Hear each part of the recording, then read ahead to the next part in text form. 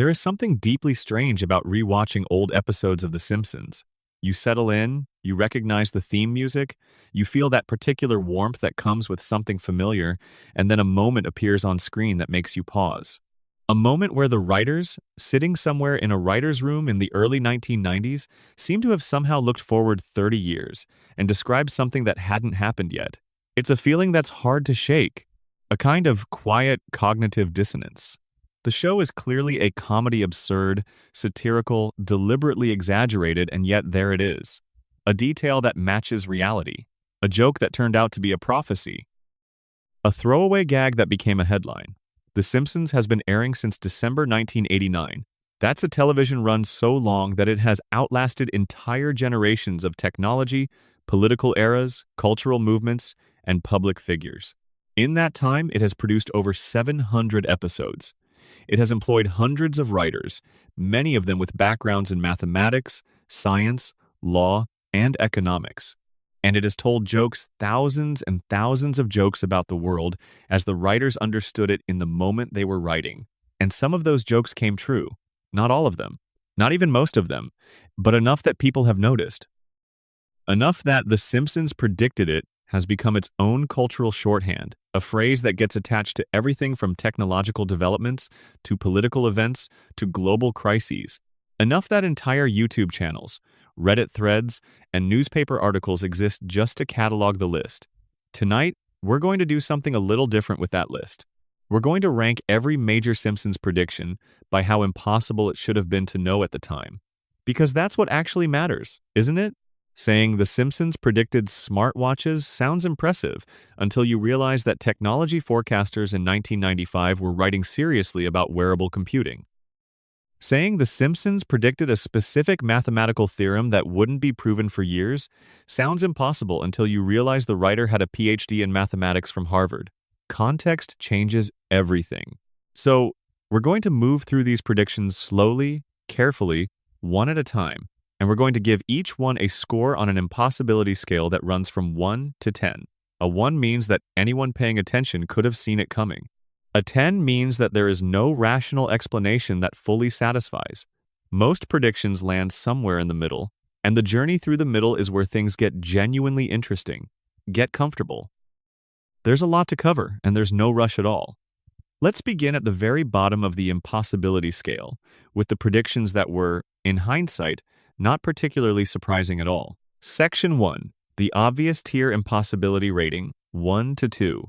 Predictions that were reasonable. Extrapolations from a very obvious present.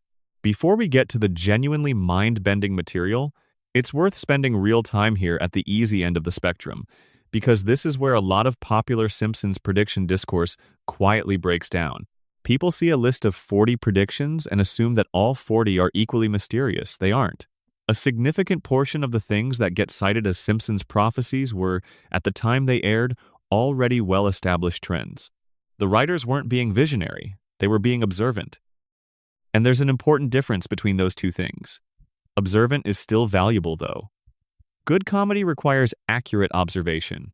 The reason these early-tier predictions feel satisfying, even if they're not particularly mysterious, is that the writers were paying close attention to the world they lived in. They were reading newspapers. They were watching the news. They were listening to economists and scientists and political analysts, and they were translating that awareness into jokes. So let's start there, at the beginning, with the predictions that seem impressive until you look at the context around them. Prediction: the rise of automated grocery checkout. In a 1994 episode, Springfield's characters interact with checkout technology that handles transactions automatically, without a human cashier present. At the time this episode aired, this felt like a joke about a slightly absurd technological future. Self-checkout kiosks were a theoretical concept in the mid-1990s, and the first commercial systems were being piloted in very limited locations. For most people watching in 1994, self-checkout was something you might have read about in a technology magazine but had never personally encountered at your local grocery store. But here's the thing, it was already being discussed and developed. Retail industry analysts were writing about automated checkout as an imminent development in industry publications. The technology existed in prototype form. The economic incentives for retailers were completely obvious to anyone who understood the business. Fewer employees, lower labor costs, faster customer throughput during peak hours. This was not a case of the writers imagining something that didn't exist anywhere. This was a case of the writers making a joke about something that was clearly, visibly, obviously about to exist. The joke worked because it was a slight exaggeration of a trend already in motion, not because it was reaching into some unknowable future. Impossibility rating, 1 out of 10. If you were a retail industry analyst in 1994, this was not a prediction. It was a Tuesday. Prediction: the advent of video calling. In multiple early episodes, characters in The Simpsons communicate via video screens that allow them to see each other while they talk. This was presented as futuristic, and it was certainly funnier at the time than it is today, because video calling in the early 1990s was the province of science fiction and very expensive corporate video conferencing systems that required dedicated equipment rooms and ISDN lines. But the concept of video calling is essentially as old as the telephone itself. AT&T had famously demonstrated the picture phone at the 1964 World's Fair, an invention that failed commercially but proved the idea was technically feasible to anyone paying attention. Throughout the 1970s and 1980s, the technology press regularly discussed when video telephony would become widely available to ordinary consumers. By the time The Simpsons aired its video calling gags in the early 1990s, the question in technology circles was not whether video calling would happen, but when and through what medium it would eventually succeed. The writers didn't predict video calling. They borrowed the most obvious imaginable version of the technological future and played with it for comic effect, which is exactly what good comedy writers are supposed to do. Impossibility rating, 1 out of 10. Jules Verne was writing about visual telecommunications in the 1860s. Prediction: the dominance of fast food and its health consequences. Throughout its earliest seasons, The Simpsons is absolutely saturated with jokes about the American relationship to fast food. Homer eats in ways that are exaggerated for comic effect, but clearly drawn from real, observed patterns of behavior. Springfield's landscape is dotted with fictional fast food chains, modeled obviously on real ones. Characters gain weight, characters have health problems. The show draws a clear comedic line between the omnipresence of unhealthy processed food and the declining health of the people who eat it regularly. This has been cited sometimes as predicting an obesity epidemic that would become a dominant public health narrative in the 2000s and 2010s. But the obesity epidemic was already a documented public health concern in the 1980s, before the show even premiered. The links between fast food consumption, sedentary lifestyles, and weight gain were being written about extensively in mainstream publications well before 1989. The Surgeon General's reports on nutrition and health, the studies coming out of public health schools, the featured journalism in magazines and newspapers, all of this was already building a picture of an America that was getting heavier and eating worse.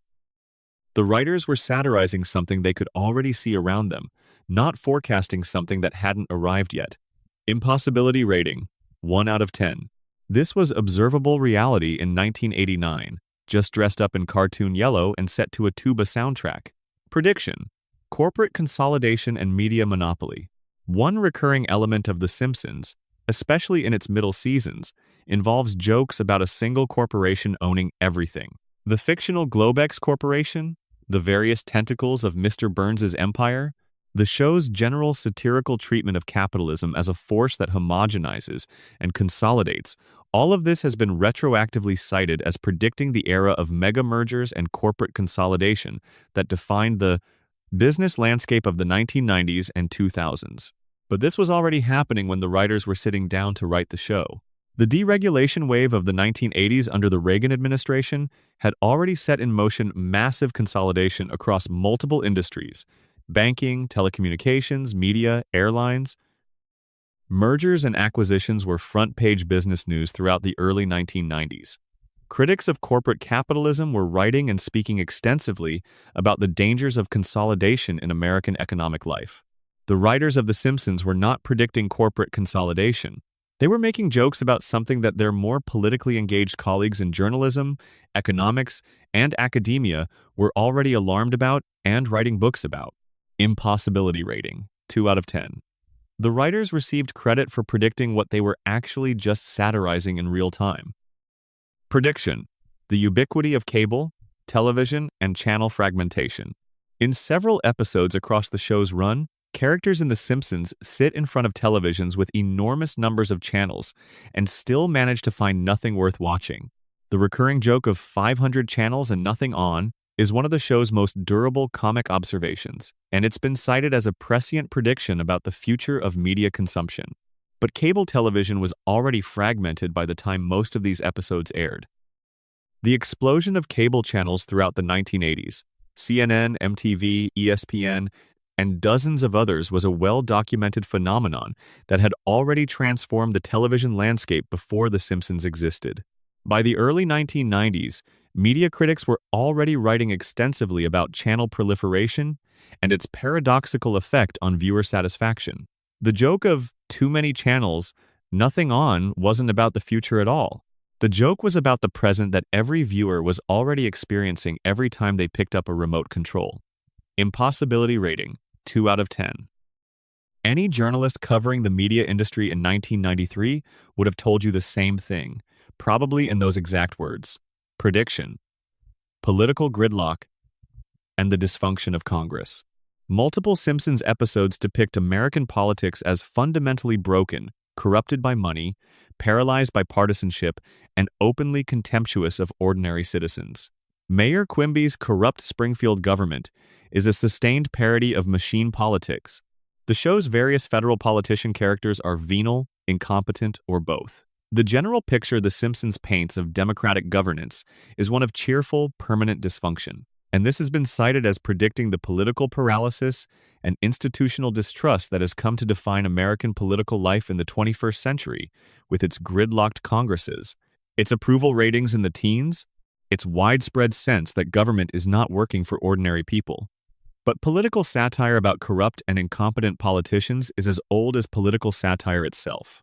Mark Twain was writing about congressional corruption in the 1870s. H.L. Mencken was skewering the stupidity of American democratic governance in the 1920s. The writers of The Simpsons were working within a centuries-old tradition of political satire, drawing on very real and well-documented trends in late 20th century American politics, the savings and loan scandal, the Iran-Contra affair, the culture of special interest lobbying that had been extensively documented in journalism throughout the 1980s. The cynicism about Congress embedded in The Simpsons was not prophetic. It was the direct result of watching real events unfold. Impossibility rating? 2 out of 10. Every late-night comedy writer of that era was making the same observations based on the same news. Prediction: the automation of manufacturing and its effect on working-class communities. Springfield is, among other things, a sustained joke about the post-industrial Midwest and the communities left behind by the shift away from manufacturing. The town's economy revolves around a nuclear power plant itself, a somewhat outdated energy infrastructure by the time the show premiered. Characters regularly struggle with unemployment, underemployment, and the sense that the economic promises made to their parents' generation have not materialized. Multiple episodes touch on factory closures, layoffs, and the erosion of working-class stability. This has been linked retrospectively to the broader deindustrialization of the American Midwest and the economic anxieties that drove various political shifts in the 2000s and 2010s, including the rise of a political vocabulary centered on working-class grievance and the hollowing out of Middle America. But the Rust Belt was already a well-documented phenomenon in 1989, the year the show premiered. Factory closures had been front-page news throughout the 1980s. The devastating effects of manufacturing automation and offshoring on working-class communities were being documented by economists, sociologists, and journalists for years before the show's first episode. The writers didn't predict deindustrialization. They set their show in its already existing aftermath, because that's what the American Midwest they were drawing from actually looked like. Impossibility rating? 2 out of 10. Springfield was a comment on the already existing reality of communities like Youngstown, Flint, and Gary, Indiana. What these low-ranked predictions tell us. Here is what's worth taking from this tier before we move upward into more interesting territory. The Simpsons, in its early and middle periods, was staffed by some of the most well-read writers in American television history. Many of them had Ivy League educations. Many of them had backgrounds in journalism, academia, or other fields that required sustained, serious engagement with the world of ideas. They read widely and thought carefully. They paid attention to economics and science and politics and culture in ways that most television writers of the era did not. And that attention showed up in the work. When they made jokes about the world, the jokes were grounded in genuine, careful observation. The show's satirical portrait of American life in the late 1980s and 1990s was sharp because it was drawn from real knowledge, not from vague cultural impressions. So, when some of those jokes turned out to describe the future accurately, it's worth pausing to ask, was that because the writers were unusually prescient? Or was it because they were unusually attentive to a present that was already pointing clearly in a particular direction? For the predictions in this first tier, the honest answer is the latter. These were not prophecies. They were good journalism translated into comedy. And good journalism, grounded in accurate observation of the present, tends to remain accurate as the present becomes the past, because the fundamental dynamics that produce human behavior change slowly even when the surface details change quickly. The bottom tier helps us calibrate. It gives us a baseline for evaluating everything that follows. And the further we move from this baseline, the more specific, the more precise, the more technically detailed the predictions become, the more interesting the story gets. Before we continue, if you're watching this, wherever you are and whatever time it is there, drop a comment and let us know. Tell us your location and the time. There is something genuinely lovely about imagining all the different places this video travels while people are winding down and drifting off, and we'd love to know. And if you haven't subscribed yet, now is a good time. There's a lot more of this kind of deep dive coming, and you won't want to miss it. Now, let's go deeper. Section 2. Educated Extrapolations Impossibility Rating. 3 to 4. When paying close attention isn't quite enough to fully explain it, we've established the baseline. The lowest tier predictions aren't really predictions at all. They're sharp observations about trends that were already visible, already documented, already being debated in the press.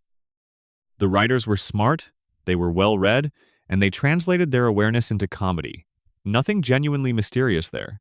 But as we move up the scale, something shifts. In this second tier, we encounter predictions that go a step further. These are cases where the writers weren't just noting existing trends, they were extrapolating from those trends in specific ways that turned out to be accurate. That's a harder thing to do. Many people can see a trend. Fewer can correctly predict the specific form it takes when it arrives. Prediction. Motion-controlled gaming. Impossibility rating. 3. In a 1995 episode, Bart and his friends play a video game using a controller that responds to physical movement, children waving their arms, while a console tracked their motion and translated it into on-screen action. Nintendo released the Wii in 2006, and motion-controlled gaming became a genuine cultural phenomenon. The episode aired 11 years earlier. The concept of motion gaming existed already. The Nintendo Power Glove had been released in 1989 and failed commercially, but it demonstrated the idea in people's minds. Virtual reality research throughout the mid-1990s included extensive work on physical interfaces. The writers weren't inventing the concept, they were extrapolating from a concept that had failed commercially to a future where it would succeed massively. That leap from "this mostly fails" to "this will become mainstream entertainment" was not obvious. The conventional industry wisdom was that motion control was a gimmick. Impossibility rating, 3 out of 10. The concept existed. The prediction of eventual mainstream success was better than average. Prediction. Smartwatches and wearable computing impossibility rating. 3. In a 1995 episode, a character uses a wrist-worn device to communicate and access information. The Apple Watch launched in 2015, 20 years later. At the time of the episode, wearable computing was an active research area at places like MIT's Media Lab, and technology magazines were covering it regularly. The writers were imagining a device that researchers were already building, and that technology journalists were already writing about becoming a casual, everyday consumer object, which was the more specific and more optimistic. Prediction. Impossibility rating, 3 out of 10. The concept was in the technology press. Predicting its casual consumer normalization was the harder call. Prediction. The baby translator impossibility rating. 3. In a 1992 episode, a character invents a device that translates infant vocalizations into understandable speech. The comedy was entirely built on how absurd this seemed. Decades later, technology emerged that analyzes infant cry patterns to indicate states like hunger or discomfort, nowhere near semantic translation, but in the same conceptual territory. Infant vocalization research was an existing academic field. The writers were imagining a consumer product emerging from that research. Impossibility rating, 3 out of 10. The research existed. The joke just projected it to a product development endpoint. Prediction, automated telephone systems impossibility rating, 3. In the early 1990s, The Simpsons made several jokes about automated phone systems routing callers through endless menus and making it nearly impossible to reach a human. These jokes landed because the systems already existed and were already frustrating people. The prediction embedded in the jokes was that the frustration would only deepen and proliferate as companies adopted the technology more widely. That turned out to be entirely correct. Interactive voice response systems became more ubiquitous and more maddening throughout the following decades, exactly as the joke suggested. Impossibility rating, 3 out of 10. The technology existed. Predicting its widespread adoption and ongoing frustration was an obvious trajectory. Prediction, the decline of Sears' impossibility rating, 4. In a 2012 episode, a Springfield Mall location shows a shuttered Sears. At the time, Sears was struggling but still operating thousands of stores. The company filed for bankruptcy in 2018. Retail analysts in 2012 were already writing extensively about Sears's declining relevance in the era of online shopping. The prediction required correctly calling the eventual death of a specific company harder than calling an industry trend, but consistent with informed analyst consensus. Impossibility rating, 4 out of 10. The information was in the financial press. The writers were tracking a well-documented corporate decline. Prediction, invasive targeted advertising. Impossibility rating, 4. Several Simpsons episodes depict advertising that seems to know things about characters anticipating their preferences, following them across contexts. These gags have been cited as predicting algorithmic behavioral advertising. But targeted advertising has deep roots. Direct mail companies were building demographic databases throughout the 1970s and 1980s.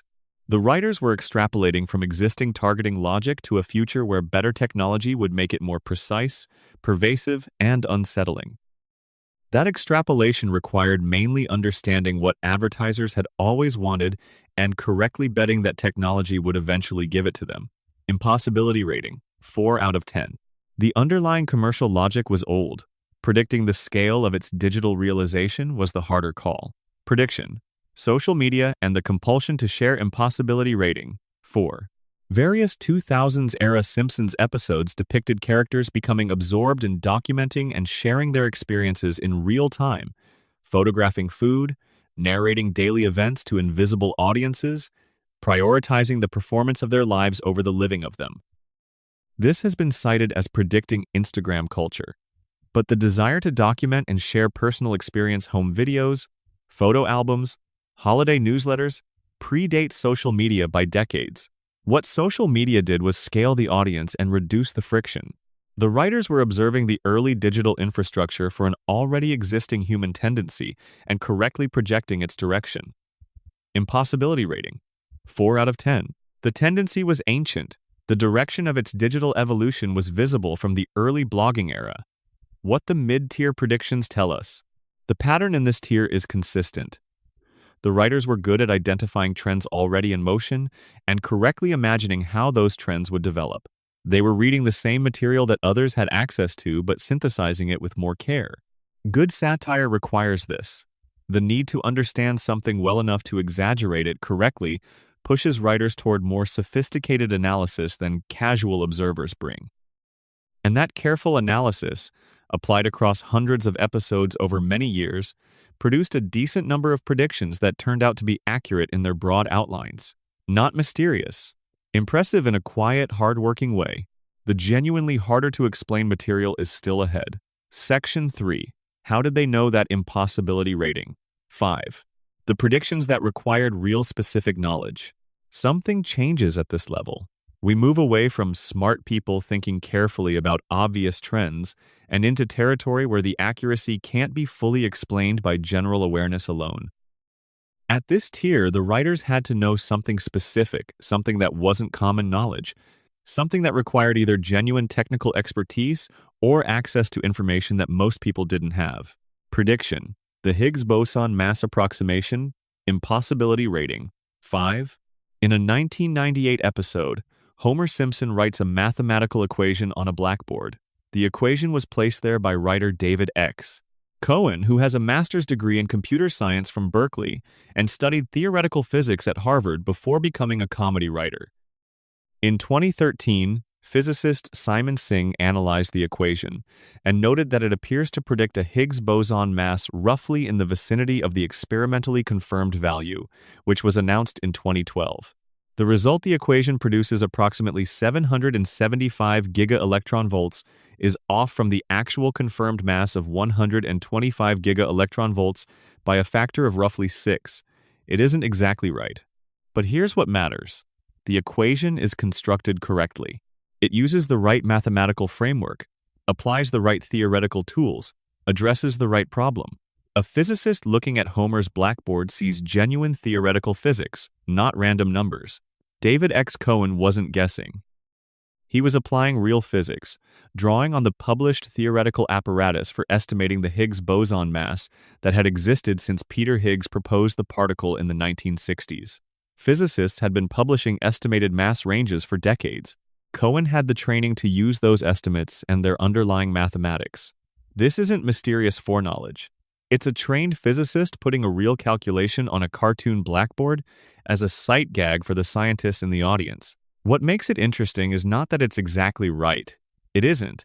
But that the methodology is real and the result is in the right ballpark, 14 years before experimental confirmation. Impossibility rating, 5 out of 10. Produced by someone with the right training using real methods, and accurate enough to be genuinely interesting. Prediction: the FIFA corruption scandal impossibility rating, 5. In a 2014 episode, The Simpsons depicted a fictional FIFA-like governing body as corrupt officials enriching themselves through bribery related to broadcast rights and tournament hosting. In 2015, U.S. Department of Justice and Swiss prosecutors announced indictments of dozens of FIFA officials on racketeering, wire fraud, and money laundering charges. But investigative journalists had been writing about FIFA's corrupt practices for years before the scandal became public. Andrew Jennings published Foul: The Secret World of FIFA in 2006. The BBC's Panorama had aired investigative segments about suspicious voting practices. British and American newspapers had published reporting about unexplained financial flows within the organization. FIFA's corruption was, among people who followed serious sports journalism, a heavily documented suspicion held by many informed observers. The writers appear to have read the same investigative reporting that anyone seriously tracking FIFA governance had access to. What makes the episode feel impressive is the timing. It aired close enough to the official scandal that it created the impression of prediction rather than contemporaneous satire. Impossibility rating, 5 out of 10. The information was publicly available in specialized journalism. The timing relative to the public scandal is what generates the impression of prediction. Prediction: the Tiger Attack impossibility rating, 5. In a 1993 episode, a Las Vegas magic act featuring two men and a white tiger ends with the tiger turning on its handlers. In 2003, Roy Horn of Siegfried and Roy was severely injured when their white tiger Manticore attacked him during a live performance. The parallel has been widely cited. But consider the underlying logic. White tiger attacks on handlers were documented in the exotic animal entertainment industry. Anyone writing a joke about a Las Vegas act built on white tigers has the raw material for "what if the tiger turns on them" readily available, because that risk is inherent and obvious. The joke doesn't require predicting Siegfried and Roy specifically. It requires observing that large predatory animals in confined performance spaces represent a predictable category of danger. What gives this some genuine interest is the specificity of the eventual real-world event matching the joke's elements closely. But the underlying comic logic was available to anyone who thought about the setup for a moment. Impossibility rating, 5 out of 10. The general scenario was predictable. The specificity of the match elevates it slightly. Prediction: the Greek economic crisis. Impossibility rating, 5. In a 2010 episode, a chalkboard gag referenced Greece going broke. Greece's debt crisis became a defining European economic story of the early 2010s, requiring multiple international bailouts and producing severe austerity measures. By 2010, Greece's fiscal problems were publicly documented among people following European financial journalism. The country had been running unsustainable deficits for years. Bond markets were already pricing in significant risk. Economists were discussing Greece's trajectory with alarm. The writers needed only to have been reading the financial press, which they were to know that Greece's situation was serious enough to be the basis of a joke. Impossibility rating, 5 out of 10.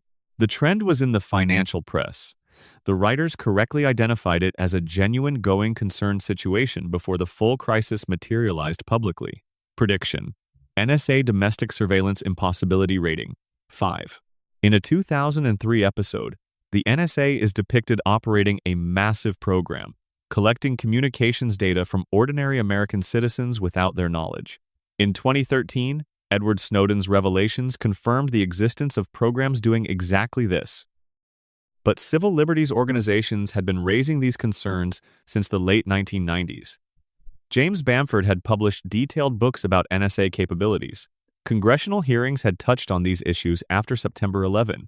Former NSA employees had given interviews suggesting the agency's domestic surveillance was far more extensive than publicly acknowledged. The writers were drawing on sources available to anyone closely following surveillance law and civil liberties, sources that hadn't reached mainstream awareness but existed in public form. Impossibility rating, 5 out of 10. Information available in specialized circles? The writers had done the reading most people hadn't. What this tier reveals. The pattern here is clearer than it might first appear. Many of the predictions in this tier can be traced to specific sources: a journalism book, an investigative documentary, a scientific theoretical framework, a financial reporting trend. The writers had found and absorbed information that existed in publicly available form but hadn't reached the general audience. That's impressive as a research achievement. It's not mysterious as a predictive phenomenon.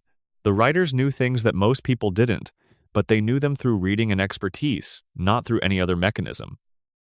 What begins to genuinely tax this explanation is the next tier where the sources get harder to identify. Section 4.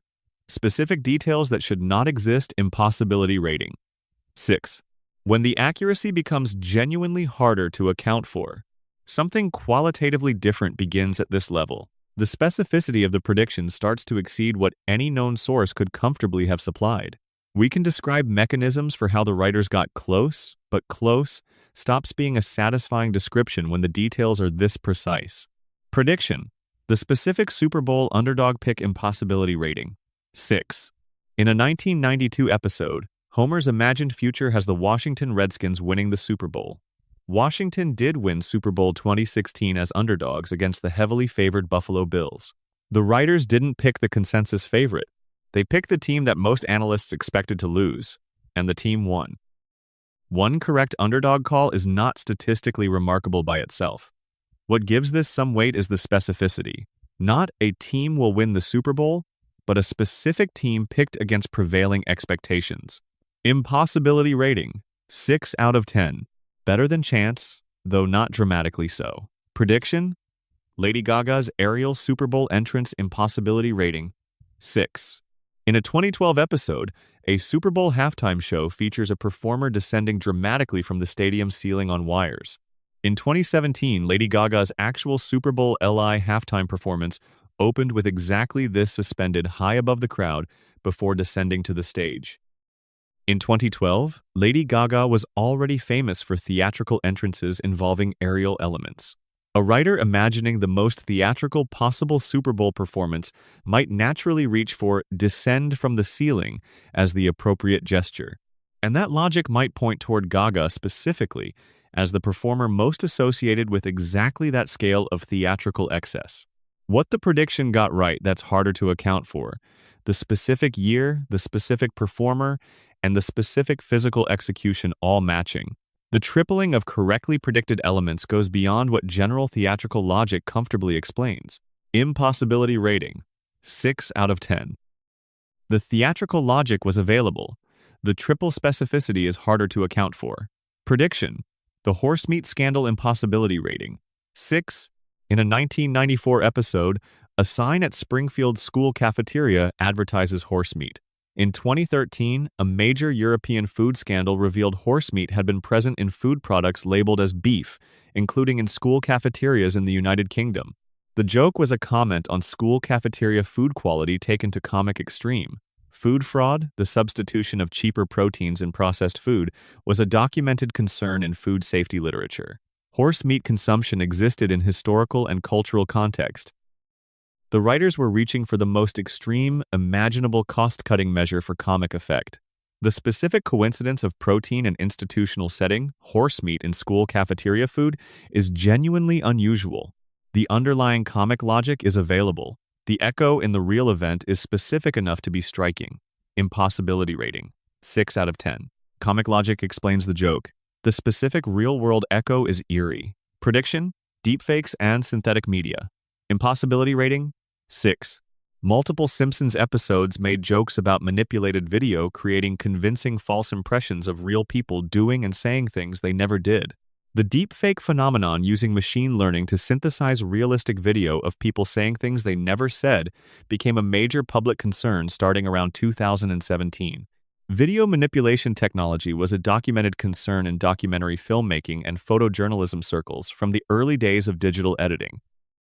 The underlying concern about when will this become convincing enough to deceive ordinary viewers was being discussed in media studies contexts throughout the 1990s and 2000s. The writers were projecting from existing concerns to a future where they became mainstream problems. Impossibility rating. 6 out of 10. The concern was documented.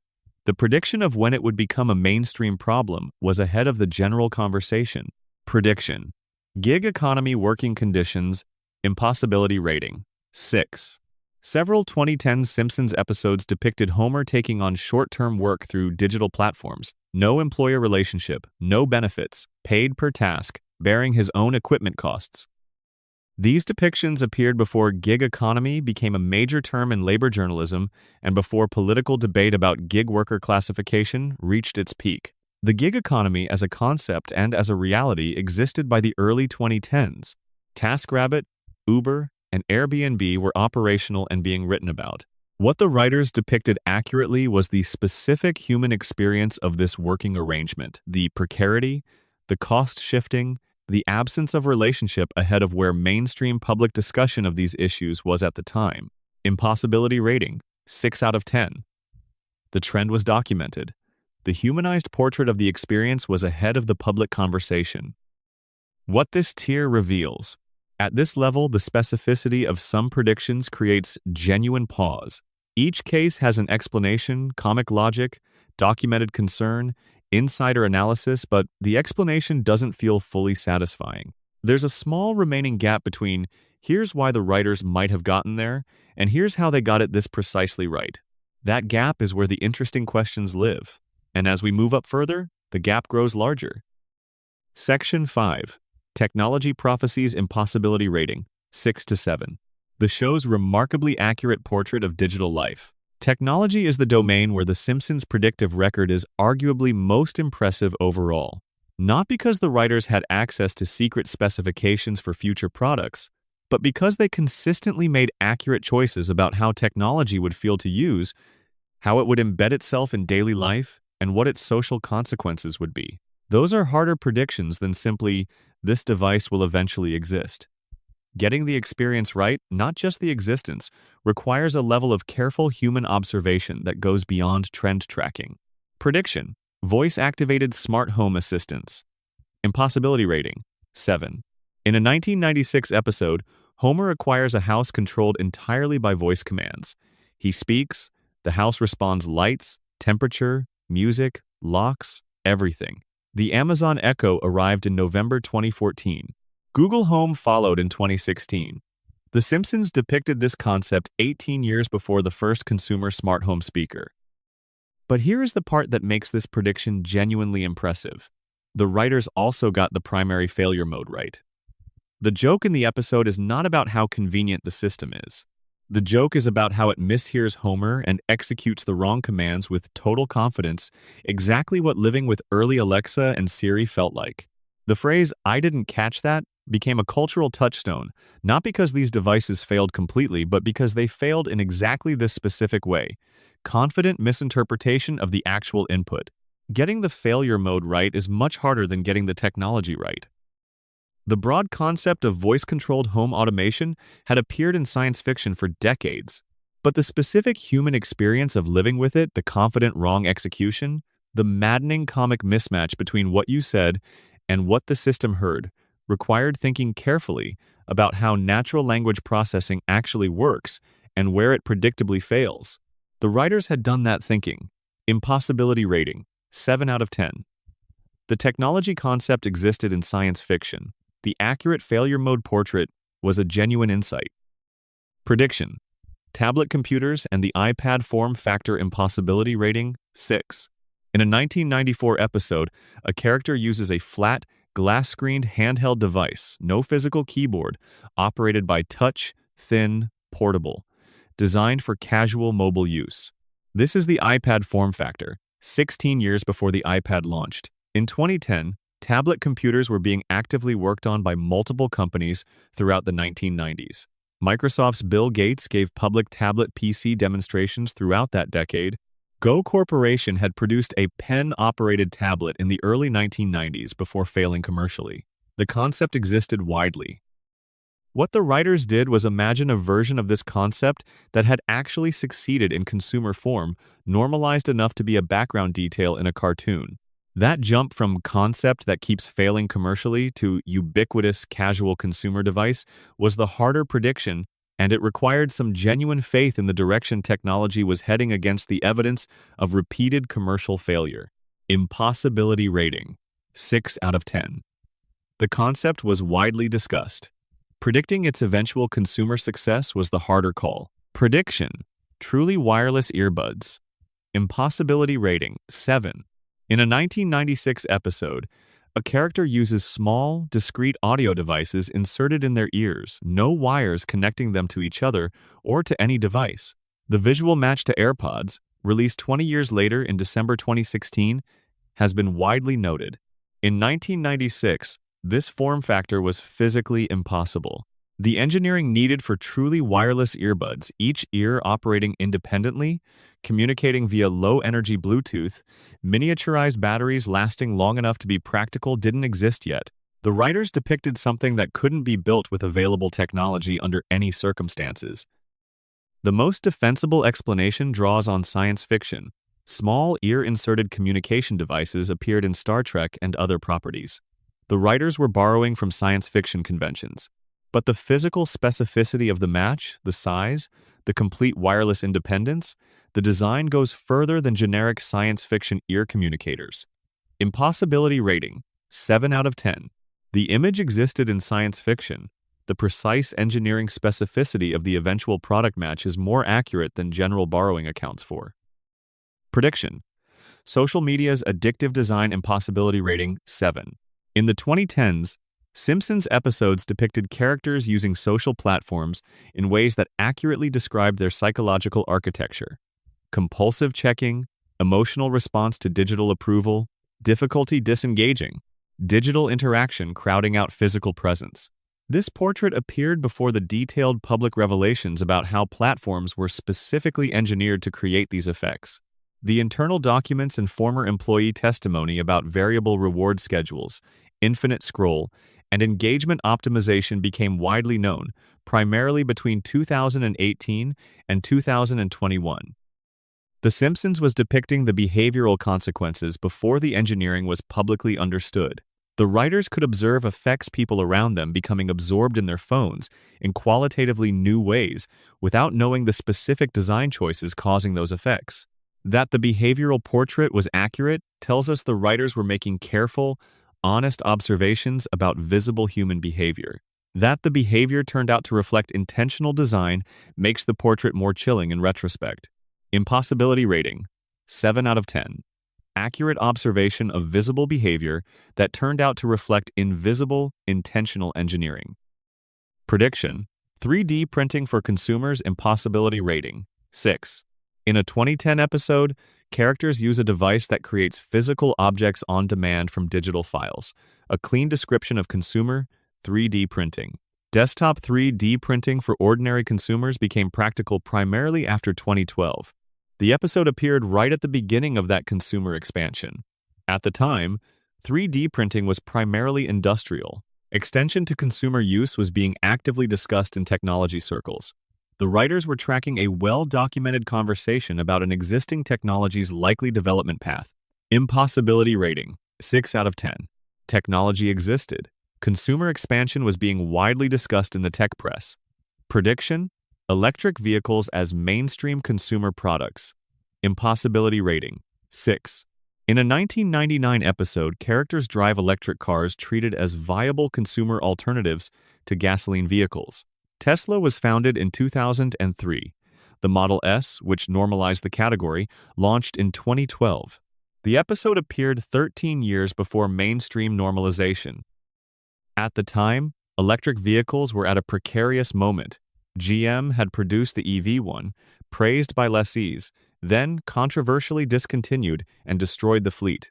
The episode came in the immediate aftermath of the EV1's cancellation, which seemed to many observers to indicate that the major automakers had decided the market wasn't viable. Predicting mainstream electric vehicles in 1999 against the recent evidence of the EV1's fate was a slightly contrarian call that required faith in the direction against the prevailing evidence. Impossibility rating, 6 out of 10. The technology existed. Predicting commercial success after the EV1 program's cancellation required some contrarian confidence. What the technology tier reveals? The technology section contains some of the show's most genuinely impressive predictions for a specific reason. Several of them get the experience right, not just the existence. The voice assistant failure mode, the social media behavioral portrait, the tablet as casual rather than productivity device. These are predictions about how technology would feel, and feeling is harder to predict correctly than specification. That accuracy comes from a form of attentiveness to human reality, to how people actually use technology, what frustrates them, what absorbs them, that goes beyond technical trend tracking. And it's a form of accuracy that aged well precisely because human psychology doesn't change as fast as technology does. Section 6. Political and cultural earthquakes impossibility rating, 6 to 7. The show's most famous political predictions. The Simpsons has made more political jokes over its run than almost any other television show. A remarkable few have achieved almost mythological status online, reshared with the caption, "The Simpsons predicted it," millions of times. We need to be honest about all of them, both what makes some genuinely impressive and what makes others considerably less impressive than they're often presented. Prediction: Donald Trump's presidency impossibility rating, 7. In Bart to the Future, which aired the 19th of March 2000, Bart visits a fictional future where Lisa Simpson is president of the United States, dealing with a budget crisis inherited explicitly from President Trump. The episode aired 16 years before Donald Trump won the 2016 presidential election. This is the most cited Simpsons prediction in existence, and it deserves genuinely careful treatment. In late 1999 and early 2000, when this episode was being written and produced, Donald Trump was not simply a businessman being imagined as president as a random thought experiment. Trump had actively, publicly entered the Reform Party presidential primary. He was giving speeches, doing interviews, visiting primary states, and making front-page news as a potential candidate. The Reform Party candidacy was a current, ongoing news story when the episode went into production. Trump withdrew in February 2000, but during the production window, he was a documented, real presidential candidate. What the writers did was take that current news story and extend it to what they considered the satirical extreme: Trump actually winning, leading the country into fiscal disaster, and being succeeded by a more competent Democrat. Writer Dan Greeny has described it as a warning sign about where American culture was heading, using Trump as the most vivid available symbol of celebrity culture penetrating politics. What can't be explained away? The satirical exaggeration became literal reality 16 years later. The writers were making a joke about an absurd possibility, and the absurd possibility became fact. Impossibility rating, 7 out of 10. The Reform Party context explains the origin of the idea. What doesn't fully explain away is why the satirical extreme became precise reality. Prediction: Disney acquiring 20th Century Fox. Impossibility rating: 7. In a 1998 episode, an on-screen title card reads 20th Century Fox, a division of Walt Disney Co. The Disney acquisition of Fox's entertainment assets was announced in December 2017 and completed in 2019. The episode aired 21 years before. The joke worked in 1998 because the combination seemed maximally incongruous: wholesome, family entertainment, Disney owning edgy, adult-skewing Fox. The writers chose Disney for comic incongruity. It was their own parent company's most unlikely imaginable acquirer. Nothing in 1998 suggested this acquisition was being considered. And yet, 21 years later, the specific acquisition they chose for maximum incongruity actually occurred. The probability that a randomly chosen incongruous entertainment company pairing used as a joke would turn out to be the actual acquisition that eventually happened is genuinely low. Many other major media combinations were possible and didn't occur. This specific one, Disney buying Fox, did. Impossibility rating: 7 out of 10. The comedy logic is clear. The specific accuracy of the company pairing is harder to account for through comedy logic alone. Prediction: The rise of populist demagogues. Impossibility rating: 6. Throughout the 2000s and early 2010s, The Simpsons depicted Springfield political figures appealing to fear, scapegoating outsiders, using simple slogans to mobilize angry voters. These characters have been retroactively cited as predicting the populist nationalist wave of the 2010s Brexit, Trump, and similar movements. But political satire about demagogues is literally the oldest form of political comedy. Aristophanes was writing about it in ancient Athens. The specific warning about charismatic leaders who bypass rational deliberation by appealing to fear has been a constant in democratic political thought since democracy was invented. The writers were applying a timeless template, and the template remained accurate because human political patterns recur. Impossibility rating: 6 out of 10. Accurate observation of recurring patterns. Doesn't require special predictive insight. Prediction: Mass surveillance and NSA programs. Impossibility rating: 6 to 7. The 2003 NSA joke made a political argument, not just a technological observation, that surveillance would expand beyond stated justifications, that ordinary citizens would be swept into data collection programs, that the legal frameworks constraining intelligence agencies would erode under national security pressure. Those political predictions were accurate. The Snowden revelations confirmed not just that the technical surveillance existed, but that the political dynamics the writers had satirized were real. The legal and political mechanisms by which the surveillance state expanded were not widely understood before Snowden. The writers were making an argument based on available civil liberties reporting that turned out to be correct about mechanisms most people hadn't traced yet. Impossibility rating: 6 to 7 for the political dimension. The argument was informed by available reporting. The specific accuracy about mechanisms that weren't yet public is what elevates it. What the political tier teaches us. The Trump and Disney predictions are genuinely most impressive because of their specificity. Not general trends, but specific identifications that turned out to be correct. Both have explanations: the Reform Party candidacy, comic incongruity, and both leave a small, genuine gap between explanation and accuracy that can't be fully closed. The rest of the political tier is more straightforwardly explained. Accurate observation of political dynamics that were already present, using timeless satirical frameworks that remain accurate because the patterns they describe recur. Section 7. The Pandemic Cluster. Impossibility rating: 7. What The Simpsons actually predicted about COVID. 1. 9. Of all the things The Simpsons has been credited with predicting, the COVID-19 pandemic has generated the most attention and the most complicated mix of genuine insight and retrospective exaggeration. The popular framing is simple: The Simpsons predicted the pandemic. The actual picture is more interesting and more honest than that. The Margin Chains. Episode 1993. Impossibility rating: 5. In a 1993 episode, Springfield is struck by a flu virus originating in Japan that spreads rapidly through the community, causing public panic, supply shortages, and chaotic institutional response. This episode is most frequently cited as having predicted COVID-19. But here's what it actually depicts: a generic respiratory illness causing a generic community health emergency. The origin is Japan, not China.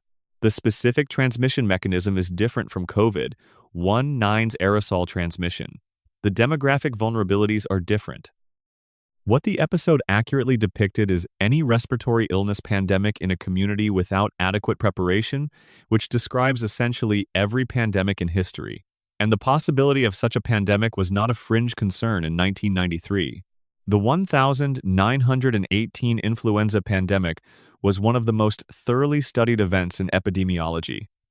The HIV/AIDS crisis was ongoing. Pandemic preparedness was an active field. Public health officials were regularly stating that another major pandemic was not a question of whether but when. The writers were listening to public health professionals and translating their warnings into comedy. The warning was correct, but the correctness belongs primarily to the public health professionals who had been making it for decades. Impossibility rating: 5 out of 10.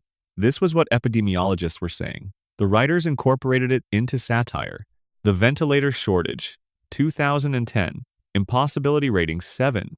Within a later episode depicting a flu outbreak, a specific detail appears. The hospital is unable to adequately treat severe cases because of insufficient ventilators. This specific shortage was one of the most distressing features of the early COVID-19 crisis in spring 2020, when hospital systems across New York, northern Italy, and other severely affected areas reported genuine ventilator shortfalls, forcing terrible triage decisions. The episode depicted this specific bottleneck 10 years earlier. Federal pandemic preparedness planning documents from the early 2000s had explicitly identified mechanical ventilator capacity as a critical vulnerability in the healthcare system's pandemic response capability. The 2009 H1N1 pandemic had produced specific documented concerns about ventilator availability. The Strategic National Stockpile was tracking this metric. The writers had read sources that were publicly available, but not widely read outside emergency management and public health circles. Impossibility rating: 7 out of 10. The information was public but specialized. Finding it and incorporating it accurately represents genuine research ahead of mainstream awareness. The cluster effect impossibility rating: 7. What makes the Simpsons pandemic situation more interesting than any single episode is what you see when you stand back and look at the full 30 years of pandemic-adjacent material together. Across that time, the show depicted a respiratory illness originating in Asia, shortage of medical equipment, panic buying, stripping store shelves, closure of public spaces, the psychological toll of isolation, the spread of health misinformation, the politicization of public health guidance, official incompetence in crisis communication, community members scapegoating each other, and the profound economic disruption following a society-wide health emergency. No single element is specifically predictive of COVID-19. Each one follows from documented pandemic dynamics that public health professionals had understood for decades. But the cluster all of these elements appearing across the same show's catalog creates a composite portrait of pandemic response that maps onto the COVID-19 experience with accuracy that goes beyond what any individual episode achieves. The composite portrait works because the writers consistently did the same thing across 30 years. Take publicly available information about pandemic risk and response and dramatize it for narrative and comic effect. That consistent process, over that long a period, produced a body of material that inevitably resonates deeply with the actual pandemic experience because the underlying dynamics the writers were drawing from were real, and reality eventually caught up with them. Impossibility rating for the cluster: 7 out of 10. Individual elements are explainable. Their collective accuracy is more impressive than any single piece. What the pandemic section teaches us.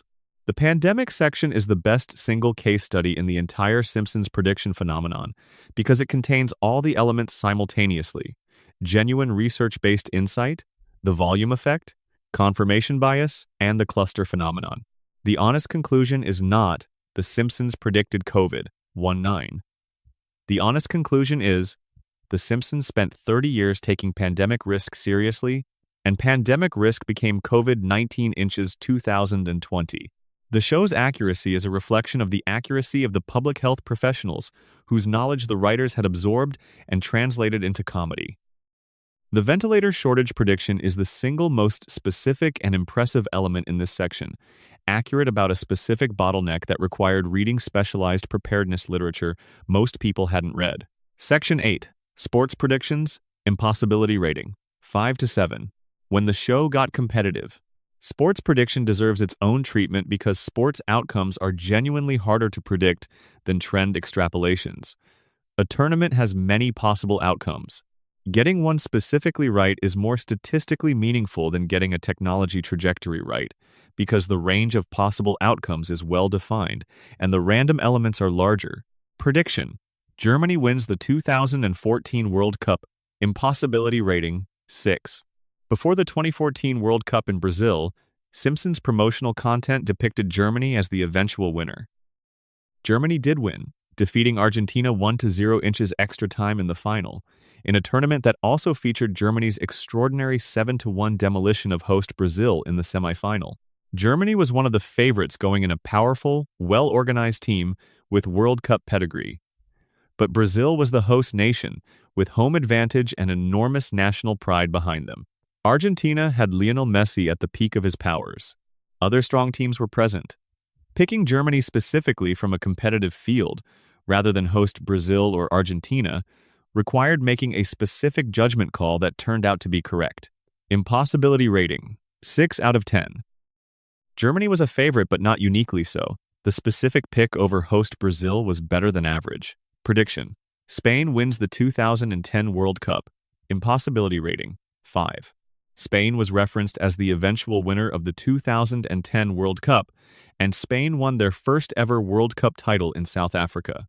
Spain in 2010 was the defending European champion and broadly considered the best team in the world. Predicting them was the consensus view among most analysts. Impossibility rating, 5 out of 10. Spain was the clear favorite. This prediction was consistent with informed consensus. Prediction: The Boston Red Sox World Series. Victory impossibility rating, 6. In a 2004 episode, Homer imagines the Red Sox winning the World Series. They did, ending the curse of the Bambino after 86 years. The Red Sox were genuine contenders that year, so predicting them wasn't wild. The specific path coming back from 0-3 down in the ALCS against the Yankees, the greatest postseason comeback in baseball history, was entirely unforeseeable, and no prediction could have anticipated that specific journey. Impossibility rating, 6 out of 10. Reasonable pick for a genuine contender. The specific manner of their victory was extraordinary and unpredictable. Prediction: Tom Brady's extended late career dominance. Impossibility rating, 6. Various Simpsons episodes across the 2010s made references to Tom Brady's football performance in ways that, retrospectively, tracked his continued excellence at ages that exceeded historical precedent for quarterback performance. Brady won Super Bowls at 38, 39, 41, and 43. Predicting that continued dominance, at a time when most quarterbacks had long since declined or retired, required betting against the historical baseline. But Brady was already one of the most dominant players in NFL history by the time these episodes aired. Predicting continued excellence was consistent with his established track record, even if the specific longevity exceeded what most expected. Impossibility rating, 6 out of 10. His past performance was extraordinary. The prediction of continued excellence was more extension than insight. Prediction: A specific World Cup match moment. Impossibility rating, 7. In Simpsons content produced before the 2010 World Cup, specific imagery appeared that has been compared closely to an actual penalty kick scenario involving the Greek national team during the tournament. The visual composition of the comparison the players involved, the scenario, the outcome has been cited as notably close by multiple observers. Getting a general tournament winner right is one level of prediction. Getting a specific match scenario, the composition of a specific penalty kick, the nations involved, the exact context is a substantially different level. The number of specific moments in a World Cup is enormous. Getting one right at this level of detail is either extraordinary coincidence or something harder to account for. Impossibility rating, 7 out of 10. The specificity of the match scenario exceeds what general analysis should produce. The pattern in sports predictions. Sports predictions from the Simpsons catalog divide into two clear groups. The first is informed sports analysis, picking favorites with better than chance accuracy, correctly identifying strong teams.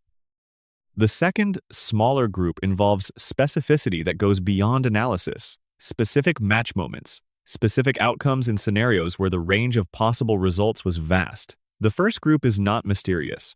The second group is the more genuinely interesting and smaller. Section 9. Insider knowledge and extraordinary luck. Impossibility rating, 7 to 8. Predictions that required something we cannot fully name. We are now in the territory where the comfortable explanations have run out. The predictions at this level have a quality of specificity or a combination of timing and precision that moves us into genuinely harder to account for territory. Prediction. Cypress Hill and the London Symphony Orchestra. Impossibility rating, 8.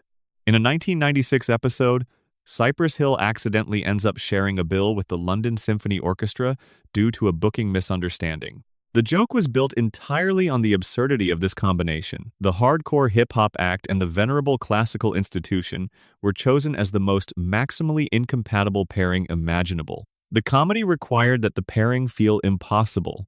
In 2024, 28 years after the episode aired, Cypress Hill performed with the London Symphony Orchestra at the Glastonbury Festival.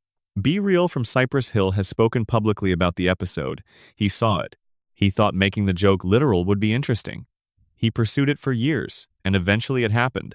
This is the most philosophically interesting prediction in the entire catalog, for a reason that has nothing to do with mysterious foreknowledge. The Simpsons didn't predict the Cypress Hill LSO collaboration. It caused it. The show created an idea that was specifically too absurd to be realistic, and a musician who had watched the show decided to make the unrealistic idea real. The prediction bootstrapped itself into existence through cultural influence. This is the most important mechanism in the prediction phenomenon that gets discussed least often. Not prophecy, not research, not statistical coincidence. Cultural influence looping back on itself to manufacture the very reality it had imagined. Impossibility rating, 8 out of 10. Not because of mysterious foreknowledge, but because the mechanism by which the prediction made itself true is genuinely remarkable. Prediction. The Nobel Prize for Richard Thaler. Impossibility rating, 7. In a 2010 episode, a visible graphic lists Richard Thaler as a Nobel Prize winner in economics. In 2017, Thaler won the Nobel Memorial Prize in Economic Sciences for his work on behavioral economics. Thaler in 2010 was already highly respected in academic economics. His work on behavioral economics was prize caliber by the informal consensus of people inside the field. The informal community that tracks Nobel predictions had Thaler on their shortlists. The writers, with their dense connections to elite academic institutions, appear to have been reflecting that internal academic consensus about who was doing prize-worthy work. This is an insider knowledge prediction. The writers had access to the inner conversation of academic economics through their educational and professional networks, and that conversation was reflected in the joke. Impossibility rating, 7 out of 10. Credibly explained through academic insider knowledge, impressive in its specificity despite the explanation. Prediction. The Russian Olympic doping scandal impossibility rating, 7. In a 2014 episode, a segment referenced Russian athletes and performance-enhancing substances in ways that paralleled the state-sponsored doping program that became a massive scandal when the McLaren report was published in 2016. By 2014, investigative journalists and anti-doping researchers were building the case against the Russian program. The Sochi Winter Olympics of 2014 had already raised specific questions. Anti-doping researchers were publishing work that pointed towards systematic state involvement. The writers appear to have been reading investigative sports journalism that existed before the official report made the scandal public knowledge. They were ahead of the mainstream news cycle but drawing on publicly available sources. Impossibility rating, 7 out of 10. The information existed in specialized journalism. The writers were reading ahead of the mainstream news cycle. Prediction. The metaverse as social space impossibility rating, 7.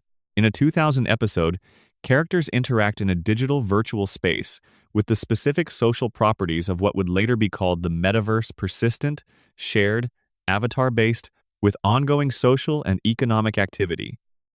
This maps closely onto the specific vision that Facebook articulated in its 2021 rebranding as Meta. The concept draws heavily on Neil Stephenson's 1992 novel Snow Crash, which introduced the term metaverse, and which was required reading in technology circles throughout the 1990s and 2000s. The writers of The Simpsons were certainly aware of it. What elevates this above simple science fiction borrowing is the specific social configuration avatar identity as genuine social identity, economic transactions within the space, the coexistence of virtual and physical social life, which matches the metaverse concept more closely than general VR science fiction does. Impossibility rating, 7 out of 10. Drawing on available science fiction vocabulary, the specific social configuration was more accurate than general VR speculation. Prediction, gig economy specific labor dynamics, impossibility rating, 7. Number 4. The Simpsons episodes depicting Homer's gig work accurately portrayed specific dynamics cost shifting to workers, absence of employer relationship, per task payment, no safety net that became central to the gig economy labor debate when it reached mainstream discourse in 2018 and 2019. The writers were depicting these specific labor dynamics before the political debate about them had fully formed, which suggests they had engaged with labor economics and worker advocacy literature that was already describing these issues before they became broadly known. Impossibility rating, 7 out of 10. The dynamics were documented in labor economics. The humanized portrait of their experience was ahead of mainstream awareness. What this tier reveals. The most important thing this section shows is that the Simpsons prediction phenomenon has more than one mechanism. Some predictions reflect unusually thorough research. Some reflect insider access to professional and academic communities. Some, like the Cypress Hill case, reflect cultural influence so strong that the prediction eventually caused itself to come true. None of these mechanisms require anything supernatural. But some of them, particularly the self-fulfilling cultural influence mechanism, are more interesting and more genuinely remarkable than simple statistical coincidence. Section 10. The truly impossible tier impossibility rating. 9 to 10. The predictions that have no fully satisfying explanation. We've traveled a long way through this ranking. We've applied careful, skeptical analysis to dozens of predictions. We've found plausible, credible explanations for the vast majority of what gets called Simpsons prophecy. That skepticism has been healthy and necessary. But here is the honest conclusion of the skeptical process. Careful analysis does not eliminate the mystery. It distills it. It removes the easy cases, the obviously explicable cases, the statistical artifacts. And what remains is a small, concentrated residue of predictions that resist explanation even after doing the work. The mathematical predictions impossibility rating, 7 to 9. The Higgs boson equation is not the only mathematically sophisticated content embedded in The Simpsons. The show's later seasons, as more people with genuine STEM backgrounds joined the writing staff, contained a substantial amount of technically correct advanced mathematics in blackboard gags and visual backgrounds. In a small number of cases, mathematicians who have examined this material have noted that specific results appear to have been generated before they were formally published in the academic literature. The most careful explanation for these cases, mathematical results circulate informally before formal publication, in seminar rooms and conference conversations and email correspondence. A writer with the right connections might learn about a result before it appears in a journal and place it on a cartoon blackboard. Years later, when it's formally published, the episode looks predictive. For the cases where this mechanism is clearly in play, impossibility rating 7. For the cases where the informal circulation explanation seems thin, where the results appear too early, too specifically, without obvious connections to the relevant research community, impossibility rating 8 to 9. The most specific electoral predictions, impossibility rating 8.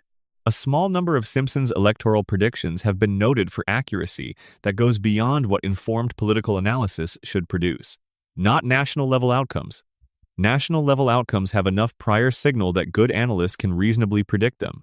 But state-level outcomes, depicted years before the elections, that matched actual results in detail. Getting state-level electoral outcomes right years in advance requires either exceptional political insight, detailed knowledge of local dynamics that wasn't publicly available, or coincidence at levels that stretch normal expectations. For the specific verified cases where this occurred, impossibility rating 8 out of 10. The specificity exceeds what general political analysis should produce. The linguistic coincidences impossibility rating 8 to 9. Across the show's run, there are a small number of cases where the specific wording of Simpsons jokes matched the specific wording of real-world headlines and public statements years or decades later. Not just the topic, the specific phrase construction, the specific framing. These are genuinely difficult to evaluate without detailed comparative analysis. The popular discourse often conflates general topic overlap with linguistic specificity. But for verified cases where the linguistic overlap is precise, where the same unusual phrase construction appears in both a Simpsons joke and a real-world document produced years later, the possibilities are coincidence, cultural transmission, someone absorbed the episode's phrasing unconsciously, or something genuinely hard to explain. For the most specific verified cases, impossibility rating 8 to 9. What remains after everything? After applying every available analytical tool volume, quality, confirmation bias, cultural influence, insider knowledge, informal knowledge circulation. A small residue of Simpsons predictions remains that continues to resist comfortable explanation. I'm not going to claim something supernatural is happening. That would be both intellectually irresponsible and empirically unsupported. What I will say is, some of these cases are genuinely hard. They require holding a space of honest uncertainty. The standard explanations are real and they're important, and they account for most of the phenomenon. But most is doing some work in that sentence, and intellectual honesty requires acknowledging what's left.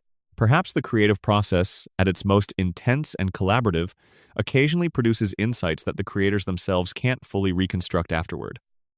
Perhaps the informal circulation of knowledge through dense professional networks produces accurate information that enters creative work without ever being consciously registered. Perhaps some of it is genuinely extraordinary coincidence, which is a real phenomenon that occurs even when we're determined to find patterns. Or perhaps, in a small number of cases, something happened that we don't have a satisfying name for yet. Impossibility rating 9 to 10 out of 10 for the small residue that survives careful analysis. Not because the claims are definitely correct, but because the comfortable explanations are demonstrably incomplete. Section 11. What the creators actually say. The people who made the show, speaking honestly. When journalists and documentary makers have asked the people responsible for The Simpsons about the show's predictive reputation, the answers have been consistent across decades and across different members of the writing staff. And that consistency is informative in its own right. They don't claim prophetic access. They don't suggest that something unexplainable was happening in the writer's room. They offer explanations that are modest, specific, and credible, and those explanations taken seriously tell us a great deal about how the show actually worked at its best. Matt Groening, The Volume Argument. Matt Groening, the creator of The Simpsons and the person most frequently asked about the prediction phenomenon, has responded to the question in essentially the same way across dozens of interviews spanning more than 2 decades. His position is consistent and clear. The show has produced over 700 episodes. Each episode contains many jokes. Each joke makes some observation about the world. Across hundreds of episodes covering every conceivable topic over a span of more than 3 decades, some non-trivial percentage of those observations were always going to turn out to rhyme with real subsequent events. That's not prophecy, that's mathematics. Groening has also made the complementary point about the selection effect. We remember and share the accurate predictions while forgetting the inaccurate ones. The Simpsons made thousands of predictions that didn't come true about technology that never materialized, political outcomes that went differently, cultural shifts that reversed or stalled. Nobody tracks those. Nobody makes YouTube videos cataloging them. The misses disappear, and the hits accumulate into a legend. His position is not, "Nothing interesting is happening here." His position is more careful than that. Most of what gets called Simpsons prediction is selection bias applied to a very large body of work. The hits look impressive because the misses are invisible.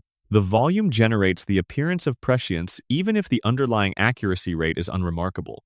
This is an intellectually honest and well-grounded position. It explains a large portion of the phenomenon. The honest question is whether it explains all of it, and Groening, to his credit, tends not to overclaim. He presents this as the explanation for most of the phenomenon, not all of it, which is the accurate framing. Al Jean, the discipline of satire.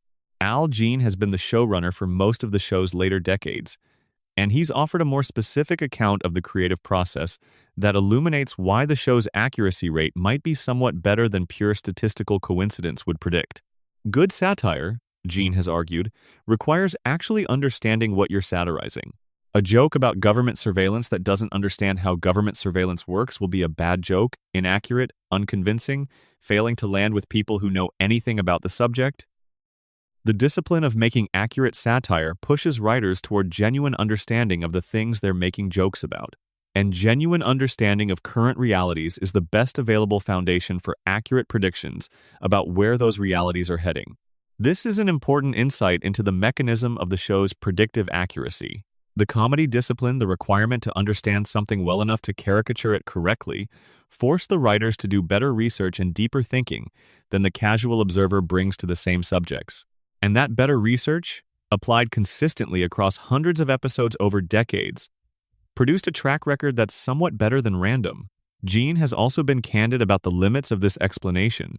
He's said in various interviews that he's gone back to watch episodes after encountering news stories that seem to rhyme with them, and sometimes he genuinely can't reconstruct how the writers got there.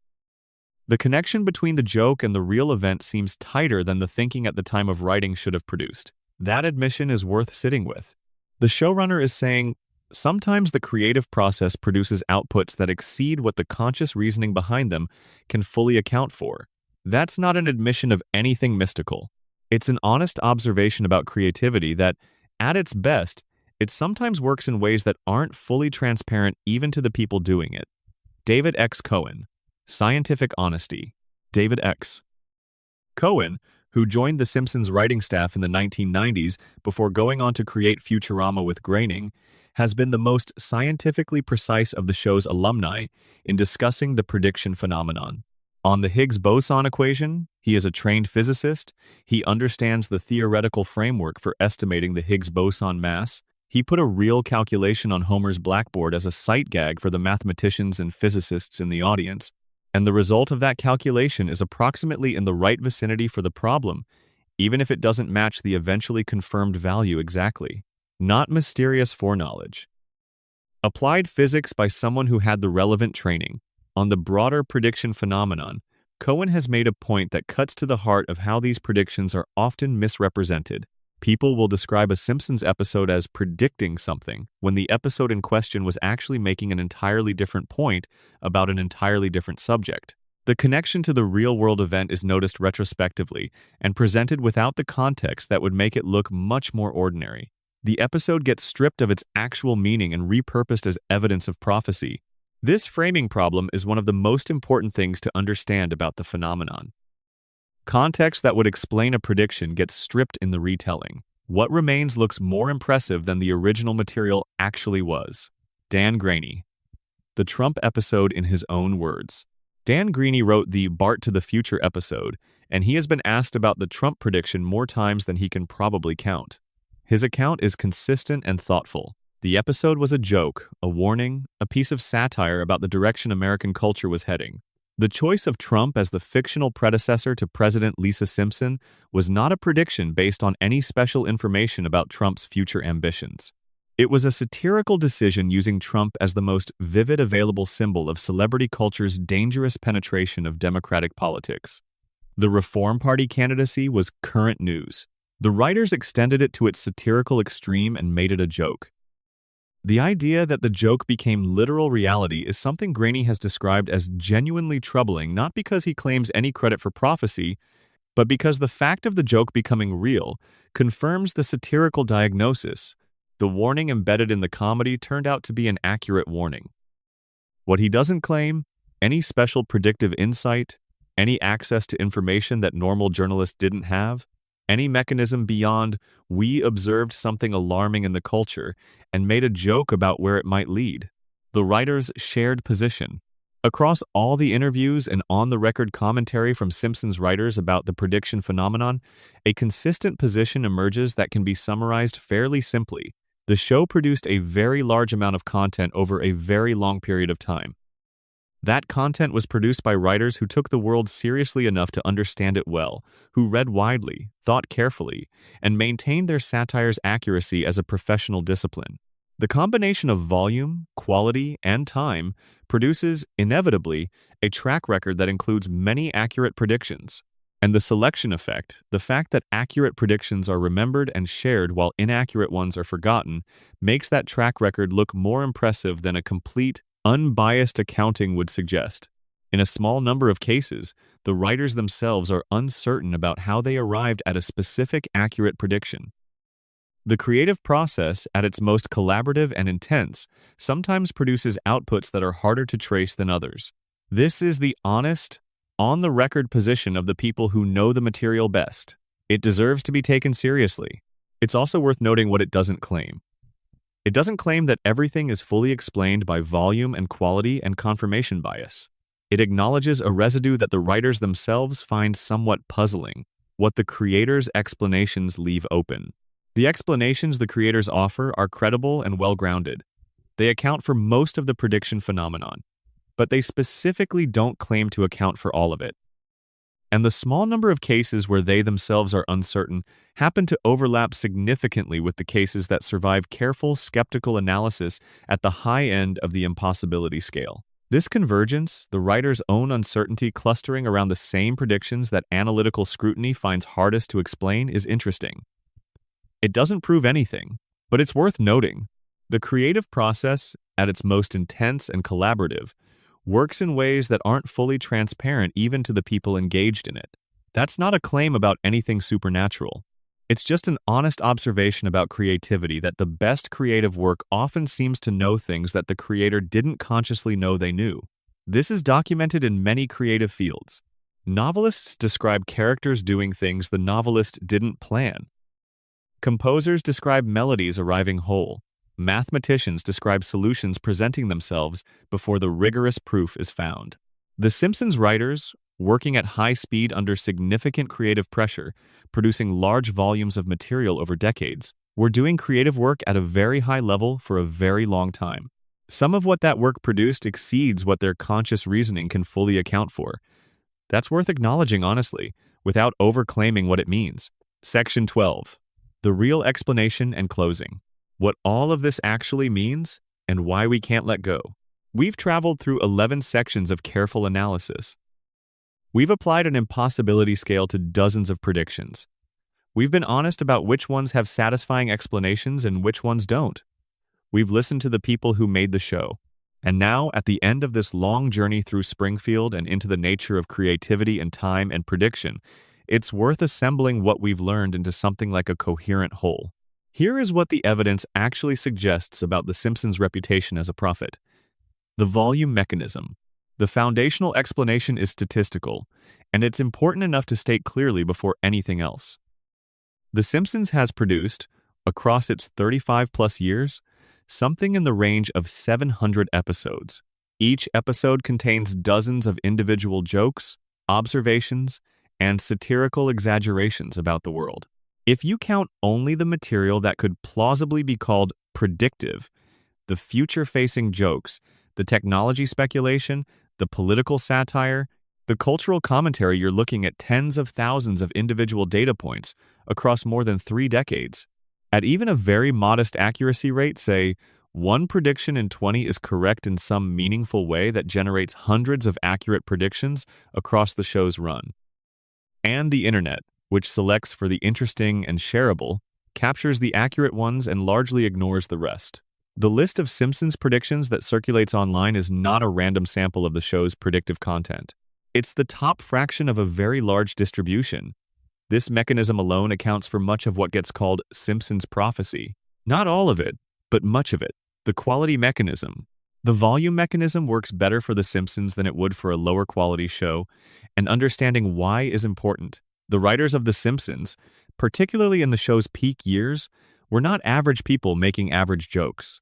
They were, collectively, among the most well-educated and well-read groups of comedy writers in American television history. Multiple writers held advanced degrees from elite universities. Many had backgrounds in mathematics, science, computer science, law, economics, or political theory fields that required genuine, systematic engagement with the world. When these writers made jokes about technology, they had often done real research about the technology. When they made jokes about economics, some of them had the economic training to understand what they were talking about. When they made jokes about scientific concepts, they sometimes had access to scientists who could ensure accuracy. The research culture of the show was unusually rigorous by comedy standards. This quality factor means that the underlying accuracy rate of the show's observations is probably somewhat better than a less rigorous show would achieve. Not dramatically better, the comedy discipline can only take you so far, but measurably better. More of the observations are accurate because more of the research behind them is thorough. The combination of high volume and somewhat above-average accuracy produces a prediction record that's genuinely more impressive than pure chance, even before any other mechanisms come into play. The confirmation bias mechanism. The third mechanism is the one that inflates the apparent impressiveness of the show's predictions beyond what the volume and quality mechanisms actually produce. Confirmation bias is the tendency to seek out and remember information that confirms existing beliefs while discounting information that contradicts them. In the context of Simpsons predictions, it operates like this. When someone encounters a prediction that came true, they share it, write about it, make it part of the cultural conversation about the show's prophetic reputation. When they encounter a prediction that didn't come true, they note it mentally and move on. The hits accumulate, the misses disappear. The result is a highly curated public record that makes the show's predictive accuracy look far better than a complete, unbiased accounting would show. The actual base rate of accurate Simpsons predictions, if you counted all the predictive claims the show has made over its run, accurate and inaccurate alike, and divided, would be far lower than the impression created by the circulating highlights. This is not a criticism of The Simpsons. It's a description of how human memory and social sharing work. Any sufficiently large and long-running creative work would generate an impressive-seeming prediction record through this mechanism, because the selection process is always working in favor of the hits. Understanding confirmation bias is essential to honestly evaluating the phenomenon. Much of what gets called Simpsons prophecy is selection bias applied to a very large body of work. Accepting this doesn't diminish what's genuinely impressive about the show, it just helps us be accurate about what we're actually seeing. The cultural influence mechanism. The fourth mechanism is the one that gets discussed least and is arguably the most interesting. The Simpsons has been, for 35 years, one of the most culturally embedded creative works in human history. Its jokes have entered the vocabulary of an entire generation. Its characters are among the most recognized fictional figures globally.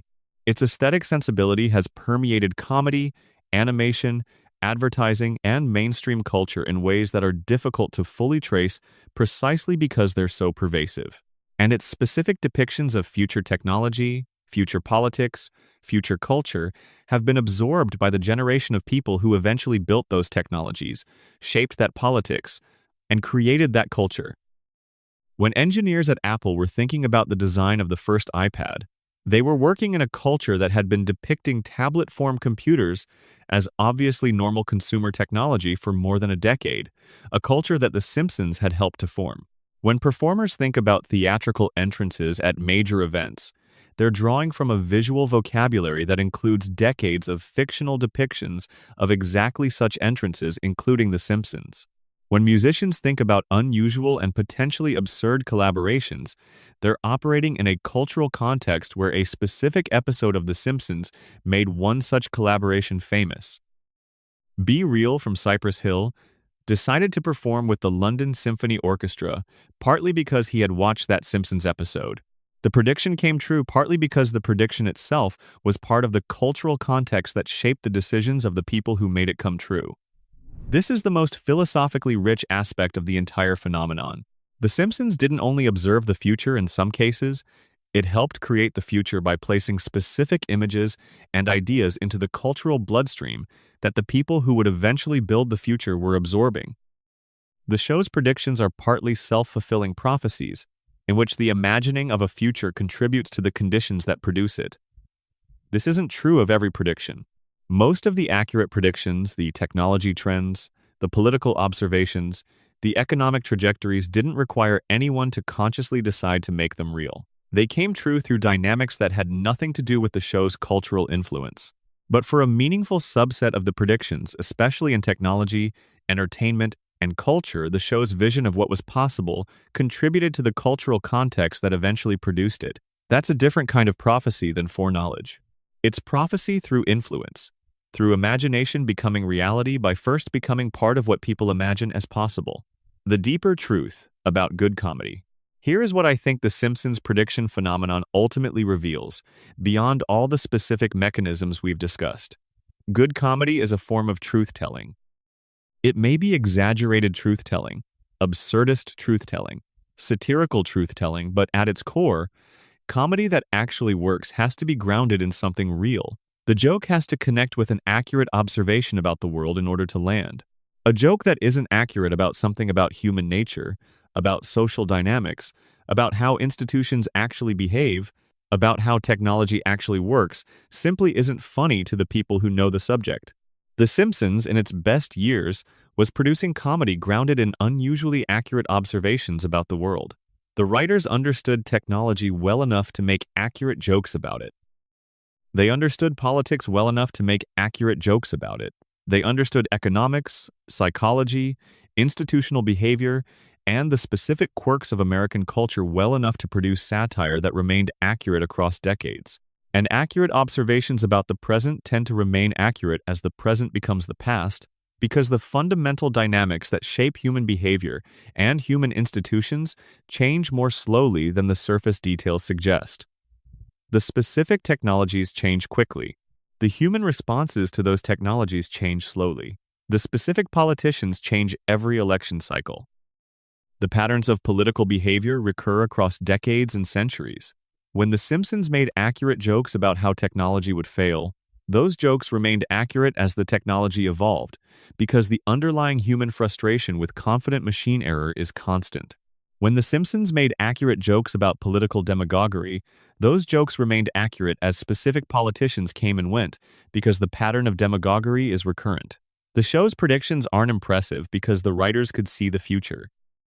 They're impressive because the writers understood the present with unusual accuracy and accurate understanding of the present, the real present, not the surface appearances, is surprisingly predictive of what follows from it. This is, in the end, the most honest and most admiring tribute to the show that the evidence supports. The Simpsons didn't predict the future. The Simpsons understood the present. And at its best, understanding the present well enough to make accurate jokes about it is not so different from seeing what's coming next. The small residue of mystery. But what about the small residue, the predictions that survive careful analysis, the cases that even the writers themselves find hard to reconstruct, the handful of specific and precise predictions that resist the volume argument, and the quality argument, and the confirmation bias correction? I want to be honest about those. I don't have a satisfying explanation for all of them. After doing the work, after applying every available analytical tool, after accounting for every known mechanism, there remains a small group of predictions that are specific enough, accurate enough, and close enough in timing that they don't fit comfortably into any of the mechanisms I've described. The comfortable position would be to say, these are just the tail of the distribution. In any sufficiently large body of predictive content, some fraction will be accurate by pure chance at levels that look impressive. The truly impossible-seeming predictions are just the very top of the statistical tail, and statistical tails can be very far from the center without requiring any special explanation. That's probably right. Probably. But intellectual honesty requires acknowledging that probably right is not the same as certainly right. There is a small residue of Simpsons predictions that I hold in a space of genuine uncertainty, not because I think something supernatural is happening, but because the comfortable explanations genuinely don't fully account for them.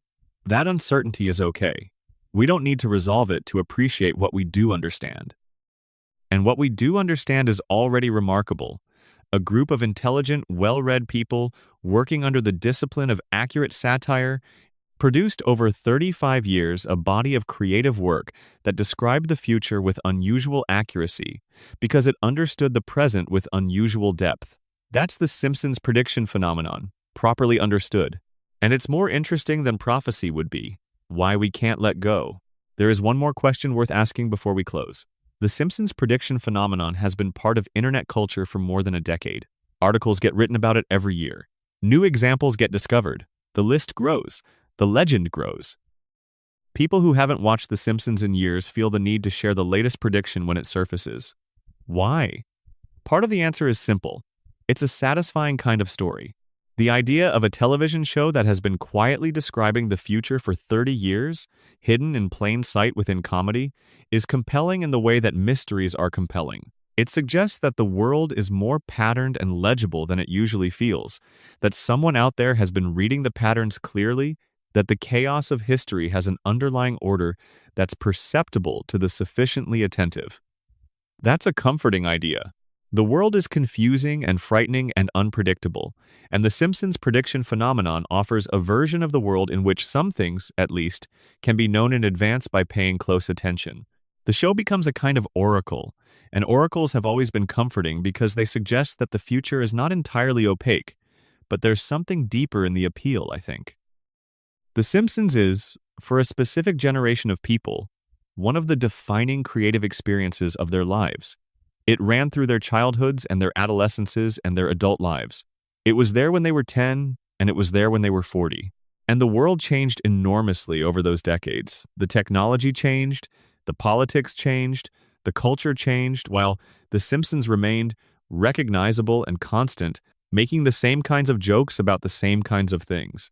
When that show turns out to have been describing the world accurately for 30 years, it validates something about the experience of growing up with it.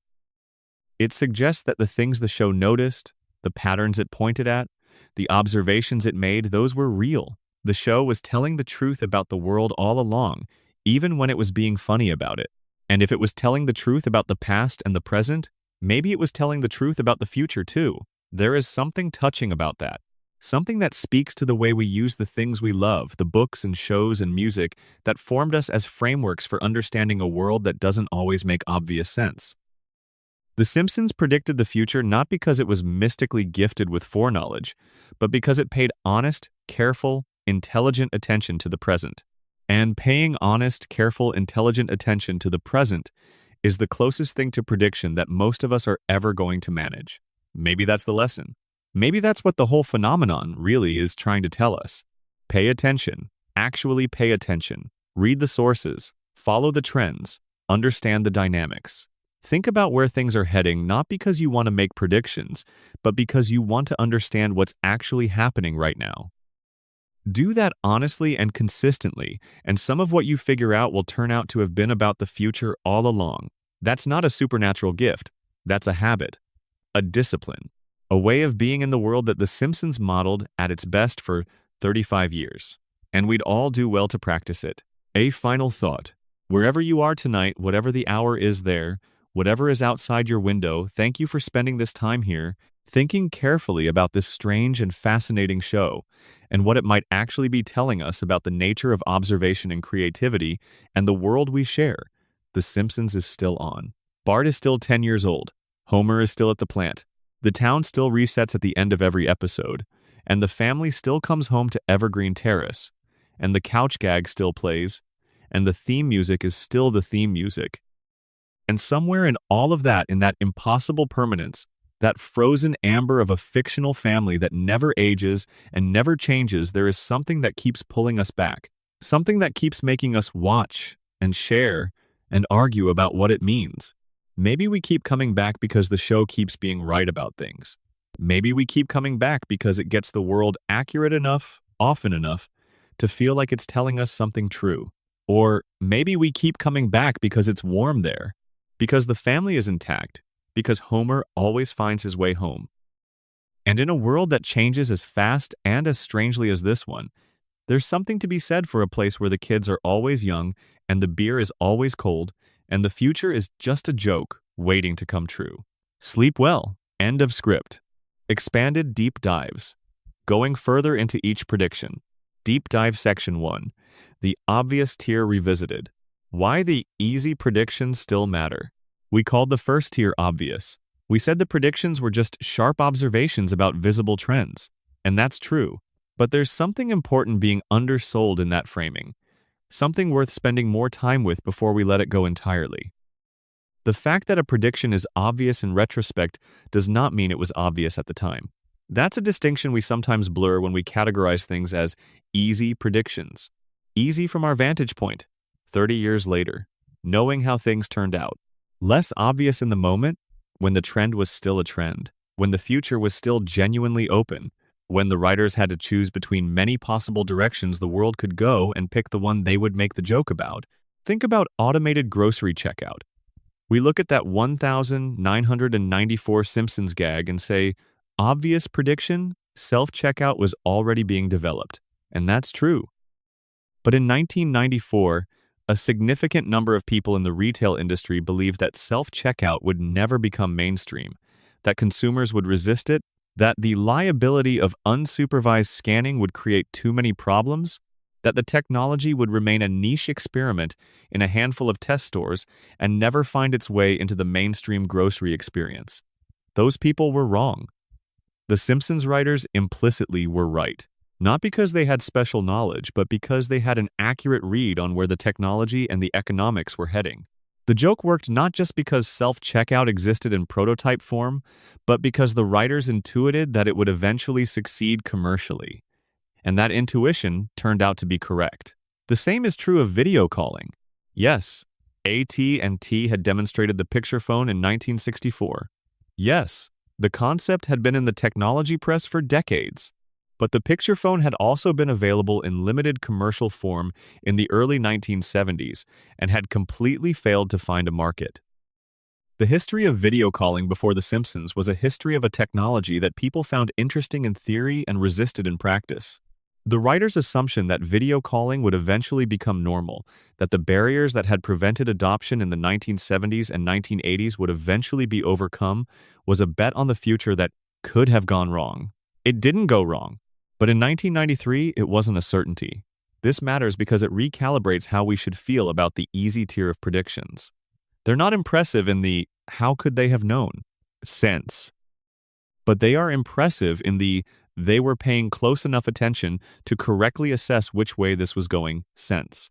And that's a different kind of impressiveness, quieter, more earned, more rooted in genuine engagement with the world. The writers of The Simpsons, especially in the early seasons, were not futurists.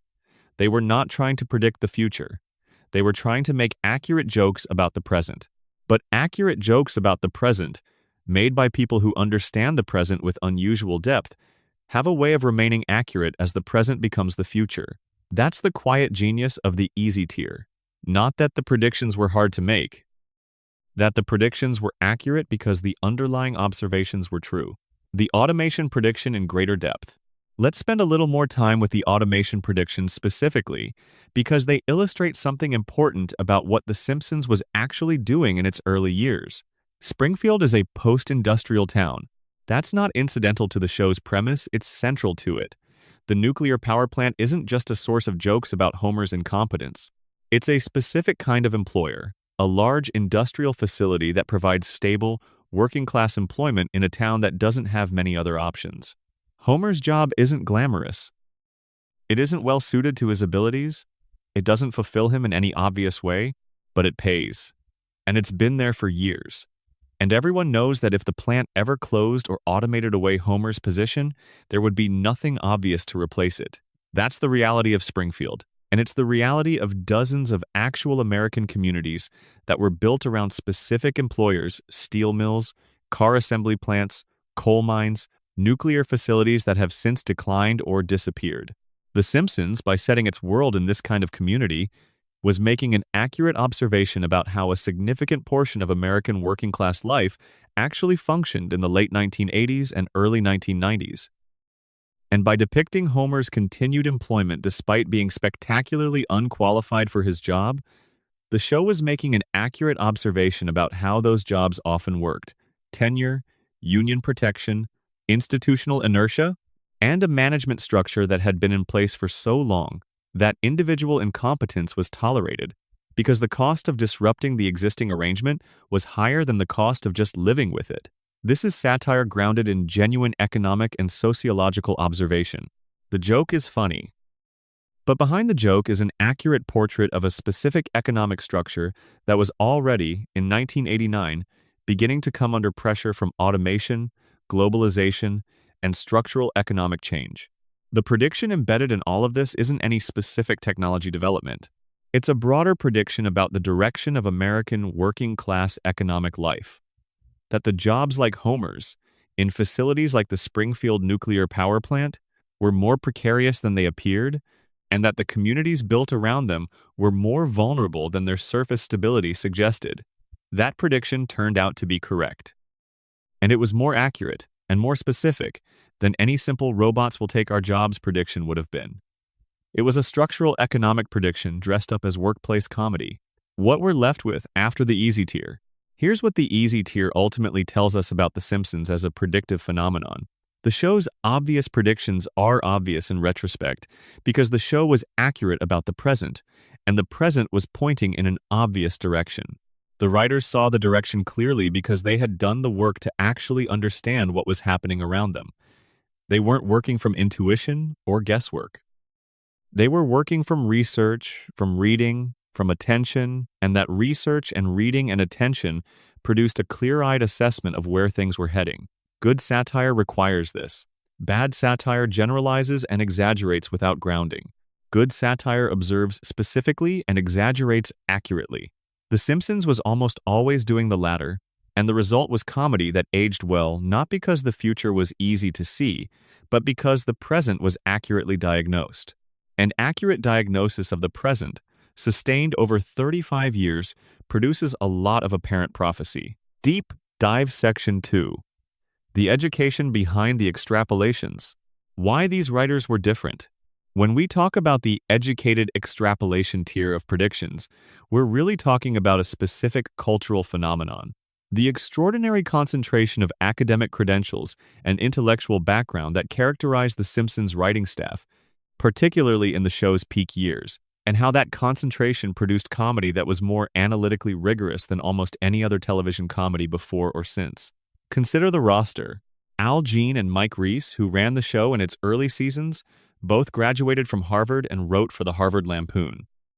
Conan O'Brien, who wrote for the show in its third and fourth seasons before leaving for late night, also graduated from Harvard and wrote for the Lampoon. David X. Cohen studied mathematics at Harvard before studying computer science at Berkeley.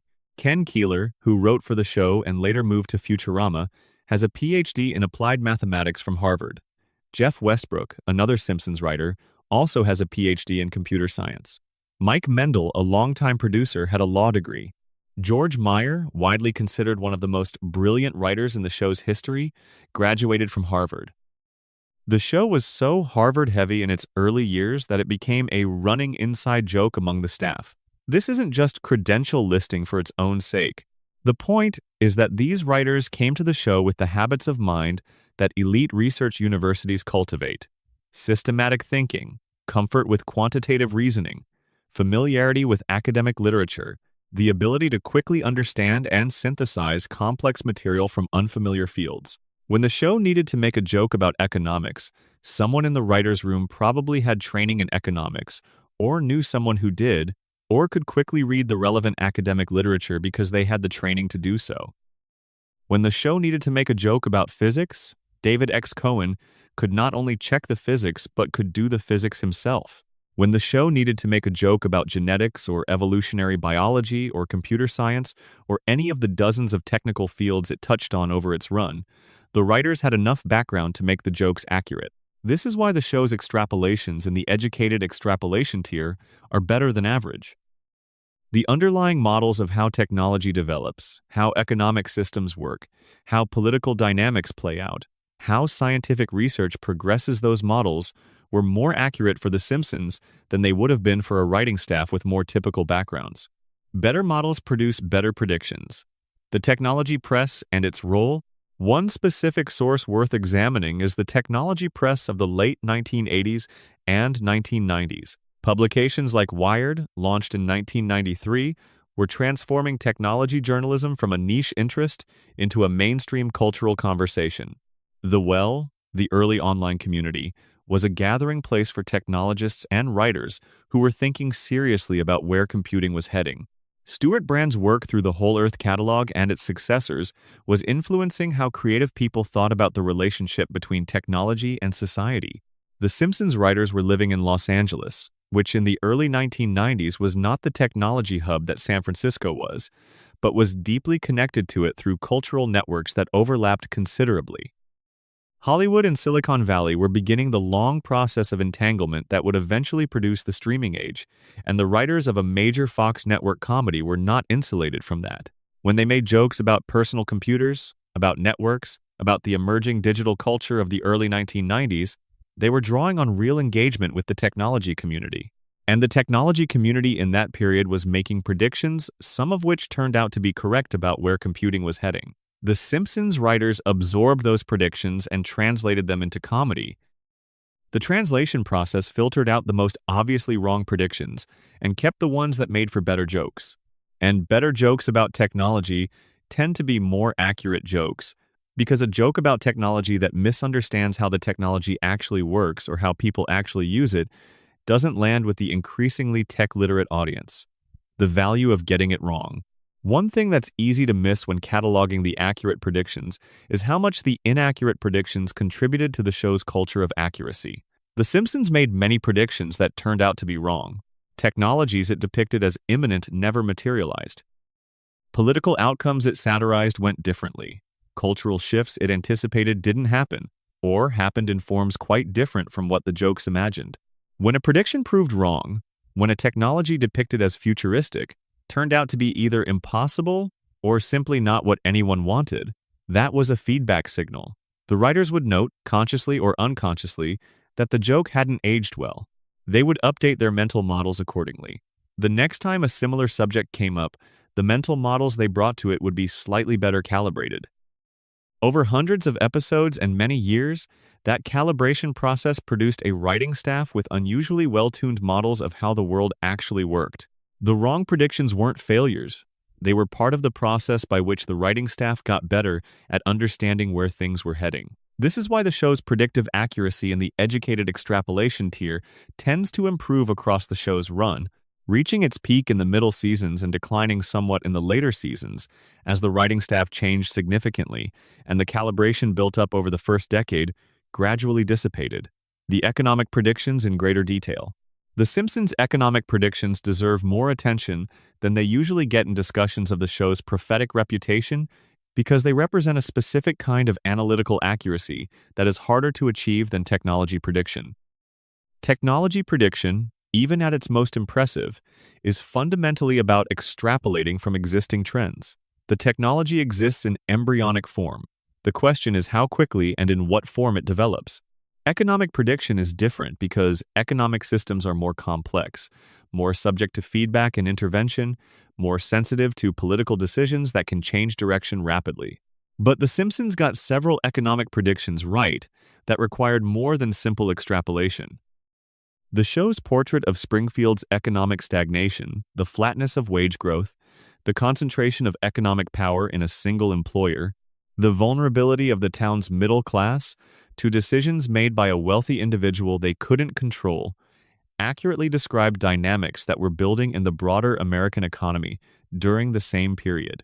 The decline of middle-class economic security that became a dominant narrative of the 2010s was visible in structural form in The Simpsons' portrait of Springfield from the very beginning of the show's run.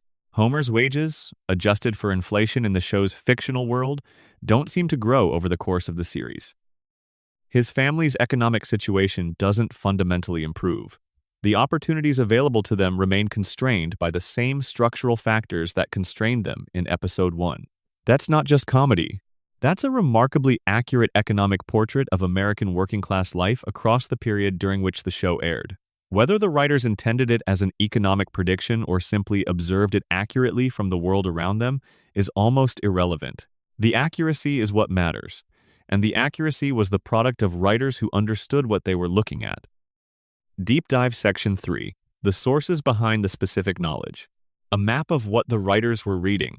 The middle tier of the impossibility scale, the how did they know that? Predictions becomes much more legible when you try to reconstruct the specific sources the writers might have been drawing on. This is speculative in most cases, because the writers' room conversations of the 1990s aren't documented in granular detail, but the sources that were available and relevant are known, and tracing them illuminates the mechanism behind predictions that might otherwise seem mysterious. For the FIFA corruption prediction, the trail leads most directly to Andrew Jennings. Jennings was a Scottish investigative journalist who had spent years investigating the International Olympic Committee and then turned his attention to FIFA. His 2006 book Foul, The Secret World of FIFA, Bribes, Vote Rigging, and Ticket Scandals was a meticulous, detailed account of how FIFA's governing structure had been captured by corrupt officials using the organization's monopoly control over international football as a vehicle for personal enrichment. The book drew on years of investigative work, sources inside FIFA's administration, and financial records that Jennings had obtained through years of dogged journalism. Jennings' work didn't just allege corruption in general terms. It named specific officials, described specific schemes, traced specific financial flows. Anyone who had read the book would have had a detailed picture of exactly how FIFA's corruption worked, and that picture would have been more than adequate to write the Simpsons episode in question. The writers didn't need access to confidential information, insider sources, or special investigative capacity. They needed to have read a publicly available book by a journalist who had done that work for them. The same pattern applies to the NSA surveillance prediction. The most important sources here are James Bamford's books on the NSA. Bamford published The Puzzle Palace in 1982, Body of Secrets in 2001, and The Shadow Factory in 2008. Each book represented meticulous reporting on the NSA's capabilities, legal authorities, and internal culture.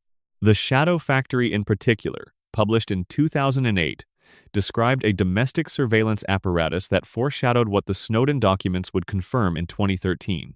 Bamford's books were not obscure. They were reviewed widely and read by anyone seriously interested in intelligence and civil liberties. The Electronic Frontier Foundation's legal and advocacy work, which drew on much of the same public information, was available online throughout the period. The ACLU's reports on domestic surveillance were publicly accessible. A writer interested enough in civil liberties to make surveillance jokes would have had access to more than enough material to make accurate ones. For the Greek economic crisis prediction, the source trail leads through European financial journalism. The Economist, the Financial Times, and other European financial publications had been writing about Greece's fiscal trajectory with increasing alarm throughout 2009 and into 2010. The OECD had published assessments of Greece's debt situation. Economists who specialized in European fiscal policy were discussing the risks publicly. The information was available to anyone reading serious European financial coverage. What this source tracing reveals. The consistent finding is the same. The writers had access to specialized sources that most viewers hadn't read, and those sources contained accurate, specific information that made its way into the comedy as accurate, specific jokes. This is not mysterious. It's actually somewhat reassuring. The writers were doing their jobs as intellectuals who happened to be writing for a comedy show. They were reading widely, they were engaging with specialized material, and they were translating that engagement into jokes that their audience could enjoy without having done the underlying reading. How did they know that? Framing misses is that the answer is almost always, they read it. Somewhere, in some form, the information was available. The writers were the people who found it and absorbed it. This is a tribute to the research culture of the show. And it's also, in a subtle way, a tribute to the specific form of intelligence required by good satire. The ability to quickly understand specialized material from many different domains and translate it into comedy that a general audience can appreciate. That's a rare skill, and the Simpsons writers had it in unusual concentration. The Higgs boson equation in greater mathematical detail. Since the Higgs boson prediction is one of the most widely discussed, and since the mathematical details are often glossed over in popular accounts, it's worth spending more time on what the equation actually is and why it's interesting. The equation Homer writes on his blackboard in the 1998 episode is a formula for estimating the mass of a Higgs-like particle using a technique from quantum field theory. The specific form of the equation draws on the framework of the Standard Model of Particle Physics, the comprehensive theoretical model that describes the fundamental particles and forces of nature, developed through the 1960s and 1970s. Within the Standard Model, the Higgs boson's mass is not directly predicted by the theory. The theory is consistent with a range of possible masses, and determining the actual mass requires experimental measurement. But there are theoretical arguments and corrections from quantum effects that tend to push the predicted range in certain directions, and physicists working within the Standard Model had developed techniques for estimating what values were most natural or probable from a theoretical standpoint. David X. Cohen, with his training in theoretical physics, would have been familiar with these techniques. The equation he placed on Homer's blackboard appears to be a genuine application of one of these estimation frameworks. The fact that it yields a result in the rough general vicinity of the Higgs boson mass, as eventually confirmed, even though off by a factor of several, suggests that it's the right kind of calculation applied somewhat inaccurately, rather than a random arrangement of symbols that happen to look physics adjacent.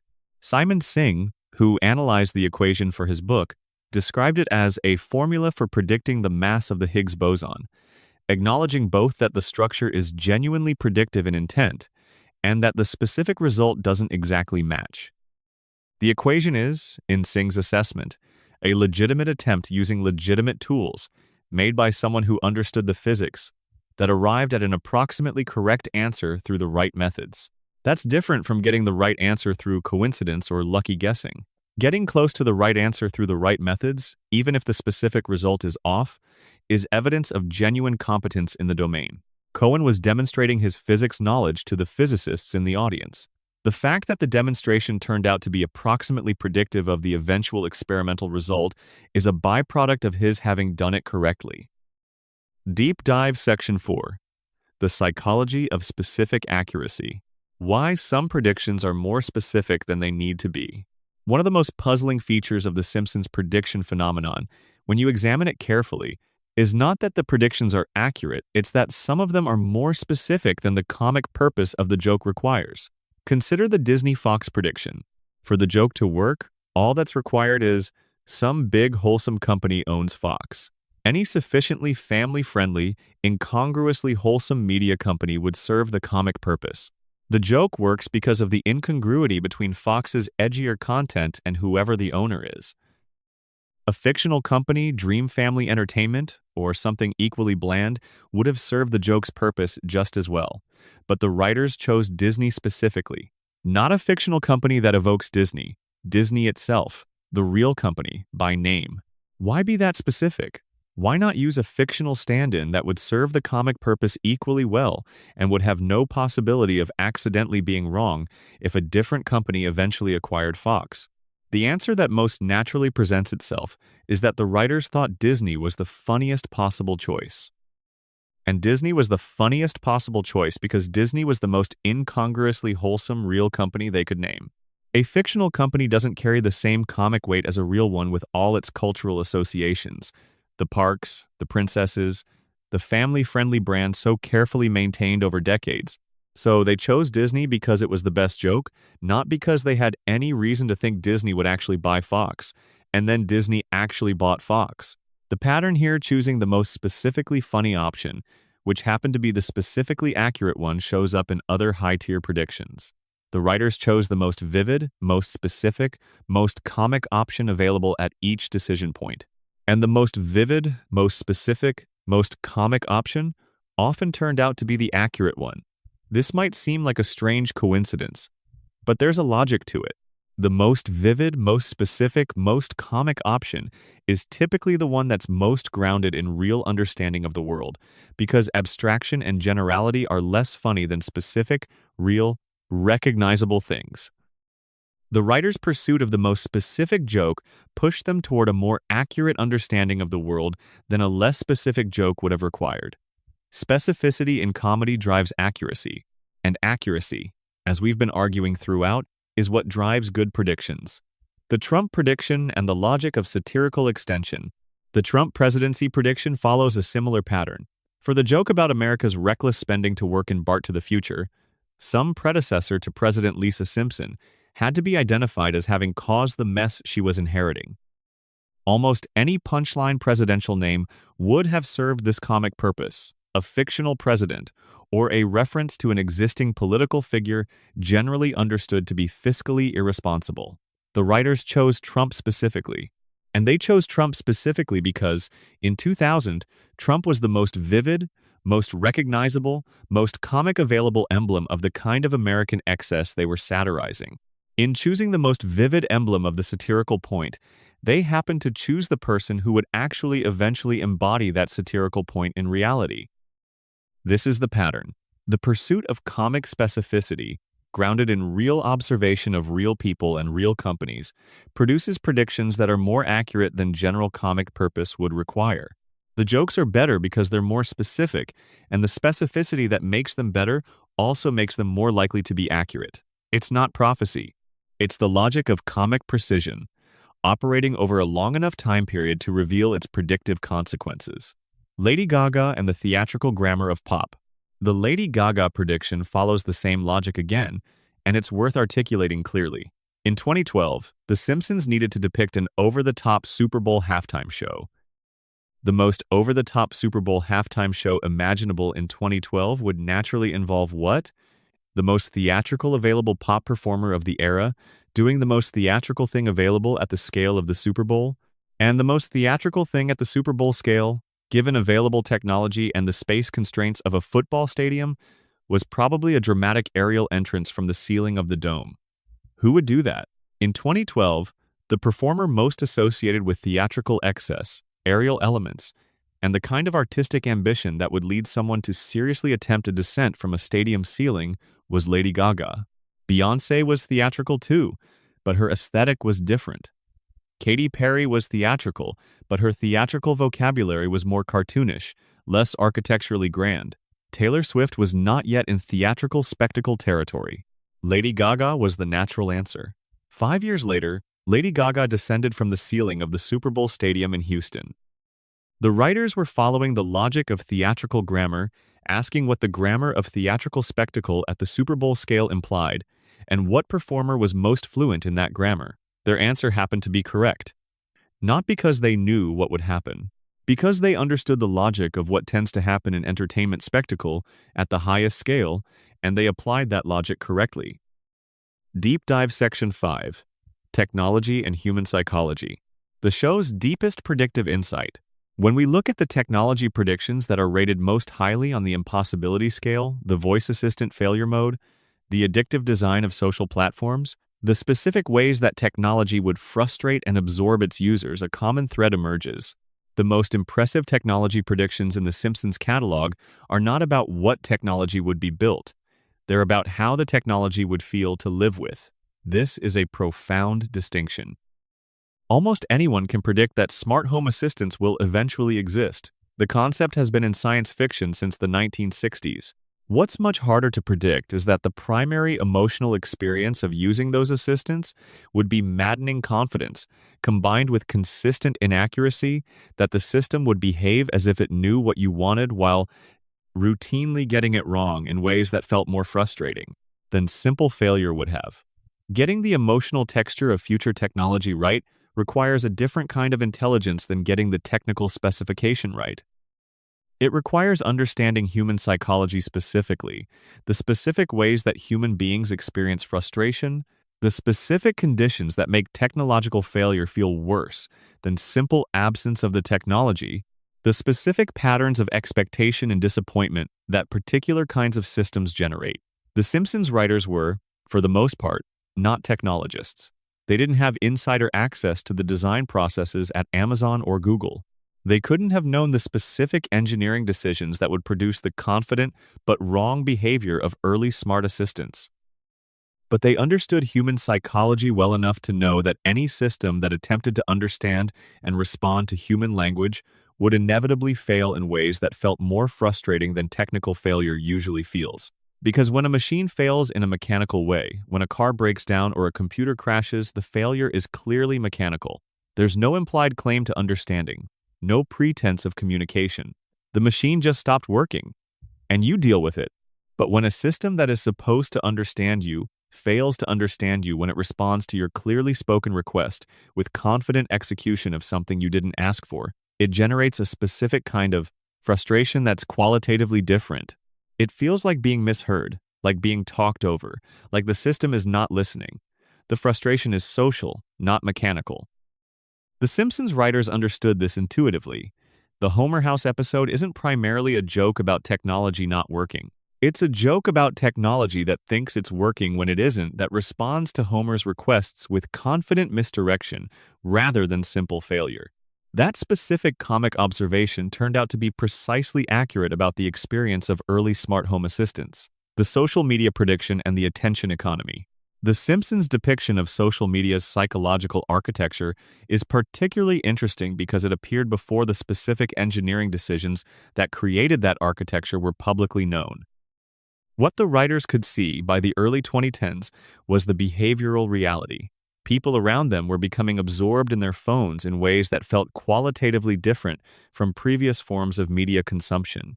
Not just spending more time with screens, people had been spending time with screens for decades, but experiencing what appeared to be a compulsive relationship with a specific kind of digital interaction, checking and rechecking for updates, responding emotionally to digital approval and disapproval, having difficulty disengaging. The writers didn't know at the time that this was the result of specific engineering decisions, that the variable reward schedules, will there be a notification or not, were modeled on slot machine psychology, that the infinite scroll was specifically designed to eliminate natural stopping points, that the engagement metrics that drove platform design were optimized for maximum time on platform, regardless of whether that time was enjoyable or meaningful. But they could see the effects, and the effects were so visible and so specific that an accurate depiction of them turned out to be an accurate depiction of the underlying design, even without knowing the design. This is an important point about how great comedy writers observe the world. They don't need to know the mechanisms. They need to see the effects clearly enough to describe them accurately. An accurate description of effects, sustained over time, produces a portrait of the technology that holds up even when the specific mechanisms become public knowledge. The Simpsons' social media episodes don't just predict the behavior, they accurately identify why the behavior matters, that the crowding out of physical presence by digital engagement has costs, that the emotional investment in digital approval is consuming in ways that don't produce corresponding returns, that the design of these platforms is in some ways working against the interests of the people using them. That's a diagnosis that the technology ethics community arrived at publicly around 2018. The Simpsons was dramatizing it in comedy form years earlier. The wearable computing prediction and the form factor question. The wearable computing prediction deserves more attention than it usually gets, specifically because of what the writers got right that was genuinely non-obvious. The concept of wearable computing was in the technology press throughout the 1990s, but the specific form factor that succeeded the wristwatch was not the consensus prediction. The most common prediction in technology circles was that wearable computing would develop as an extension of existing personal computing, a hands-free interface for a laptop equivalent, perhaps with a heads-up display and earpiece, more closely resembling what Google Glass eventually attempted than what the Apple Watch actually became. The wrist as primary interface was less obvious than it might seem from our current vantage point. The wrist has limited real estate for display, limited comfort for extended interaction, and significant constraints on battery size. In the 1990s, when wearable computing was being actively discussed, many technologists favored forms that made better use of existing form factors, glasses, vests with embedded electronics, earpieces rather than the wrist, which seemed to give up too much for too little. The Simpsons writers, in depicting a wrist-mounted device as the obvious future form factor for personal computing, were making a specific choice that wasn't the consensus choice. They chose the wrist because a wristwatch computer is the most comic version of the concept, visually distinct, physically recognizable, immediately satirizable, and not because they had analyzed the engineering trade-offs. And the comic choice happened to be the right one. The Apple Watch succeeded where Google Glass failed, partly because the wrist is a more comfortable and socially normal location for a device than the face. The writers chose the wrist for comic reasons. The wrist turned out to be the right answer for engineering and social comfort reasons. Again, the pursuit of comic specificity driving accuracy. The specific choice that serves the joke best happens to be the specific choice that turns out to be right. Deep Dive Section 6. Political Comedy and Political Prediction. The specific mechanism by which political satire ages.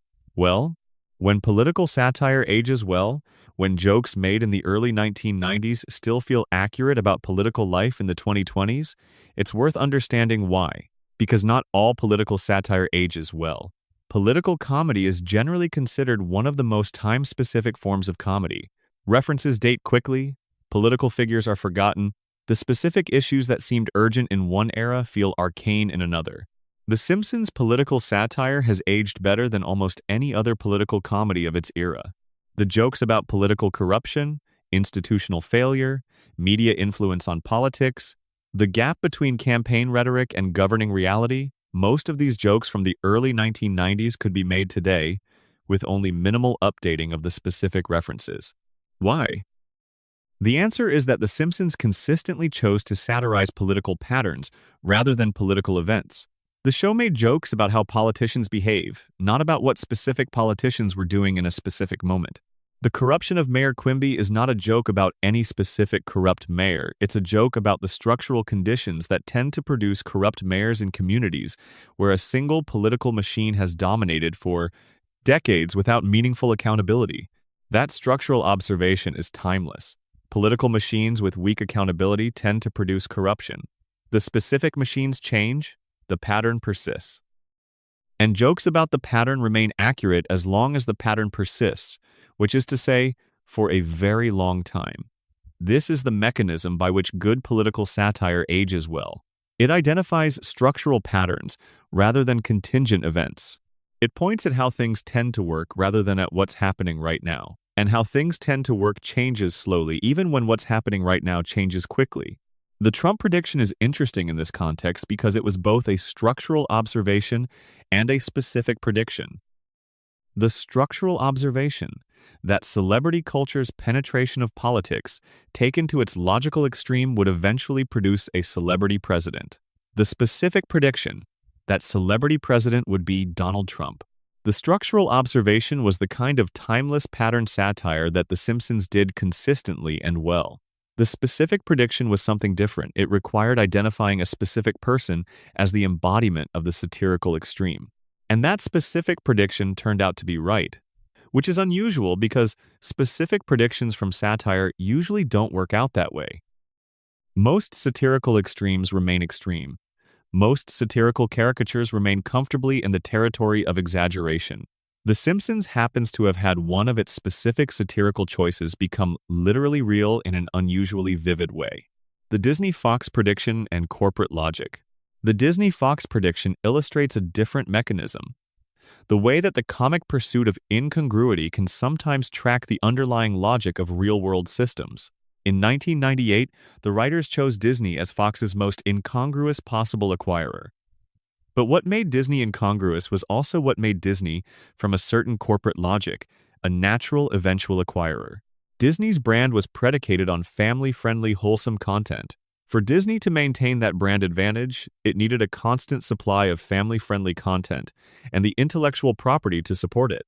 Acquiring Fox's entertainment assets gave Disney access to the Marvel superhero franchises, the Alien franchise, the Avatar franchise, and other properties that Disney could either repurpose for family audiences or use to serve its more adult-oriented streaming ambitions.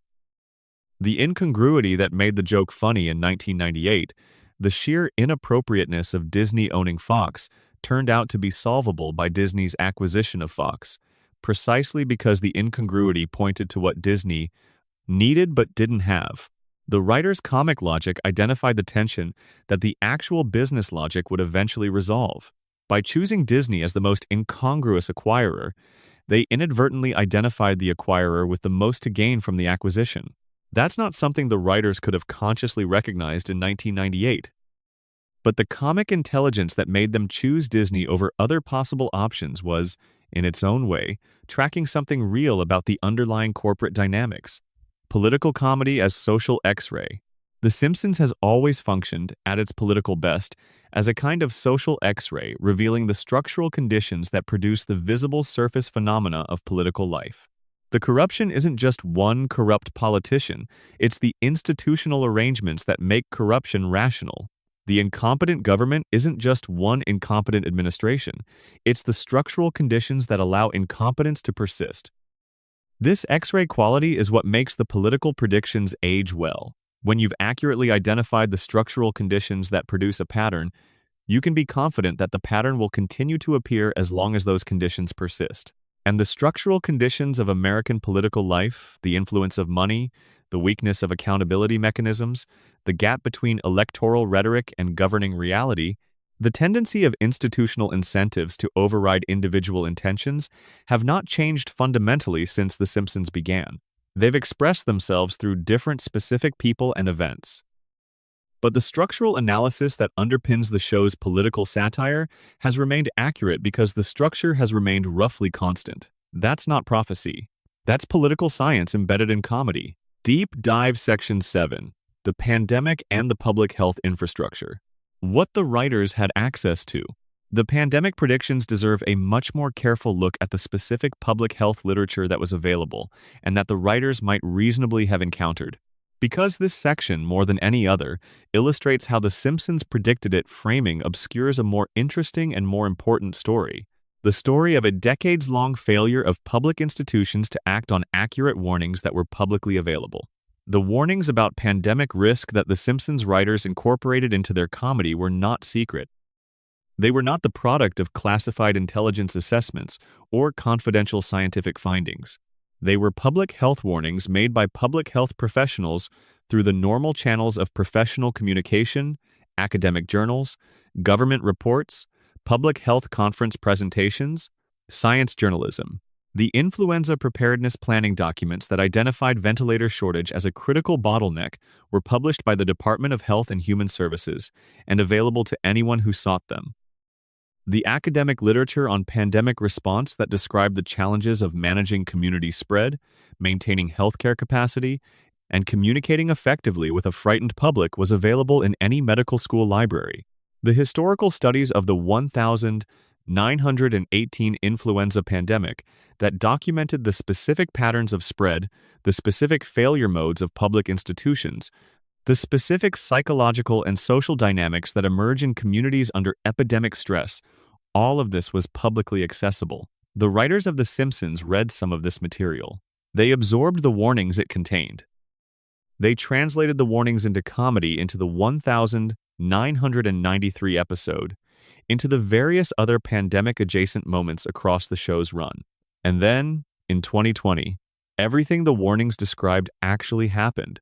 The tragedy embedded in The Simpsons' pandemic prediction story isn't that the show's writers had access to some secret knowledge that public health officials didn't have. The tragedy is that the public health officials had been making the same warnings for decades, in forms that should have been legible to policymakers and resource allocators, and those warnings weren't acted on. The Simpsons translated the warnings into comedy in 1993. The comedy is remembered. The original warnings have been largely forgotten, and the result, inadequate preparation for an event that was always understood to be eventual, not possible, reflects a massive institutional failure that has very little to do with The Simpsons. When we say The Simpsons predicted the pandemic, we should really be saying The Simpsons accurately reflected the predictions that epidemiologists had been making for decades, and those predictions turned out to be right because they were based on accurate understanding of how pandemics work. The credit belongs to the epidemiologists. The Simpsons made the credit visible by translating it into entertainment. The ventilator shortage. A case study in what information was available. Let's look specifically at what information was available about ventilator shortage risk before the 2010 Simpsons episode that referenced it. In 2005, the Department of Health and Human Services published a pandemic influenza plan that explicitly identified mechanical ventilator availability as one of the critical bottlenecks in severe pandemic response. The plan estimated that a severe pandemic could produce ventilator demands several times higher than available capacity in the United States. This document was public. In 2008, the Medical Reserve Corps, a volunteer organization that supplements public health infrastructure in emergencies, published guidance on managing ventilator allocation during mass casualty events. The guidance acknowledged that demand would substantially exceed supply in a severe respiratory illness pandemic. This was public. In 2010, the year of the Simpsons episode, the CDC published guidance on pandemic influenza preparedness that included projections of ventilator demand in various pandemic scenarios. The guidance was explicit about the gap between projected demand and available supply. This was public. A writer doing research on pandemic preparedness in 2010 would have had no difficulty finding detailed, specific information about ventilator shortage risk. The information was not hidden. It was simply not widely known outside the circles where people were actively working on pandemic preparedness. The Simpsons writers found it because they were doing thorough research, because their comedy required genuine accuracy, because the show's culture rewarded intellectual rigor. They translated what they found into a brief reference in a comedy episode. And when COVID-19 arrived and ventilator shortage became a crisis, people remembered the reference and called it prediction. It was accurate observation of publicly available information. The prediction was in the information. The writers just happened to have read it. Deep Dive Section 8. Sports, Probability, and the Limits of Analysis. Why sports predictions are a different category. Sports prediction occupies an unusual place in the Simpsons prediction catalog because of the specific probabilistic nature of sports outcomes. This is worth working through carefully, because the logic of probability applies differently here than it does in any other prediction category. Technology predictions, political predictions, economic predictions, all of these deal with outcomes that have some relationship to underlying trends and dynamics. The trends can be analyzed, the dynamics can be modeled, and informed observers can often get probabilities meaningfully above chance. Getting technology predictions right is achievable through research and careful analysis. Sports predictions are different because of the genuinely random elements involved. A football game between two evenly matched teams is approximately a coin flip. A tournament with many teams is a product of many coin flips.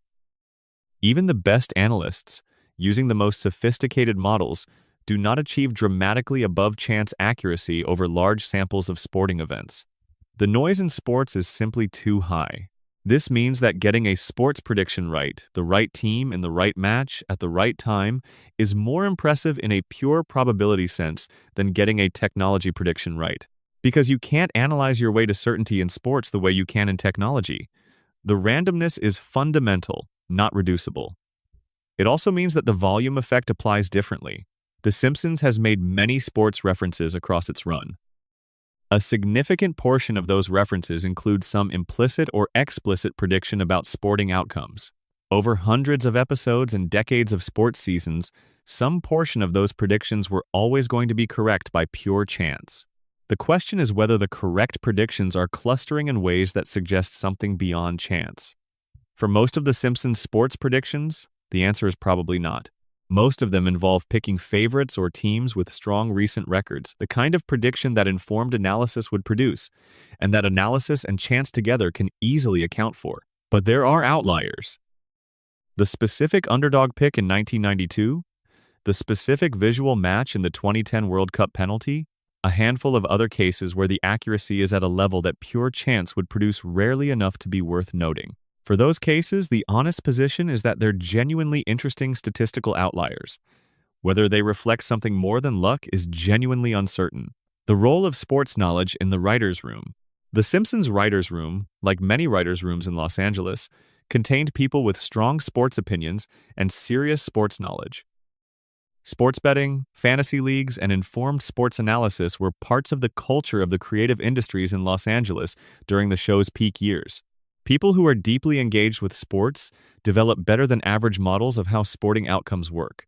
Not dramatically better, the randomness is real, but the gap between informed fans and naive observers is measurable in empirical studies of sports prediction accuracy. If some of the Simpsons sports prediction accuracy reflects better than average models of sporting dynamics, better understanding of which teams were structurally strong versus temporarily performing above their fundamentals, better intuition about which matchups favored which styles of play, then some portion of the sports prediction accuracy can be attributed to this above-average knowledge base in the same way that the technology predictions can be attributed to above-average technical knowledge.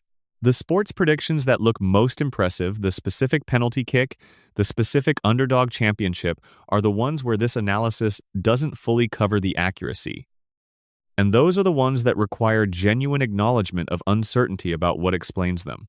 Deep Dive Section 9. The cultural influence mechanism in detail. How a show creates the reality it imagines.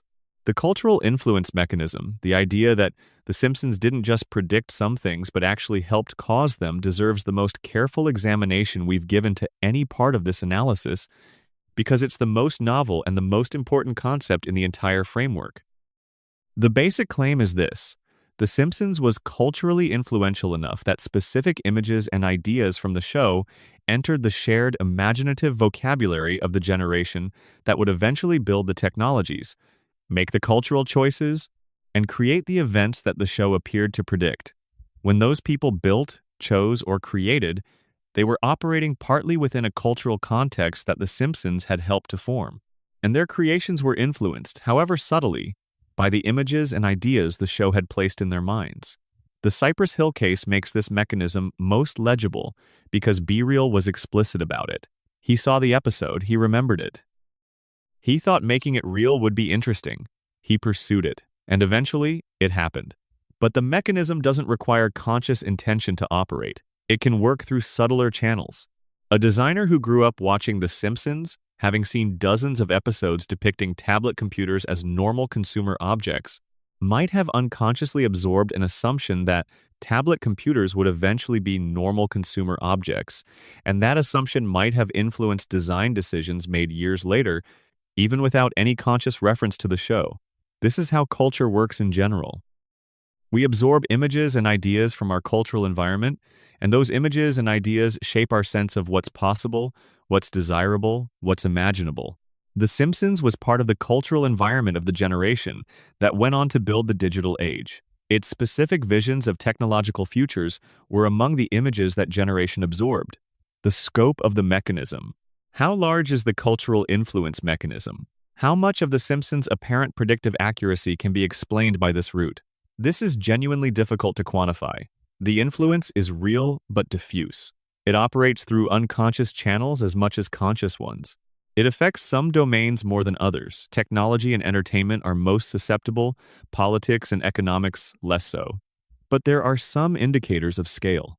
The Simpsons ran for its first 20 years at a time when broadcast television had much higher penetration of the total viewing audience than it does today. In the 1990s and early 2000s, a significant fraction of the American population, people who were young adults or children at the time, who would go on to be the engineers and designers and entrepreneurs of the digital age, were regular viewers of the show. These viewers absorbed the show's imagery. They absorbed its vision of what near-future technology would look like, how it would feel to use, what kinds of problems it would create and solve. And that imagery became part of the baseline imaginative context within which they later did their creative and technical work. The probability that some portion of what The Simpsons depicted as future technology was subsequently built by people who had absorbed those depictions as part of their imaginative vocabulary is not low. It's probably quite high for some technologies, particularly consumer technology, that is as much a cultural artifact as a technical one, where the design choices are made partly based on what feels right and what feels like what technology should look like. The limit of the mechanism. The cultural influence mechanism has limits, and it's important to be clear about them. It can't explain predictions about events that were determined by forces entirely outside the show's cultural reach, political outcomes in countries where the show wasn't widely watched, scientific discoveries that proceeded according to the internal logic of research rather than cultural expectation, natural disasters, and public health crises that weren't shaped by human design choices.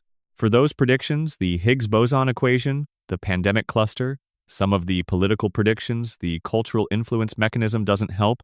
Those accuracies require a different explanation. The mechanism also can't explain predictions that came true without any evidence of the show's influence on the people involved. If a company made a product that matched a Simpsons depiction, but there's no evidence anyone at the company had watched the relevant episode, the cultural influence mechanism isn't doing the explanatory work.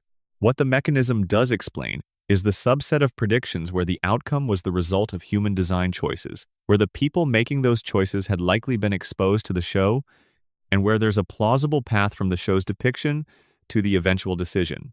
That's a meaningful subset, but not the whole catalog.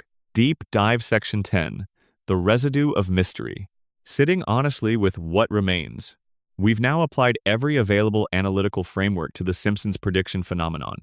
We've accounted for volume, for quality, for confirmation bias, for cultural influence, for insider knowledge, for the comic logic of specificity. We've traced source materials, reconstructed research processes, and examined the specific circumstances of the most widely discussed predictions. And we've done something unusual in discussions of this phenomenon. We've been honest about what each explanation covers and where each one runs out. The picture that emerges from this careful accounting is more interesting and more honest than either The Simpsons is a prophetic oracle framing or the "it's all just coincidence and confirmation bias" debunking framing. Most of the apparent predictions are explained by one or more of the mechanisms we've identified. The volume is large enough to produce many apparent hits even at a modest accuracy rate. The quality of the research and reasoning behind the comedy is high enough to push the accuracy rate above that modest baseline. The confirmation bias in how predictions are selected and shared makes the record look more impressive than a complete accounting would show. And for a meaningful subset, the cultural influence mechanism explains how the depictions became predictions by partially causing themselves. What remains after all of that is genuinely small, but it's real. A small number of predictions characterized by high specificity, tight timing, and accuracy about things that were not publicly available information and not obviously influenced by the show's cultural reach, resist the full explanatory framework. Some of these might be extraordinary coincidences. Some might reflect information channels we haven't been able to trace. Some might reflect aspects of the creative process that aren't fully transparent even to the people engaged in it. And some might represent something that our current analytical frameworks don't fully capture. That's an uncomfortable conclusion for anyone who values clean, explanatory closure. It would be more satisfying to either fully explain the phenomenon or fully attribute it to something supernatural. The middle position, most of it is explained, a little of it isn't, is less dramatic, but it's the honest position. And honesty, in the end, is the only foundation on which anything genuinely interesting can be built. The creative process and its mysteries. One thing that's worth acknowledging in this final deep dive is that the creative process itself is not fully transparent. This is true for all creative work, not just The Simpsons. Novelists describe characters taking actions that surprise their authors. Poets describe images that arrived unbidden. Musicians describe melodies that seem to come from outside themselves. The cognitive science of creativity suggests that creative output is the product of processes that are partly unconscious, that the patterns and connections made during intense creative work draw on knowledge and intuitions that the creator cannot fully introspect on or articulate. The creative process produces outputs that can exceed the creator's consciously accessible reasoning. For a show like The Simpsons, which produced enormous volumes of creative content under significant time pressure, with a large and highly varied writing staff bringing wildly different knowledge and intuitions to each episode, the potential for creative outputs to exceed consciously accessible reasoning is high. Some of the predictions that can't be explained by traceable information channels might represent exactly this: knowledge and pattern recognition that was present in the writer's collective creative capacity, but not consciously accessible or reportable. Information absorbed from many sources that had been processed and synthesized in ways that weren't fully available to introspection, emerging as specific comic choices that turned out to be accurate. This is speculation, but it's grounded in what we know about how creativity works, and it's more interesting and more honest than simply shrugging and saying coincidence about the unexplained residue. The Simpsons prediction phenomenon, properly understood, is a window into what happens when highly intelligent, broadly knowledgeable, creatively skilled people work at high volume on a subject the present world for a very long time. Some of what they produce is ordinary. Some is impressive, and some seems to exceed what their accessible reasoning can account for in ways that we don't yet have complete explanatory frameworks for. That's not a supernatural claim. It's an honest empirical observation about a specific creative work and a specific creative team. And it's probably the most accurate thing that can be said about this strange and fascinating phenomenon. Deep Dive Section 11. Extended creator interviews and the writing room culture. What it actually felt like to write The Simpsons. There is something that gets missed in almost every analysis of The Simpsons prediction phenomenon, including careful ones, and it is this: the human texture of what it actually felt like to sit in that writer's room and produce the material. The predictions didn't emerge from a process of deliberate forecasting. Nobody in the room was saying, let's think carefully about where the world is heading and encode our predictions in comedy. The predictions emerged from a process that was, by all accounts from people who participated in it, intensely fast, deeply collaborative, frequently chaotic, and primarily motivated by a single goal: make the joke as good as it can possibly be. That goal, make the joke as good as it can possibly be, is what drove the research. If you were writing a joke about a piece of technology, you researched the technology not because you cared about the technology, but because you wanted the joke to land with the people in the room who did know about it. The research was in service of comedy, not in service of prediction. And the paradoxical result is that the comedy-driven research produced more accurate predictions than deliberate forecasting might have. Because comedy-driven research follows the most interesting leads: what's surprising, what's counterintuitive, what's funnier than you expected, and the most interesting leads in any field of knowledge are often the ones that point toward where things are actually heading, not where conventional wisdom expects them to go. George Meyer, widely considered by many who worked with him to be the single most important writer in the show's history, had a reputation for pushing jokes towards specificity and accuracy that some other writers found demanding. Meyer reportedly had a habit of questioning the premise of any joke that was based on a misunderstanding of how something actually worked. If a joke about a specific technology or institution wasn't accurate about how the technology or institution functioned, Meyer would want to fix it, not because the audience would necessarily notice, but because the joke would be better if it was true. This culture of accuracy as comedy discipline, sustained across the show's most productive years, produced material that was more accurate than comedy typically is. And more accurate material, consistently produced, generates a better predictive track record simply by virtue of being grounded in better observation. The role of pitch culture. One specific feature of The Simpsons writers' room that's worth understanding is the pitch culture. Unlike some television writers' rooms, where a single writer's draft is the primary document that others respond to, The Simpsons historically worked through a process of rapid collective pitching writers, throwing out jokes, lines, and premises at high speed, with the room collectively identifying what was working and what wasn't. This process has some specific effects on accuracy. Individual writers bring their own specific knowledge to the room.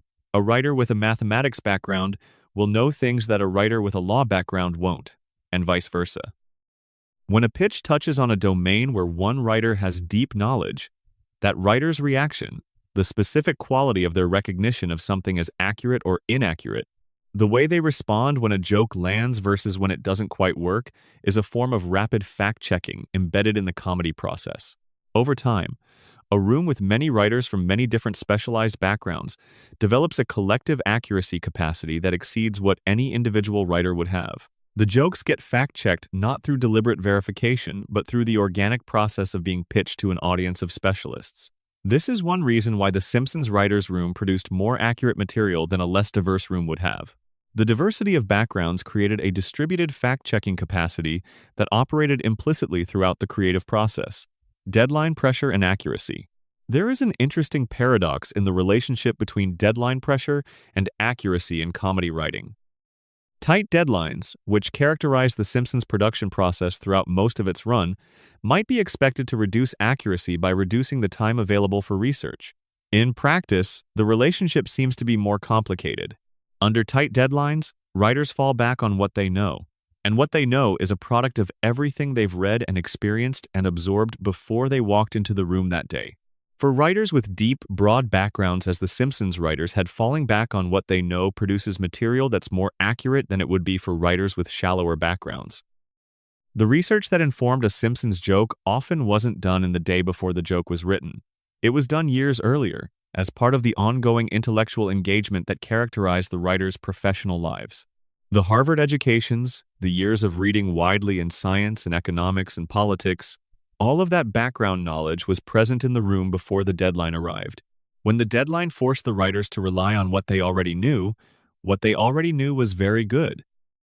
What writers have said about specific predictions? In various interviews and retrospective accounts, specific writers have addressed specific predictions with varying degrees of explicitness. On the Trump prediction, Dan Greaney has been the most extensive. He has described writing the episode as a kind of political warning, an expression of concern about what he saw as an alarming direction in American culture. The choice of Trump was deliberate and satirically motivated. The specific form of the prediction Trump as a former president who left a catastrophic fiscal legacy was a satirical amplification of what Greaney saw as Trump's actual pattern of business behavior.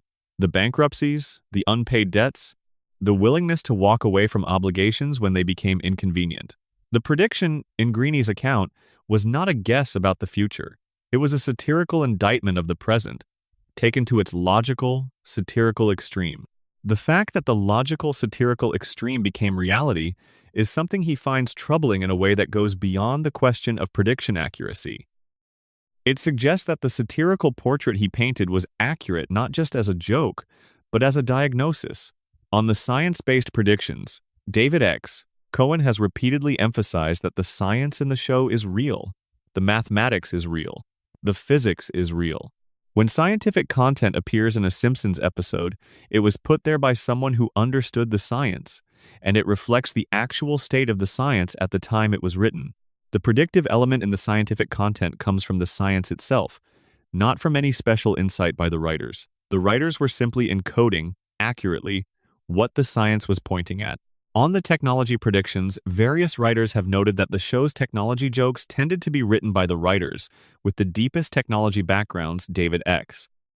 Cohen, Ken Keeler, and others, and that those writers' technical knowledge was genuine enough to make the jokes accurate in ways that less technically literate writers' jokes would not have been. The consistent picture that emerges. The predictions were accidental byproducts of a disciplined, serious, accuracy-driven comedy process. The writers were trying to make good jokes, not accurate predictions. They made good jokes by making accurate observations. And accurate observations, embedded in comedy and broadcast to a large audience over decades, turn out to look like prediction when the world eventually catches up with them. Deep Dive Section 12. The Philosophy of the Phenomenon. What this all means for how we think about knowledge and time. The Simpsons prediction phenomenon is, at its deepest level, a case study in epistemology in how we know things and how that knowing relates to the future.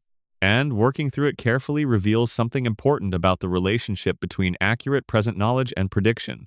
We tend to think about prediction as a specific cognitive act, looking at the present and extending it forward, inferring the future from trends and dynamics that are currently visible. Prediction, in this framing, is distinct from description. Description is about the present. Prediction is about the future. But the Simpsons case suggests that this distinction is less clean than it appears. Because the show wasn't trying to predict the future. It was trying to describe the present accurately. An accurate description of the present turned out to be, in many cases, a form of prediction because the present already contained the future and potential. This is not a mystical claim. It's a straightforward consequence of how causation works. The future is not disconnected from the present. It emerges from the present through causal processes that have their own internal logic, their own dynamics, their own directions. An accurate understanding of those dynamics of how things actually work, as opposed to how we might prefer them to work or casually assume they work, implies an understanding of where those dynamics are leading. The writers who accurately understood how natural language processing fails, who could see clearly the specific kind of confident wrongness that characterizes systems that try to understand human speech, were not predicting the future of smart home assistants. They were describing the present of natural language processing systems as they existed in the 1990s. And because smart home assistants were eventually built using the same kinds of systems, with the same inherent failure modes, the accurate description of those failure modes in the 1990s turned out to describe the future experience of smart home assistants in the 2010s. The prediction was a description that traveled forward in time because the underlying dynamics that made it accurate didn't change. The temporal dimension of accuracy, This suggests something important about the relationship between accuracy and time. Observations that are accurate about deep dynamics, about fundamental aspects of how systems work, how people behave, how institutions tend to function, remain accurate for a long time. Observations that are accurate only about surface phenomena, the specific technology available right now, the specific people currently in power, the specific issues currently being debated, become outdated quickly. The Simpsons' most durable predictions are those that were grounded in deep dynamics rather than surface phenomena. The prediction that voice-operated home systems would fail in the specific way of confident misinterpretation is grounded in a deep dynamic, the fundamental difficulty of machine understanding of human language. That deep dynamic persisted from the 1990s through the 2010s and continues today. The prediction aged well because the underlying dynamic it was grounded in persisted. The predictions that aged worst were those grounded in surface phenomena, the specific political situations of specific moments, the specific corporate landscape of specific years, the specific cultural fashions of specific periods. Those predictions became outdated as the surface phenomena changed. Good prediction, durable prediction, prediction that travels well across time, is essentially deep description. It's description of things that are true not just right now, but as features of enduring reality. And the writers who produced The Simpsons' most durable predictions were the ones who most consistently grounded their comedy in deep observation rather than surface observation. What the phenomenon teaches us about creative intelligence. One of the most interesting things about The Simpsons' prediction phenomenon, considered philosophically, is what it reveals about a specific form of creative intelligence. The intelligence that allows a person to quickly understand a domain from the outside and make accurate observations about it. This is the intelligence that characterizes generalists at their best. The Simpsons writers were generalists, people who needed to make credible, accurate jokes about fields they hadn't spent years specializing in, on short timelines, in collaboration with others who had different areas of deep knowledge. The demand placed on them was to rapidly achieve functional understanding of a domain, extract what was interesting and accurate from that understanding, and translate it into comedy. This process, rapid functional understanding of diverse domains, is a specific cognitive skill that's quite different from deep specialist expertise. Specialist expertise allows you to know a domain in great depth, including the details that matter at the frontier of the field. Generalist functional understanding allows you to quickly identify the key dynamics of a domain, the things that would remain true even as surface details changed, the structural features that govern how the domain works. Both types of knowledge can produce accurate predictions. Specialist knowledge tends to produce more accurate predictions within its domain. Generalist functional understanding tends to produce predictions that hold up across time because they're grounded in structural features rather than fine-grained current details. The Simpsons writers were using generalist functional understanding to make jokes, and some of those jokes turned out to be durable predictions because they were grounded in structural features that persisted. The specific form their intelligence took, the ability to quickly understand and accurately describe the key dynamics of many different domains, is a form of intelligence that's particularly well-suited to producing durable predictions, even if that wasn't the goal. The question of creativity and knowledge. There is a deeper philosophical question embedded in the Simpsons prediction phenomenon that we've been circling around throughout this analysis. It's worth naming explicitly. Is there a form of creative knowledge? Knowledge accessible through creative processes that isn't accessible through analytical processes? Do the constraints and freedoms of creative work allow the mind to arrive at accurate understandings that more purely analytical processes would miss? There's genuine evidence that the answer might be yes. The history of science is full of cases where intuitive, creative leaps preceded and guided formal verification.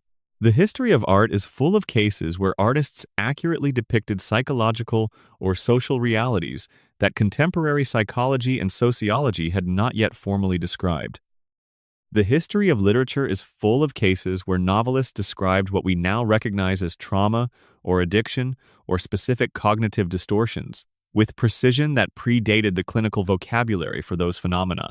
The Simpsons case might be another example of creative intelligence arriving at accurate knowledge through routes that more analytical processes hadn't taken. The comedy discipline, the requirement to make jokes that land with a knowledgeable audience, might impose constraints that push creative intelligence toward accuracy in ways that pure analysis doesn't.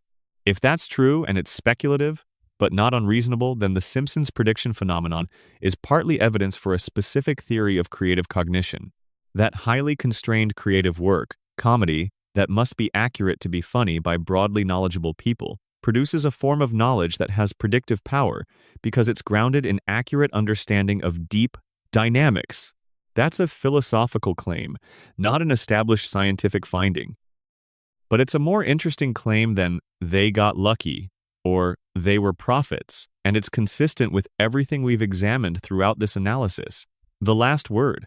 I want to offer a final thought that ties together everything we've discussed. The Simpsons prediction phenomenon is real. It's real in the sense that the show has made many accurate predictions, and some of those accurate predictions are more specific and impressive than volume and coincidence alone can account for. That's not debatable at this point. The evidence is clear. The phenomenon is also, in its most popular framing, somewhat mythologized. The Simpsons as oracle story is more dramatic and more viral than the truth, which involves writers' room culture and research discipline and comedy-driven accuracy and the slow accumulation of predictive material over 35 years. The myth is more interesting as a myth than the reality is as an explanation. But the reality is more interesting than it might first appear, because what the reality points to is the relationship between truth-telling and time. The Simpsons writers told the truth, as best they could, about the world they lived in. They told it in the form of comedy, which imposed the discipline of accuracy on their observations. They told it consistently, across hundreds of episodes and decades of production. And the truth they told, grounded in deep observation of enduring dynamics, turned out to describe not just the present they were living in, but the future that emerged from it. That's not a prophecy, but it might be something better. A demonstration that honest, careful, well-grounded attention to the world, as it actually is not as we fear it might be, not as we hope it will be, but as it actually, structurally, fundamentally is, generates understanding that travels forward in time. We are all trying to understand the world well enough to navigate it. The Simpsons, at its best, showed us what that looks like when it's done with rigor and care and enormous creative energy. And some of what that looks like, from a sufficient distance in time, looks a great deal like seeing the future. Pay attention. Be accurate. Tell the truth in whatever form you can make it land. The rest might take care of itself. Extended narrative. The full history of every major prediction, episode by episode. A complete guided tour through Springfield's accidental oracle. What follows is a more granular walk through the predictions we've covered and several we haven't yet addressed episode by episode, year by year, with the context restored that gets stripped away when these moments circulate online. This is the version with all the nuance intact. The version where we don't just say The Simpsons predicted X, but rather, here's what the episode was actually doing, here's who wrote it and what they knew, here's why the joke was constructed the way it was. And here's what it means that the joke turned out to be accurate. 1989 to 1993. The formative years. The first season and what it was really about. The first season of The Simpsons, which aired in 1989 and 1990, was not trying to predict anything. It was trying to survive.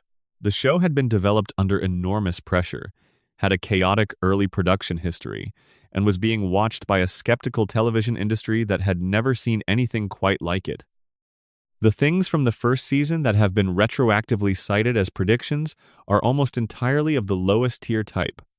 Observations about American consumer culture, family dysfunction, workplace incompetence, and the particular texture of working-class life in a late 20th century American town. These are accurate observations that have remained accurate because the underlying social dynamics they're describing haven't changed. Homer's relationship with beer is a prediction about the persistence of American working-class leisure culture. Bart's relationship with authority is a prediction about the persistence of adolescent resistance to institutional constraint. Lisa's alienation as the most intellectually capable member of her family and peer group is a prediction about the persistent experience of gifted children in environments that aren't built for them. None of these are impressive as predictions. All of them are accurate as descriptions of experiences that recur in every generation. And in that accuracy, they have a kind of timelessness that makes them feel, from a distance, like prophecy. The Springfield nuclear power plant as economic symbol. One thing that deserves extended treatment. because it runs through the entire show's history as a kind of structural prediction, is the role of the Springfield nuclear power plant in the show's economic imagination. The plant is Homer's employer and, by extension, Springfield's dominant economic institution. It is run by Mr. Burns, a caricature of the 19th century robber baron, updated for the late 20th century, a man whose relationship to the community he employs is entirely transactional, who is personally wealthy beyond any conceivable need, who is genuinely indifferent to the welfare of the people who work for him, and who exists in a regulatory and political environment that is somehow incapable of effectively constraining his behavior despite his frequent visible violations of law and basic human decency. This is a very specific economic portrait, and it has aged with unusual accuracy. The Simpsons began airing in 1989, near the end of a decade of significant deregulation, at a moment when the relationship between large employers and the communities that depended on them was undergoing a fundamental shift. The era of the paternalistic corporation, the company that saw itself as responsible for the long-term welfare of its employees and their families, that provided pensions and health care and job security as expressions of a social contract, was ending. The era of the purely transactional employer, the company that would relocate, automate, outsource, or dissolve without meaningful consideration of consequences for workers or communities, was beginning. Mr. Burns is a cartoon version of this shift. His complete indifference to Springfield's welfare is played for comedy, but it's a comedy grounded in an economic reality that was becoming more visible throughout the 1990s and 2000s, and that has remained central to American economic life ever since. That's a structural economic prediction that was grounded in accurate observation of the world as it was in 1989. And it has remained accurate because the dynamics it described have persisted and deepened. 1993. The pandemic episode revisited in full. Margin Chains. The 1993 episode that is most frequently cited as having predicted COVID-19 deserves a much fuller treatment than it usually gets. The episode begins with a package from Japan that arrives at the Simpson house containing a product that Marge ordered from a television shopping channel. The package has been handled by Japanese factory workers who were experiencing what the episode calls Osaka flu, a flu-like illness spreading through the factory. The product is contaminated with the illness, and Marge, handling the package, is exposed. From there, Marge spreads the illness to much of Springfield. The town's flu response involves the expected community dysfunction: people panic buying at the pharmacy, the hospital being overwhelmed, public officials issuing confused and contradictory guidance, the community looking for someone to blame. The episode's satirical focus isn't really on the illness itself, but on the community's response, the way a health crisis becomes a social crisis, a crisis of trust and communication and collective organization. The Osaka flu in the episode is a vehicle for satirizing American community dysfunction, not a specific prediction about any future pathogen. What the writers were observing was, here is how a community like Springfield would respond to a respiratory illness outbreak, and the response would be inadequate, chaotic, and more revealing of the community's existing fault lines than of anything specific about the illness.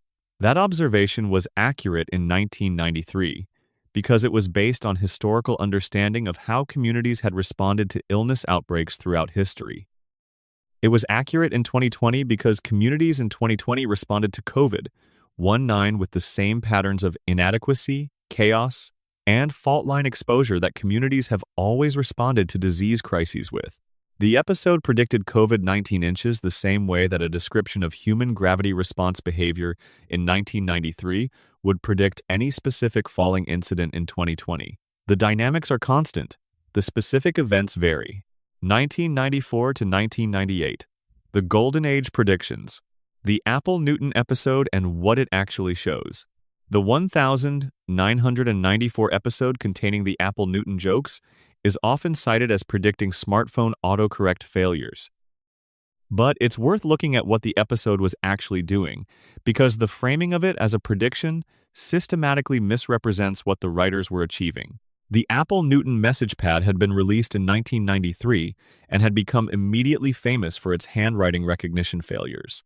Apple marketed the device as capable of reading handwritten text and converting it to digital characters. In practice, the early versions of the software failed regularly and sometimes spectacularly converting handwritten messages into nonsensical outputs with complete confidence. The Simpsons joke about the Newton wasn't a prediction of future autocorrect failures. It was a gag about a current product's well-known failure mode. The Newton's bad handwriting recognition was front-page technology journalism in 1993 and 1994. The joke required no special knowledge or prediction. It required only having read any technology publication from that period or having seen one of the many comedy bits about Newton failures that were circulating in other comedy contexts at the time. What makes the episode interesting is the way the failure mode it depicts, confident machine misinterpretation of human input, remained accurate. As handwriting recognition gave way to predictive text on smartphone keyboards, the specific technology changed. The fundamental failure mode persisted. A joke about a 1993 failure mode turned out to still be accurate about 2010's failure modes, because the underlying challenge machines interpreting ambiguous human input doesn't become fundamentally easier. With time, it just moves to different contexts. That persistence of the failure mode is interesting and worth noting, but it's not a prediction. It's an accurate description of a fundamental challenge in human-computer interaction that was true in 1993, true in 2013, and is still true today. The 1995 wearable computing episode in context. By 1995, when The Simpsons depicted wrist-worn computing devices, the wearable computing field had developed considerably beyond its early academic origins. MIT's Media Lab, under the leadership of Nicholas Negroponte and with researchers like Steve Mann working on wearable camera systems, had become a nexus of public conversation about wearable technology. Mann had been wearing a wearable computer system since the early 1980s and was by 1995 something of a public figure in technology circles. His work was covered in magazines and newspapers that reached general audiences. The concept of wearable computing in 1995 was not esoteric. It was being actively popularized by people like Negroponte, whose book Being Digital was published that year and became a bestseller by the standards of technology books. Being Digital specifically addressed wearable and embedded computing as near-future realities, using language and examples that were accessible to general readers. Any Simpsons writer who had read Being Digital, which would have been a natural read for anyone in the entertainment industry interested in where technology was heading in 1995, would have had the conceptual framework to write the wearable computing joke in that year's episodes. The specific form the joke took a wristwatch computer used for casual communication and information. Access was a natural creative choice, given the conventions of watchmaking and the comic recognition value of a familiar form. Factor transformed by new capability. The 20-year gap between the episode and the Apple Watch doesn't make the prediction more impressive when you know the conceptual landscape of 1995. It makes it less impressive the concept was so actively being discussed in accessible public forums that it's not surprising the writers encountered it. What the prediction does illustrate is the difference between concept being discussed in technology circles and commercially successful consumer product. Many concepts discussed in technology circles in 1995 never became consumer products. Wearable computing was one that eventually did, but the gap between the concept's availability and the product's eventual commercial success spans many failed attempts and 2 decades of engineering progress. The writers correctly bet on eventual success. That's the extent of the prediction. The Disney-Fox title card, production context. The 1998 episode containing the 20th Century Fox A division of Walt Disney Co. Title card was written and produced during a period of significant media consolidation. The Telecommunications Act of 1996 had significantly relaxed restrictions on media ownership, and the resulting wave of mergers and acquisitions was reshaping the media landscape rapidly. In 1995, Disney had acquired ABC and ESPN, creating a media conglomerate of unprecedented scope for an entertainment company. The writers were watching this consolidation in real time and were living within it. Fox itself was already a conglomerate, owned by Rupert Murdoch's News Corporation, which also owned newspapers, television stations, and book publishers across multiple countries. The idea of major media companies getting ever larger through ever more unlikely acquisitions was a current, ongoing story when the episode was written. In that context, the joke of Disney acquires Fox was a reductio ad absurdum of the ongoing consolidation trend. Take the trend of media consolidation to its logical extreme, and what do you get? Eventually, everything is owned by someone. The most absurd possible owner of Fox would be the most brand-incompatible major entertainment company available. In 1998, that was Disney. The writers were satirizing the consolidation trend by imagining its most absurd endpoint. They chose Disney not because they thought Disney would buy Fox, but because Disney was the funniest name to put on the title card. The specific choice that made the joke land hardest turned out to be the specific acquisition that eventually occurred. Whether this reflects something about the underlying logic of media consolidation that eventually, the economics push toward combinations that seem ridiculous until they're obvious, or simply a remarkable coincidence, is a question worth sitting with. 1999 to 2004. The mature period, the Trump prediction in its full production context. Bart to the Future was produced in late 1999 and aired in March 2000. During the production period, Donald Trump's Reform Party presidential campaign was an active news story. Trump had entered the Reform Party primary in October 1999, generating substantial media coverage. He had visited New Hampshire, Iowa, and California, states central to early primary campaigning. He had given speeches, done extensive media interviews, and made statements about his policy positions. The Reform Party itself was at the peak of its post-Perot influence in 1999 to 2000. Jesse Ventura had been elected governor of Minnesota as a Reform Party candidate in 1998, demonstrating that the party could actually win elections. Reform was being discussed seriously as a potential force in the 2000 presidential election. Trump's candidacy, while widely treated with skepticism about his ultimate seriousness, was covered as a real political story with real political implications.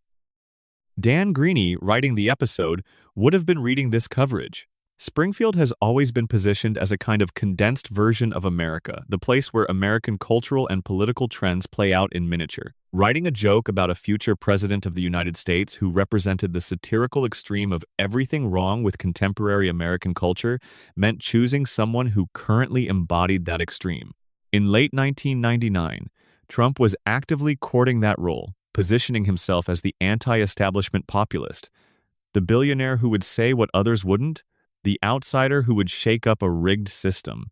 The satirical logic of choosing Trump as the fictional predecessor to President Lisa Simpson was not prophecy. It was the application of contemporary cultural analysis to an immediately recognizable current figure. Trump was the right satirical choice in 1999 because he was the most vivid available emblem of the tendencies being satirized. What Greaney could not have anticipated, that 16 years later, the satirical emblem would become the literal reality, that the exaggeration would become the understatement, that the joke about American excess would be insufficient as a joke because the reality would exceed the comedy's reach. This is what makes the Trump prediction genuinely interesting rather than merely explicable. The satirical logic is clear. The precise match between the satirical character and the eventual reality is not something the satirical logic can account for. Satire is supposed to be exaggeration of reality, not identical to it. When satire and reality converge to this degree, something more than satire has happened, even if we can't name it with precision. The 2000 episode and the internet economy. Around the same period, The Simpsons was making jokes about the internet economy that were simultaneously of the moment and prescient. The dot-com bubble was at or near its peak in 1999 to 2000, and the show's jokes about internet-based businesses with implausible valuations, about the gulf between internet company promises and their actual products and services, about the venture capital culture that enabled absurd valuations, all of these jokes were accurate at the time and have remained accurate as the internet economy matured. The dot-com bust of 2001 vindicated the satirical skepticism that The Simpsons and other comedies expressed about the peak of the bubble. But what's interesting is that the show's critiques of internet economy culture weren't just about the bubble-era excesses that were obvious at the peak. They were about structural features of the technology industry's relationship to capital, to workers, and to consumers that have persisted across the bubbles and busts of the past 25 years. The jokes about companies that promised transformative technology and delivered something much more modest, about venture capital funding that enabled long periods of growth without profitability, about platforms that created value by capturing user attention in ways that users didn't fully consent to. These were accurate in 2000 and remained accurate through every subsequent cycle of technology, hype, and disappointment. That accuracy reflects the writer's genuine understanding of the structural features of the technology industry features that were visible in 2000 to people paying close attention and that have persisted because the structural incentives that produce them haven't changed. 2005 to 2012. The digital age predictions. The Facebook and social media episodes. The Simpsons began making jokes about social networking platforms in the mid-2000s, as these platforms were beginning their ascent toward cultural dominance. Facebook launched broadly to the public in 2006. Twitter launched the same year. By 2008 and 2009, social media was a significant cultural story, and the show was making jokes about it. The most prescient social media jokes from this period weren't about the existence of the platforms they existed and were clearly succeeding, but about the specific psychology they cultivated. The compulsive checking, the emotional investment in digital metrics, the way digital social performance was beginning to compete with physical social presence. The gap between the curated version of a life that someone presented online and the less curated version they were actually living. These observations were available to any careful social observer in 2008, but they were being made in public discourse primarily by critics and academics who were studying social media as a cultural phenomenon. The mainstream conversation about social media in 2008 was much more enthusiastic. These were the early days, the period of excitement about what social connection at scale might make possible, before the downsides were as visible as they would become. The Simpsons was in the skeptical camp before skepticism was the mainstream position. The show's comedy about social media dysfunction, the way it was already depicting the platforms as more trap than tool, more compulsion than choice, reflected a critical assessment of the platforms that was available in 2008, but was not yet the dominant public view. By 2018, the dominant public view had caught up with the show's critical stance. The revelations about Facebook's data practices, the Cambridge Analytica scandal, the internal Facebook documents showing awareness of the platform's harmful effects, all of these made the skeptical position that The Simpsons had been taking since 2008 into the mainstream view. Whether this constitutes a prediction depends on how you define prediction. The writers were making an early bet that the platform's effects would be net negative in important ways, at a time when the dominant bet was that they would be net positive. The early bet turned out to be correct. But it was a bet made on the basis of visible, if not dominant evidence, not on the basis of any special knowledge of what would later be revealed about the platform's internal operations. The Richard Thaler Nobel Prize joke, reconstructing the source. The 2010 episode that placed Richard Thaler's name in a list of Nobel Prize winners in economics requires some examination of how the writers would have had access to the informal consensus about Thaler's prizeworthiness in the economics community. Thaler's work on behavioral economics had been influential since the early 1980s. His collaboration with Daniel Kahneman, whose Nobel Prize in 2002 for prospect theory was itself a validation of the behavioral economics paradigm, had raised Thaler's profile further. By 2010, behavioral economics had moved from the margins of the economics profession to the mainstream. Thaler and Cass Sunstein's book Nudge, published in 2008, had become a major policy document that was being read and implemented by governments in the United States and United Kingdom. The informal community that tracks potential Nobel laureates and economics researchers, journalists who cover economics, the betting markets that run Nobel prediction pools had Thaler in the mix as a genuine contender. Thomson Reuters, which publishes annual predictions of Nobel Prize recipients based on citation data, had Thaler on its highly cited researchers list in categories associated with Nobel recognition. For Simpsons writers with connections to economics, whether through their academic backgrounds, their reading of economics journalism, or their social connections in the Los Angeles professional community, the informal consensus about Thaler's Nobel candidacy would have been accessible. Not a certainty, not insider knowledge about the Nobel Committee's deliberations, but the available informed assessment that Thaler was the kind of economist who wins Nobel Prizes. That assessment was correct, 7 years early, but it was the kind of assessment that any well-connected follower of economics could have made in 2010. 2013. Present. The recent predictions, the smartwatch revisited in the app era. The Apple Watch, when it launched in 2015, was not just a smartwatch. It was the first mass-market smartwatch to succeed commercially. All previous attempts had either been niche products or failures. The reason it succeeded where others had failed was partly engineering. The Bluetooth protocols and battery technology had finally reached viability. Partly design, Apple's attention to the form as a fashion object as well as a technology, and partly ecosystem, the tight integration with iPhone made it far more useful than a standalone device. None of this specific context was available in 1995 when The Simpsons depicted a wrist-mounted device. But what the episode got right that most 1,995 technology prognosticators got wrong was this. The wrist device, when it eventually succeeded, would be a casual consumer lifestyle object, not a productivity tool. The writing of the 1,995 joke put the device in a context of ordinary daily life, worn casually, used for casual purposes, the same framing that eventually characterized the successful Apple Watch, rather than the more utilitarian wrist computer framing that characterized most earlier attempts. The casual consumer framing is actually the more impressive, accurate element in the prediction, and it's the one that gets discussed least. Getting the technology right is one thing.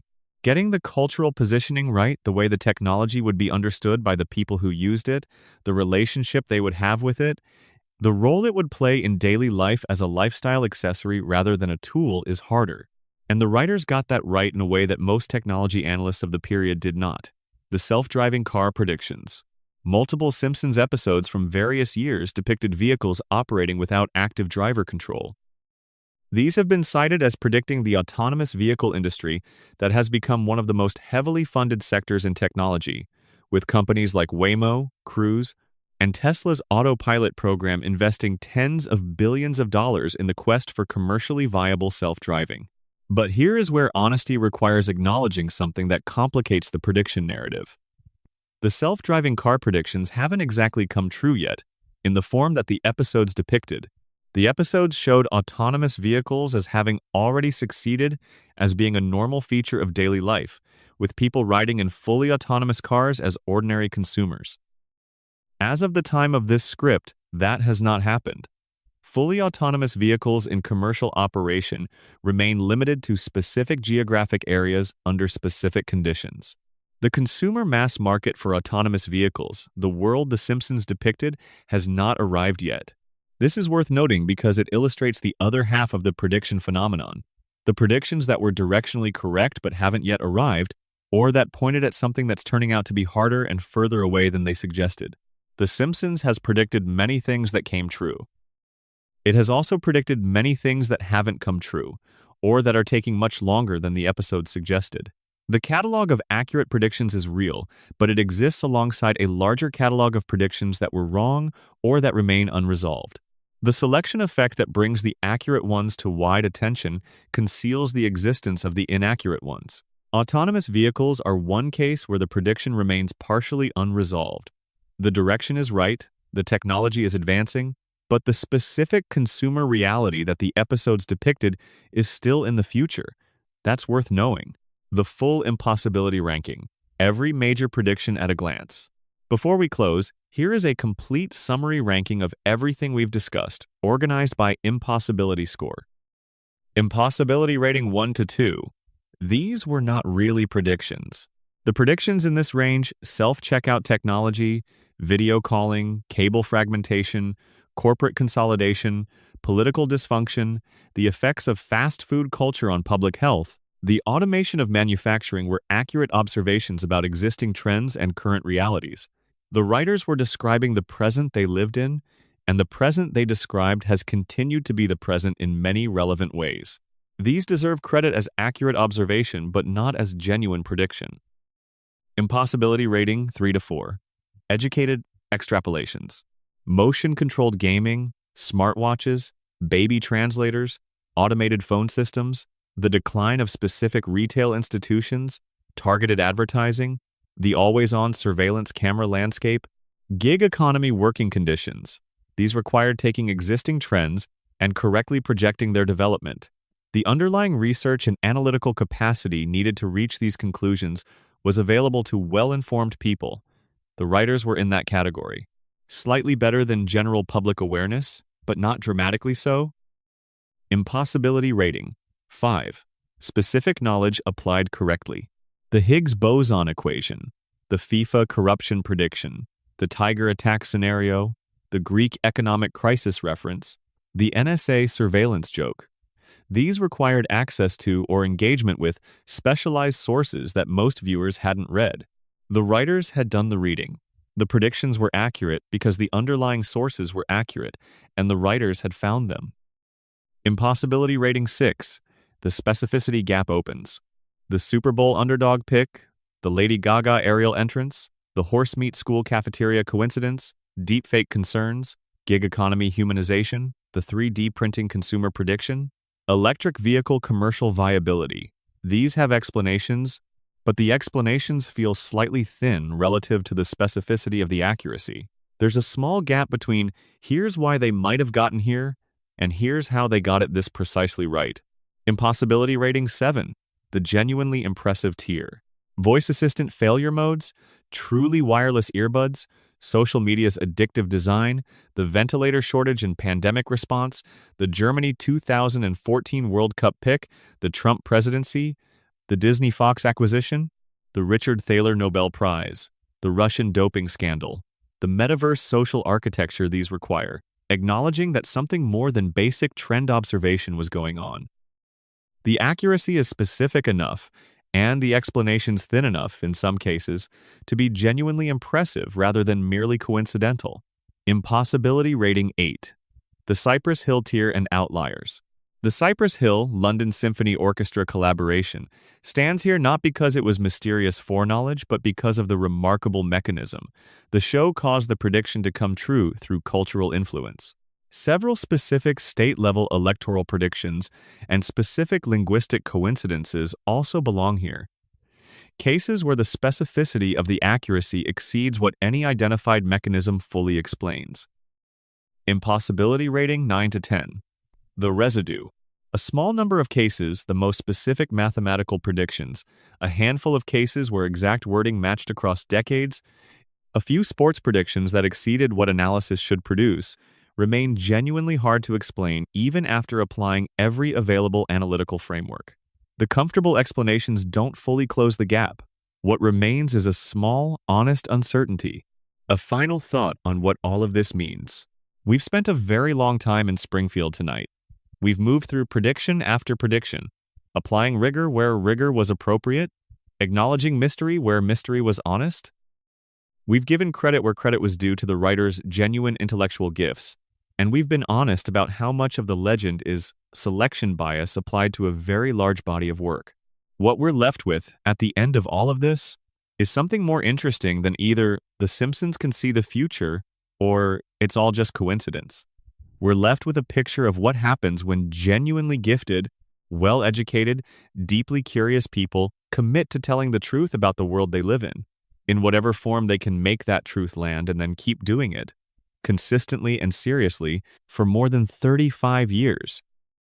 What happens is, they produce a body of work that remains accurate across time, that continues to describe the world accurately not just when it was made, but decades later. That resonates with audiences who are living in presence the writers couldn't have directly observed, because the dynamics the writers were describing with such care in their own present are still the dynamics of the present those audiences inhabit. That's a specific kind of artistic achievement. It's not prophecy, it's not magic. It's something harder and rarer. The sustained discipline of honest, careful, grounded truth-telling about the actual world, translated into forms that people can receive and absorb and remember. The Simpsons at its best was one of the most truthful creative works ever made for a mass audience. The predictions are the residue of that truthfulness, the evidence that the show was doing something real, not just something entertaining. And if you're listening to this right now, wherever you are, whatever the hour is, the fact that you're here thinking about this, letting this strange and ambitious show occupy your mind as the day winds down, tells me that at some level you already knew that. The Simpsons meant something to you, means something to you, not just as entertainment, not just as nostalgia, but as a way of seeing the world. That's not nothing. That's, in fact, quite a lot. Sleep well. The world will still be here in the morning, strange and patterned and partially legible, just as it always has been. And somewhere in it, a yellow family is about to sit down on a couch for the 400th time, and the joke will still be funny, and the truth it tells will still be true. End of script. Total runtime: approximately 6 to 8 hours at relaxed narration pace. Extended meditation: the show that refused to stop watching the world. 35 years of paying attention. There is a specific kind of loneliness that comes with having watched The Simpsons for a long time. Not the loneliness of isolation, but the loneliness of duration, the particular experience of having a reference point that has been present throughout your entire conscious life. While the world has changed so dramatically around it that the show sometimes seems to be the only fixed point in a landscape that keeps rearranging itself. People who grew up watching the show in its first seasons in the early 1990s are now in their late 30s, 40s, or 50s.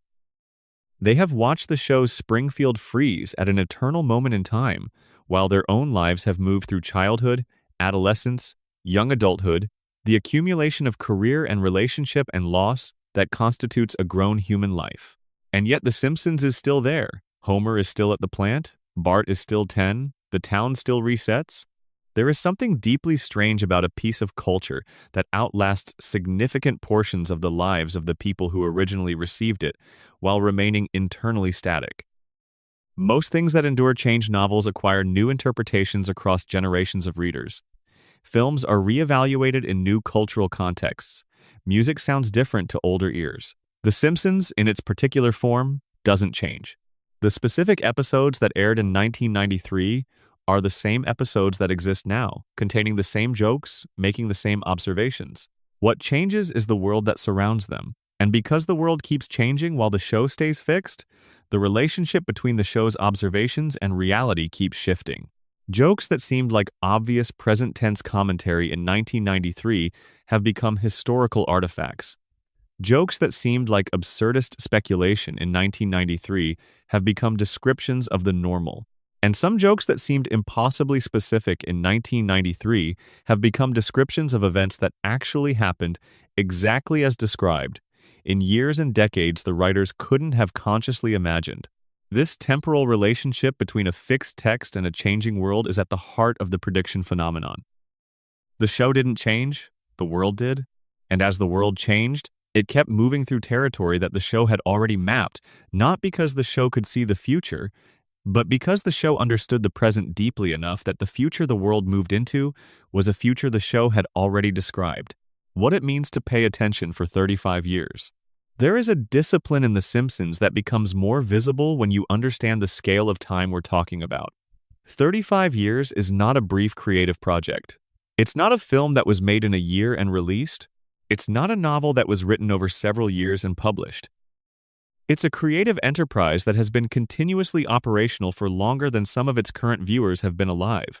To maintain the level of accuracy about the world that the show maintained across that span of time required sustained engagement with the world across that entire span. The writers who joined the show in the early 1990s and stayed. Al Jean is the most prominent example.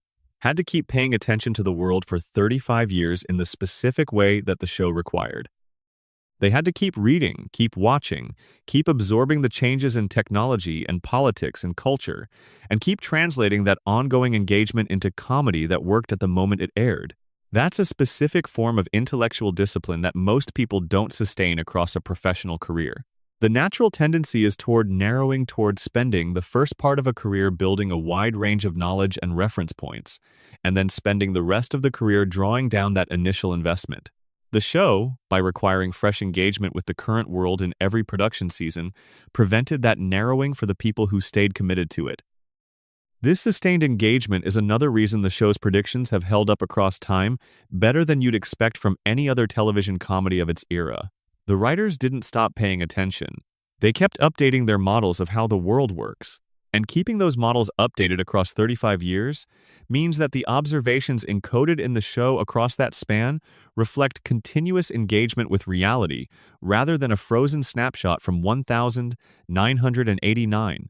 The experience of watching old episodes now. There is a specific cognitive experience that many long-term Simpsons viewers describe. The experience of rewatching an episode from the 1990s and encountering a moment where the show seems to describe something from the present. This experience is the phenomenological core of the prediction phenomenon. It's the specific feeling that produces the Simpsons predicted it impulse, the slight cognitive jolt of recognition, the moment where the separation between the past context of the episode and the present context of the viewing collapses, where the joke from 1993 seems to be speaking directly to something happening in 2024. That experience is real and genuinely interesting, even if its interpretation requires care. What's happening in that moment at a cognitive level is a form of anachronism detection. The mind's system for tracking temporal context is encountering an anomaly, information that was encoded in a past context that correctly describes a present context. The anomaly triggers surprise and heightened attention, which is why these moments stick in memory so effectively. The anachronism detection system is calibrated for a world where the past and the present are genuinely different, where things that were true in 1993 are not true now, where information from 30 years ago has become outdated. When the system encounters information from 1993 that is still accurate in 2024, it treats this as anomalous and flagged for attention. The flagging is the feeling of, how did they know that? But the flagging is, in many cases, a false positive. Information from 1993 that is still accurate in 2024 isn't anomalous because it reflects mysterious foreknowledge. It's accurate in 2024 because it was grounded in dynamics that haven't changed, because some things that were true in 1993 are still true in 2024, not because of prediction, but because of persistence. Understanding this doesn't eliminate the interest of the experience, but it does reframe it.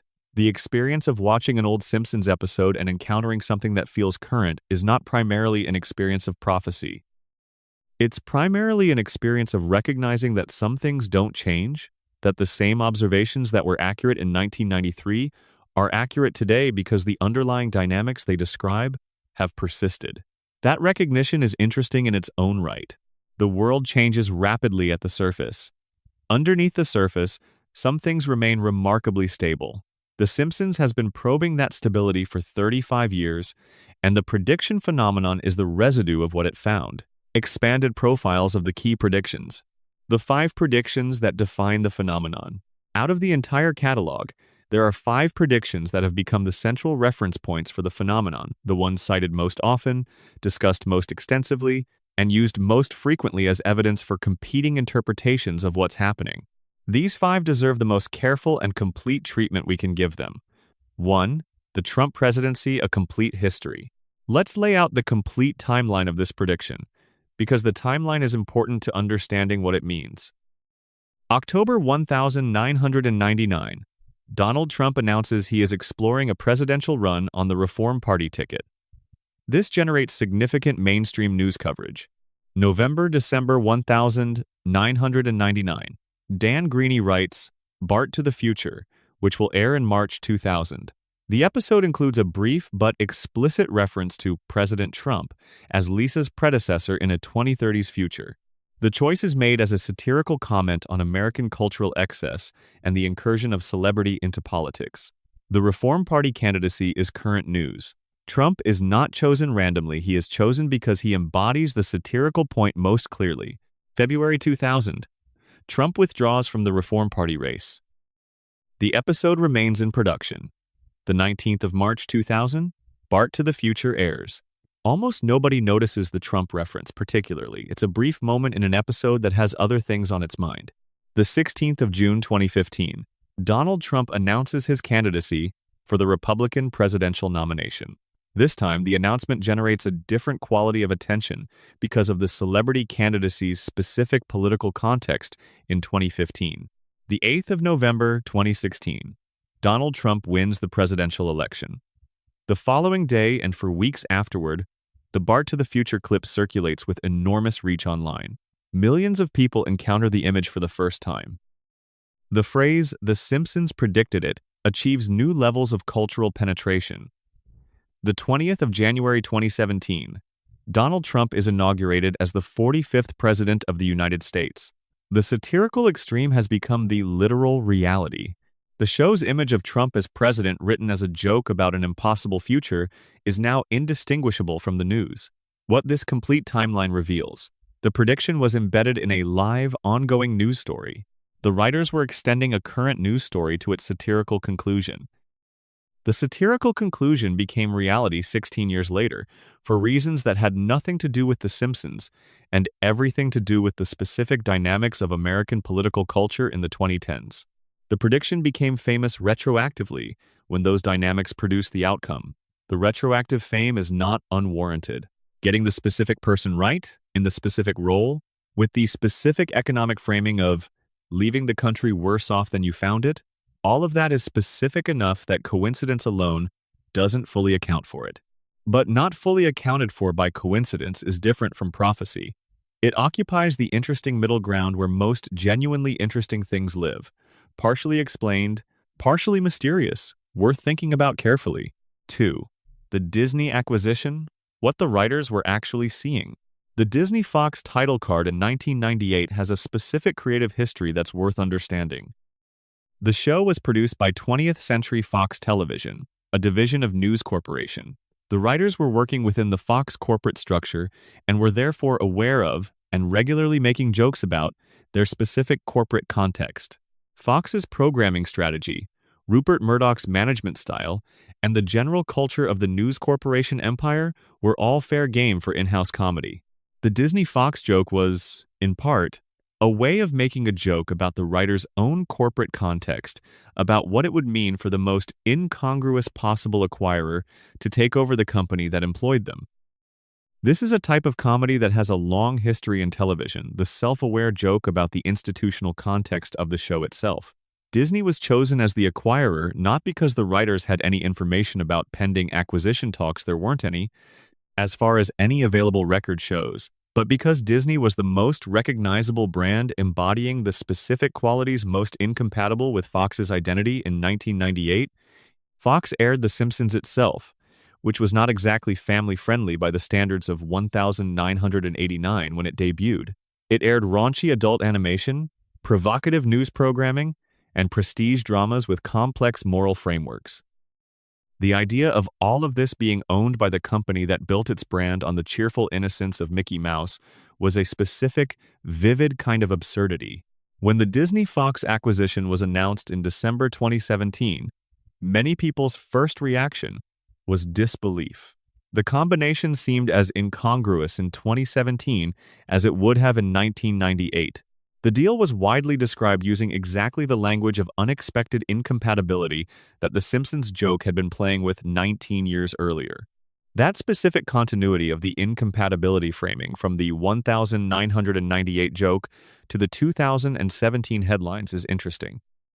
It suggests that whatever made Disney and Fox seem incongruous in 1998 was real enough that they still seemed incongruous in 2017. And yet the acquisition happened anyway, because the business logic of Disney's content ambitions was ultimately more powerful than the brand identity incongruity. The writers intuited the incongruity correctly. They could not have intuited the business logic that would eventually override it. What they made was a joke about an impossible thing. The impossible thing became possible because of a specific set of business conditions that didn't exist in 1998 and that nobody was predicting in 1998. 3. The pandemic episode, the full story of what it was about. Marge in Chains is, when you watch it with full attention and in its proper context, a very specific episode of The Simpsons that is doing something quite different from predicting a pandemic. The episode is primarily about Marge. It's about what happens to the Simpson family when Marge, the organizing center of their household, the person who manages all the practical logistics of their lives, The person who makes everything work is temporarily out of commission. The flu that sweeps Springfield is a plot device that serves this character study. By making Marge sick, the episode creates the conditions for exploring what Marge does and how much she does that everyone else takes for granted. The pandemic elements of the episode, the community response, the institutional failures, the scapegoating, the panic are real and accurate, but they're backdrop to the Marge story, not the main event. The writers were constructing a disease crisis as a setting for a story about domestic labor and the invisible work that makes family life function, not writing a treatise on pandemic preparedness. This matters for understanding the prediction because it explains why the prediction is as accurate as it is. The writers didn't sit down to think carefully about how a pandemic would unfold. They sat down to think carefully about how Springfield's institutions would fail under any significant stress, using a disease as the stress. Because they were thinking accurately about institutional failure, a subject the show returned to constantly, they produced an accurate portrait of how institutions fail under epidemic stress as a byproduct of thinking about something else. The best Simpsons predictions often work this way. They're accurate as byproducts of thinking carefully about something other than the specific thing being predicted. The voice assistant failure mode prediction was a byproduct of thinking carefully about what would be funny about a voice-controlled house. The social media addiction prediction was a byproduct of thinking carefully about what human beings actually experience when they interact with digital social platforms. The pandemic response prediction was a byproduct of thinking carefully about how Springfield's institutions would fail. The accuracy is real. The mechanism is sideways, the writers were aiming at something else and hitting the target as a consequence of aiming well. 4. The Higgs boson equation. The complete mathematical context. The Higgs boson equation deserves one more careful treatment because the mathematical context that makes it interesting has never been fully laid out for a general audience. In the standard model of particle physics, the Higgs field is a quantum field that permeates all of space. Elementary particles acquire mass through their interaction with this field. Particles that interact strongly with it are heavy. Particles that interact weakly or not at all are light or massless. The Higgs boson is the particle associated with this field, the excitation of the Higgs field that can be detected in a particle accelerator. The standard model itself does not predict a specific mass for the Higgs boson. The theory is consistent with a range of masses spanning several orders of magnitude. However, various theoretical arguments constrain the likely range. If the Higgs boson mass is too low, certain physical processes would have been observed and weren't. If the mass is too high, the standard model becomes mathematically inconsistent. These upper and lower bounds, known since the 1970s and 1980s, narrowed the expected range significantly. By the late 1990s, when David X. Cohen wrote the blackboard equation for the Wizard of Evergreen Terrace episode, the most likely range for the Higgs boson mass was estimated by the Large Electron-Positron Collider at CERN to be above 89.3 GeV giga-electron volts and below several hundred GeV based on indirect measurements.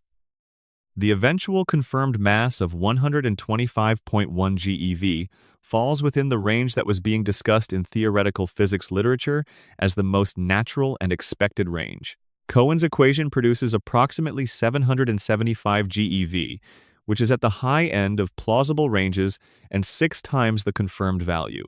This is not a good prediction in the numerical sense, but as Simon Singh has noted, the equation uses the right theoretical apparatus, the right kind of quantum field theory calculation, applied to the right kind of problem, and yields a result in the right order of magnitude. In a problem where the parameter in question spans many orders of magnitude, being off by a factor of 6 while using the right methods is a respectable demonstration of the physics. The point of the equation, as Cohen has explained, was not to make an accurate prediction. It was to demonstrate to any physicists watching the episode that Homer's fictional scientist phase was grounded in real physics, that the blackboard was showing genuine theoretical work rather than fake equations assembled to look physicist-like. The accuracy of the result was incidental to that purpose. But the incidental accuracy is interesting precisely because it reveals the depth of Cohen's engagement with the actual physics. A fake equation would have been immediately recognizable to any physicist watching. A real equation using the right framework, even if the result isn't exactly right, tells the physicists in the audience that the writer knew what he was doing. That's a form of rigor that's unusual in entertainment writing. And it's that rigor, applied across the show's entire scientific and mathematical content, that produced the body of technically accurate material from which the Simpsons predicted science narrative has been constructed. 5. The Cypress Hill collaboration, the complete story of a self-fulfilling prophecy.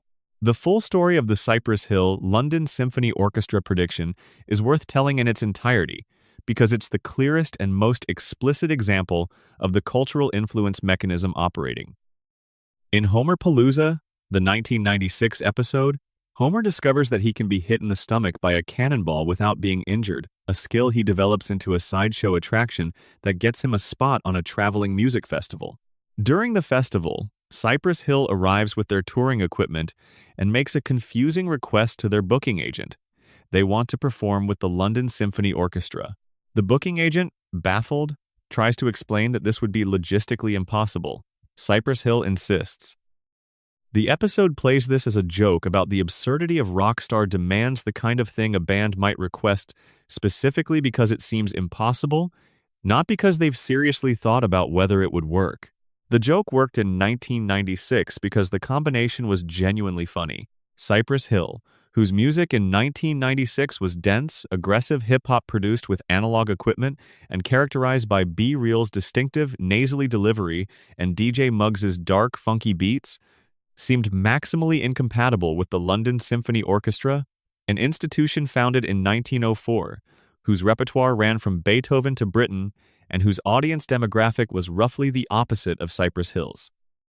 The joke ran for a few seconds of screen time and was forgotten as the episode moved on. It was, as far as anyone knew, just a throwaway gag in an episode full of throwaway gags. 28 years later, B-Real Cypress Hill's lead vocalist gave an interview about the Glastonbury 2024 collaboration.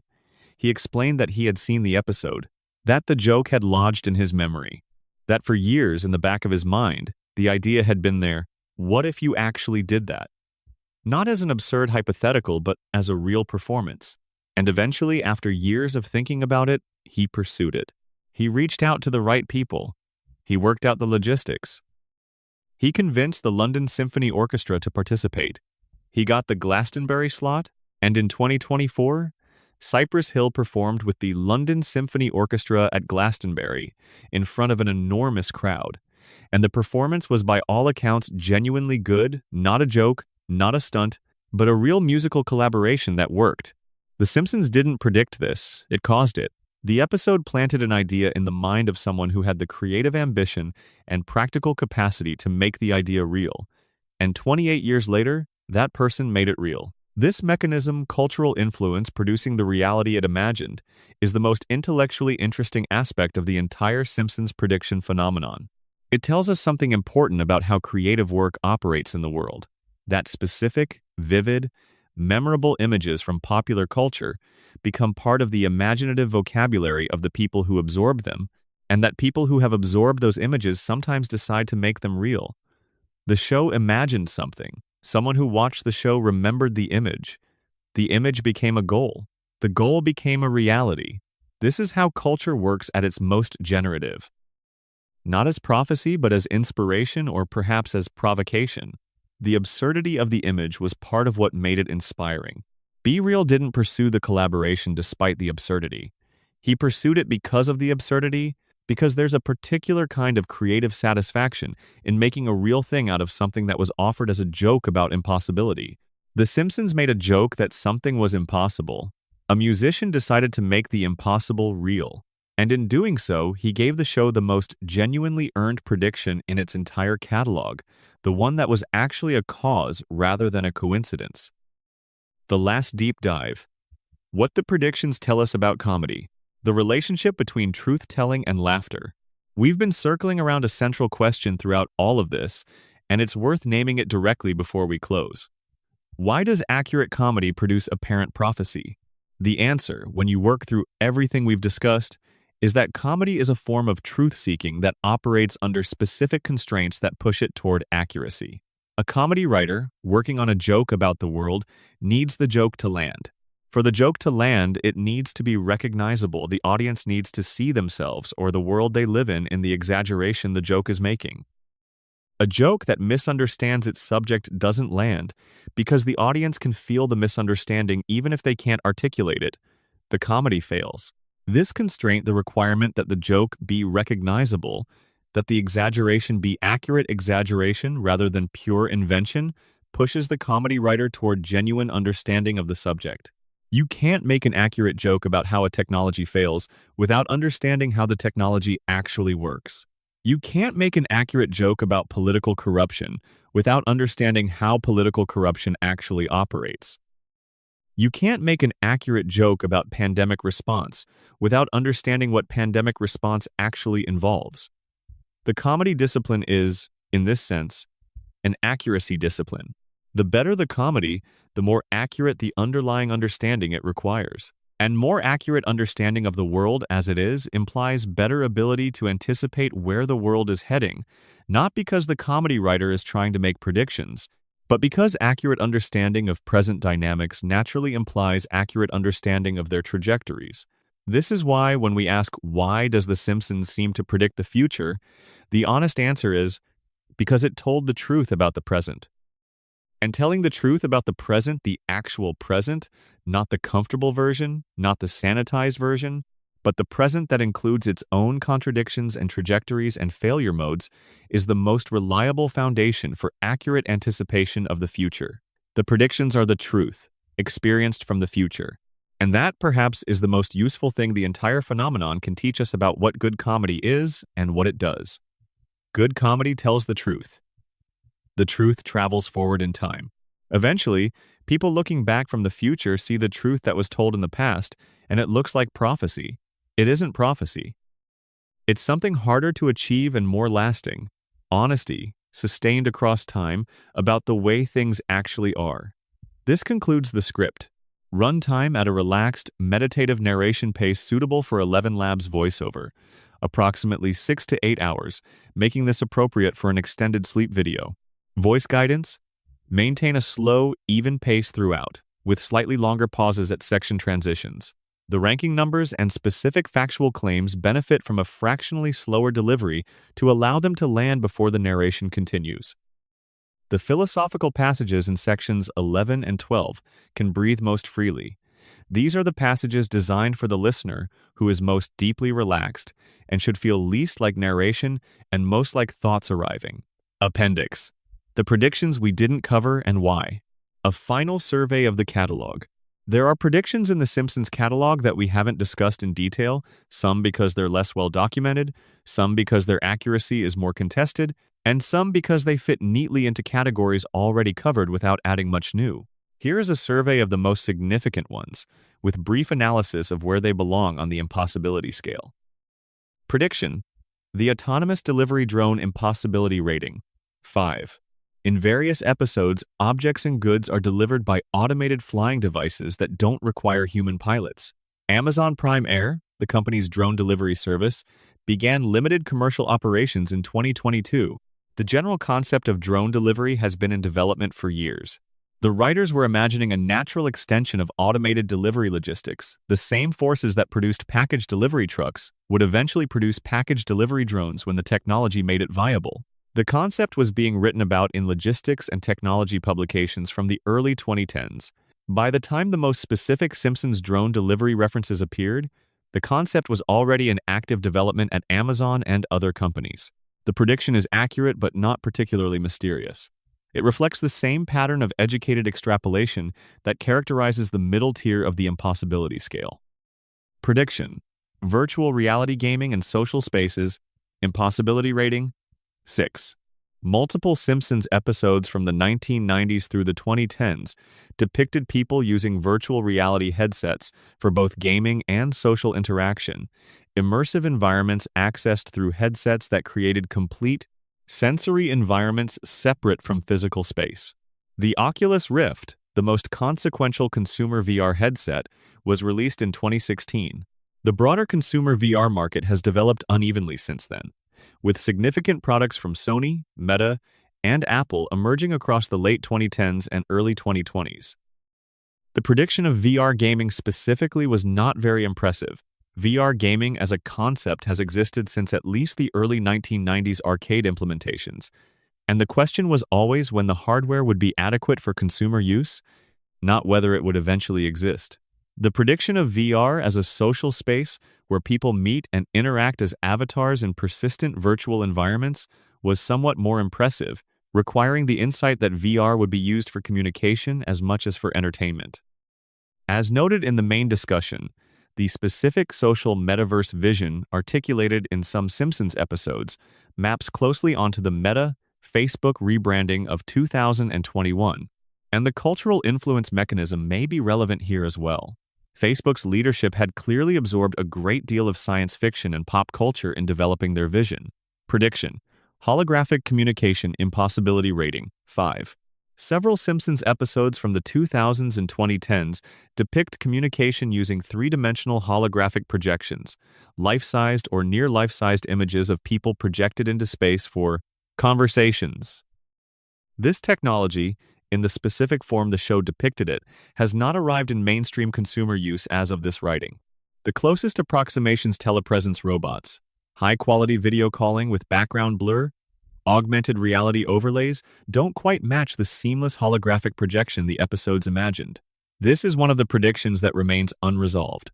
The direction is right. Communication technology is moving toward more immersive, three-dimensional experiences, but the specific form hasn't arrived yet. It illustrates that many Simpsons predictions are predictions about directions rather than specific technologies, and that the direction can be right even when the specific technology takes longer or arrives in a different form than imagined. Prediction: Universal Basic Income Experiments Impossibility Rating 5. Several episodes from the 2000s onward depicted government programs providing direct cash payments to citizens without specific employment conditions, schemes that function similarly to what has come to be called universal basic income.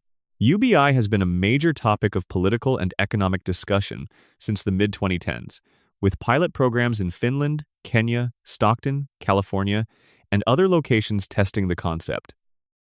The prediction is not particularly impressive because UBI as a concept is very old. Thomas Paine was advocating something like it in the late 18th century, and the concept has recurred throughout the history of economic policy thought. The writers were making jokes about an existing policy idea, not imagining a new one. What's slightly more interesting is the timing of when the jokes appeared. Some of the specific Simpsons UBI references predate the specific explosion of mainstream interest in the concept in the 2010s, suggesting the writers were tracking policy discussions that were active in academic and advocacy circles before they reached mainstream political prominence. Prediction: Microchipping and the Internet of Things Impossibility Rating 5. Multiple Simpsons episodes over the years depicted everyday objects connected to networks, household appliances with internet connectivity, vehicles that reported their status to central systems, items that tracked their own location and use. This vision of the Internet of Things was emerging as a specific technology concept in the early 2000s, and Simpsons jokes about it predate the specific term and the full development of the category. The concept was being discussed in technology research and futurism circles from the mid-1990s. The writers were encountering this discussion and translating it into comedy in the straightforward way they did with other technology concepts. Prediction: The specific failure of flying cars impossibility rating 6. This is a Simpsons prediction that is interesting precisely because it was about something that didn't happen rather than something that did. Multiple Simpsons episodes from the 1990s and 2000s referenced flying cars as a technology that had been promised and not delivered, making jokes about the gap between technological optimism about flying cars and the continued absence of commercial flying car products. This has been a running cultural joke since at least the 1960s, when the jet age seemed to promise personal air travel as an imminent reality. As of 2024, flying cars remain on the edge of commercial viability. Several companies have prototype electric vertical takeoff and landing vehicles (eVTOL) in development, some with FAA certification processes underway. But the specific consumer reality of personal flying cars available to ordinary people at ordinary price points, usable without specialized training, integrated into everyday transportation infrastructure, has not arrived. The Simpsons jokes about flying cars that never quite materialized are, in a narrow sense, Predictions that flying cars would keep not arriving, that the technology would remain perpetually almost ready, without quite crossing the threshold into consumer reality. Those predictions have been accurate for 35 years. Prediction: the specific economic consequences of automation, impossibility rating. 6. A recurring theme across the show's later seasons is the economic impact of automation on working-class employment. Specifically, the way that automation that increases productivity and corporate profits doesn't automatically translate into improved wages or security for the workers whose productivity has been enhanced. Multiple episodes explicitly explore the tension between technological efficiency gains and the distribution of those gains. This has become one of the dominant narratives of economic discussion in the 2010s and 2020s, that decades of productivity growth have been accompanied by wage stagnation for the bottom half of the income distribution, that the gains from automation have been captured almost entirely by capital rather than distributed to labor, and that the communities most affected by automation have experienced the economic dislocation without receiving the economic benefits. The Simpsons writers were making jokes about these dynamics years before they became the dominant frame for discussing technological change and economic inequality. They were drawing on labor economic scholarship and union organizing literature that had been making similar arguments since the 1970s, scholarship that was available in public form but hadn't yet crossed into mainstream political discourse. The prediction accuracy here is a case of the writers reading ahead of the mainstream, drawing on academic and advocacy sources that anticipated economic trends that have since become impossible to ignore. A final ranking: the complete impossibility scale. All predictions placed. For easy reference, here is the complete ranking of every major prediction discussed throughout this script, from most obvious to most genuinely puzzling. Rating 1. Not really predictions. Self-checkout grocery technology. Video calling between individuals. Cable television channel proliferation. Corporate media consolidation. Political dysfunction and congressional gridlock. Fast food and public health consequences. Manufacturing automation and working-class community vulnerability. Rating 2. Obvious extrapolations. The always increasing ubiquity of surveillance cameras in public spaces. The erosion of traditional retail by changing consumer behavior. The persistence and deepening of income inequality. The growing political power of concentrated wealth. Rating 3. Reasonable technological extrapolation. Motion-controlled gaming. Wii era. Smartwatch computing. Baby translation technology. Automated phone systems and their expansion. Drone delivery in commercial logistics. Rating 4. Cultural trend extrapolation. Targeted behavioral advertising. Social media as a tool for performance and curation of identity. The gig economy as a working condition. Virtual reality for both entertainment and social spaces. Rating 5. Specific knowledge applied. The Higgs boson blackboard equation, specific physics knowledge. FIFA governance corruption, specific investigative journalism. Tiger attack risk in entertainment context. Specific animal behavior. Knowledge. Greek sovereign debt crisis. Specific European financial journalism. NSA domestic surveillance program. Specific civil liberties and intelligence journalism. General pandemic dynamics and institutional failure. Specific public health literature. Universal basic income policy discussion. Specific academic policy literature. Rating 6. The specificity gap opens. Super Bowl underdog pick. Washington over Buffalo Bills. Lady Gaga Ariel's Super Bowl halftime entrance. Horse meat in school cafeteria food, European scandal. Deepfake technology and synthetic media concerns. Gig economy humanized experience ahead of mainstream discourse. 3D printing, reaching consumer market directionally, right? Electric vehicle commercial viability, contrarian prediction. Holographic communication, directionally right, not yet arrived. Specific economic consequences of automation ahead of mainstream. The self-driving car, directionally right, timeline uncertain. The microchip ban, Apple Newton failure modes generalizing to all NLP. Rating 7. Genuinely impressive. Voice-activated smart home assistant failure modes, specifically confident misinterpretation. Truly wireless earbuds, specifically the engineering form factor. Social media's addictive design and psychological consequences Ventilator shortage in pandemic response. Specific preparedness literature. Germany winning the 2014 World Cup. Donald Trump's presidency, Reform Party context, plus satirical extension. Disney acquiring 20th Century Fox comic, incongruity matching eventual reality. Richard Thaler, Nobel Prize in Economics, academic insider knowledge. Russian state-sponsored Olympic doping scandal ahead of official disclosure. The metaverse as social space, specific social configuration beyond general VR. Rating 8. The self-fulfilling and the unexplained. Cypress Hill with the London Symphony Orchestra culturally caused the outcome. Specific state-level electoral predictions exceed what analysis should produce. Specific linguistic coincidences between episodes and real-world documents. Rating 9 to 10. The honest residue. A small number of mathematical results appearing before formal publication, a handful of cases where the specificity, timing, and accuracy exceed what any identified mechanism fully accounts for. The very last thought. I want to end with something simple. Because we've spent a long time in very complex territory and simple things deserve their moment. The Simpsons has been on television for 35 years. That's a long time to pay attention to a show. A long time for a show to pay attention to the world. And what you notice, spending time with both of those attention streams, the audience attending to the show, and the show attending to the world, is that the show at its best was always doing something that television rarely does. It was taking the world seriously. Not reverentially, not solemnly, not without humor, but seriously, in the sense of genuinely engaging with how the world actually works, rather than with a comfortable, simplified version of it. The predictions are what serious engagement with the world looks like, stretched across time. When you pay genuine attention to how things actually work, to the real mechanisms of power and money and technology and human psychology, and you do that for long enough, some of what you understand about how things work turns out to describe the future as well as the present.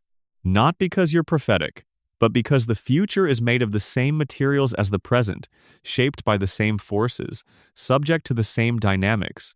Pay attention. Tell the truth about what you see. Keep doing it. The rest takes care of itself. Sleep well. The before sleep meditation. Staying with the mystery. For the listener who is still awake, if you're still here, if you've made it through all of this and your mind is still turning, still running through the episodes and the predictions and the mechanisms and the residue, this section is for you. This is the section for the person who can't quite let go yet. There's something specific that happens when you spend a long time thinking about the Simpsons prediction phenomenon with genuine rigor. You start with the assumption that careful analysis will dissolve the mystery, that if you just apply enough skepticism and context and historical reconstruction, the apparently impossible will reveal itself as merely improbable, and the improbable will reveal itself as statistically expected, and the whole thing will become smaller and more ordinary and more manageable. And then you finish the analysis, and the mystery is smaller, genuinely smaller, significantly reduced from where it started. Most of what seemed impossible turns out to be explainable.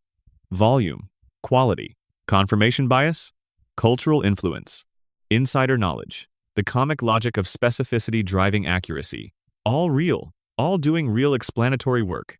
And yet, there is something that remains, not a large something. Not a something that demands supernatural explanation or that overturns anything in the framework we've built, but a real something, genuinely present, that doesn't quite dissolve into the framework even when the framework is applied carefully. And sitting with that remaining something, not rushing to explain it, not dismissing it, not inflating it into something larger than it is, I think, the most honest response to the phenomenon. The honest response is to say, we have explained most of this. The remaining portion is genuinely uncertain. Uncertainty is an acceptable place to rest. We have become, as a culture, somewhat uncomfortable with genuine uncertainty. We prefer the clean resolution, either this is fully explained or this is genuinely mysterious. The middle position, where something is mostly explained but not completely, where the framework covers most of the territory but leaves a small patch unmapped, feels unsatisfying. But the small patch of unmapped territory is where the most interesting questions live. Not the questions that have clean answers, but the questions that remain genuinely open even after careful thought. Those are the questions worth carrying with you. The Simpsons prediction phenomenon, properly understood, leaves you with a few questions like that. Questions about the relationship between accurate description and anticipation. Questions about whether there are forms of knowledge accessible through creative processes that aren't accessible through purely analytical ones. Questions about how culture shapes the future by shaping what the future's makers imagine as possible. These are good questions. They're worth thinking about as you fall asleep. If your mind is the kind that likes to work through things in the liminal space between waking and dreaming. And if your mind is not that kind, if you're ready to let go of all of it and rest, that's good too. The show will still be there tomorrow. The predictions will still be there. The mystery will still be there. Whatever portion of it remains after everything we've covered tonight. The Simpsons has been there every time you've needed it to be. It will be there again. The acknowledgement, what this show actually was. Before we truly close, there is something that deserves saying directly, without the filter of analysis or ranking or any of the frameworks we've been using. The Simpsons, at its best in its peak years, in the episodes that have stayed with people for 30 years, was one of the most honest creative works ever made for a mass audience. Not honest in the sense of being confessional or autobiographical. Honest in the deeper sense. Accurate about how the world actually works. Accurate about the specific ways that institutions fail, that power concentrates and protects itself, that human beings behave under pressure and under comfort. Accurate about what it feels like to be ordinary in a world that is organized around extraordinary wealth. Accurate about what it feels like to be intelligent in environments that don't reward intelligence. Accurate about what it feels like to love imperfect people in an imperfect world. That honesty is what produced the predictions. The predictions are the measurement of how honest the show was about the present it was describing, because honesty about the present, sustained over time, maps accurately onto the futures that present contains. And that honesty is also what made the show matter to people in ways that comedy rarely does. People didn't just find The Simpsons funny. They found it true. They recognized themselves and their families and their towns in it. They felt seen by it, in the complicated way that great art makes you feel seen, not flattered, not consoled, but accurately observed, and in that accuracy somehow less alone. That feeling of being accurately seen by a piece of art is one of the most valuable experiences that art can provide. And The Simpsons provided it, consistently, for years and years and years. The prediction phenomenon is, in the end, just the most measurable expression of that capacity for accurate seeing. We can count the predictions and rate them on an impossibility scale and trace their mechanisms. What we can't easily quantify is the broader accuracy, the accuracy about human experience, about what it actually feels like to live the kinds of lives most people live, that gave the show its peculiar hold on its audience across generations and decades. But we can notice it. We can honor it. We can say, this show was trying to see the world clearly, and it often succeeded, and that success has outlasted its own present and become a kind of ongoing testimony to the value of paying genuine attention to the world. That's what the predictions are about. That's what this show was about. And that, if you take nothing else from 2 or 3 or 6 hours of listening to this, is the thing worth remembering. Pay attention. See clearly. Tell the truth about what you see. The rest will follow.